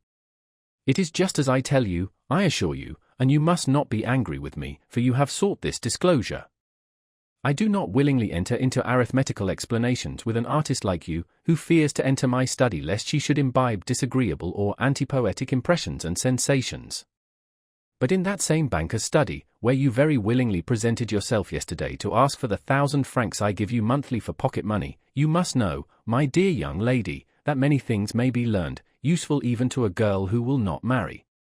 There one may learn, for instance, what, out of regard to your nervous susceptibility, I will inform you of in the drawing-room, namely, that the credit of a banker is his physical and moral life, that credit sustains him as breath animates the body, and M. de Monte Cristo once gave me a lecture on that subject, which I have never forgotten. There we may learn that as credit sinks, the body becomes a corpse, and this is what must happen very soon to the banker who is proud to own so good a logician as you for his daughter. But Eugenie, instead of stooping, drew herself up under the blow. Ruined, said she. Exactly, my daughter, that is precisely what I mean, said Danglars, almost digging his nails into his breast, while he preserved on his harsh features the smile of the heartless though clever man. Ruined, yes, that is it. Ah, said Eugenie. Yes, ruined. Now it is revealed, this secret so full of horror, as the tragic poet says. Now, my daughter, learn from my lips how you may alleviate this misfortune, so far as it will affect you. Oh, cried Eugenie, you are a bad physiognomist, if you imagine I deplore on my own account the catastrophe of which you warn me. I ruined? And what will that signify to me? Have I not my talent left? Can I not, like Pasteur, Marley Bran, Gricey, acquire for myself what you would never have given me, whatever might have been your fortune, 100 or 150,000 livres per annum, for which I shall be indebted to no one but myself, and which, instead of being given as you gave me those poor 12,000 francs, with sour looks and reproaches for my prodigality, will be accompanied with acclamations, with bravos, and with flowers? And if I do not possess that talent, which your smiles prove to me you doubt, should I not still have that ardent love of independence, which will be a substitute for wealth, and which in my mind supersedes even the instinct of self-preservation? No, I grieve not on my own account, I shall always find a resource, my books, my pencils, my piano, all the things which cost but little, and which I shall be able to procure, will remain my own. Do you think that I sorrow for Madame Danglars? Undeceive yourself again, either I am greatly mistaken, or she has provided against the catastrophe which threatens you, and which will pass over without affecting her. She has taken care for herself, at least I hope so, for her attention has not been diverted from her projects by watching over me. She has fostered my independence by professedly indulging my love for liberty. Oh, no, sir, from my childhood I have seen too much, and understood too much, of what has passed around me, for misfortune to have an undue power over me. From my earliest recollections, I have been beloved by no one, so much the worse, that has naturally led me to love no one, so much the better, now you have my profession of faith. Then, said Danglars, pale with anger, which was not at all due to offended paternal love, then, mademoiselle, you persist in your determination to accelerate my ruin. Your ruin? I accelerate your ruin? What do you mean? I do not understand you. So much the better, I have a ray of hope left, listen. I am all attention, said Eugenie, looking so earnestly at her father that it was an effort for the latter to endure her unrelenting gaze. M. Cavalcanti, continued Danglars, is about to marry you, and will place in my hands his fortune, amounting to 3 million livres. That is admirable, said Eugenie with sovereign contempt, smoothing her gloves out one upon the other. You think I shall deprive you of those 3 millions, said Danglars, but do not fear it. They are destined to produce at least 10. I and a brother banker have obtained a grant of a railway, the only industrial enterprise which in these days promises to make good the fabulous prospects that law once held out to the eternally deluded Parisians, in the fantastic Mississippi scheme. As I look at it, a millionth part of a railway is worth fully as much as an acre of waste land on the banks of the Ohio. We make in our case a deposit, on a mortgage, which is an advance, as you see, since we gain at least 10, 15, 20, or 100 livres worth of iron in exchange for our money.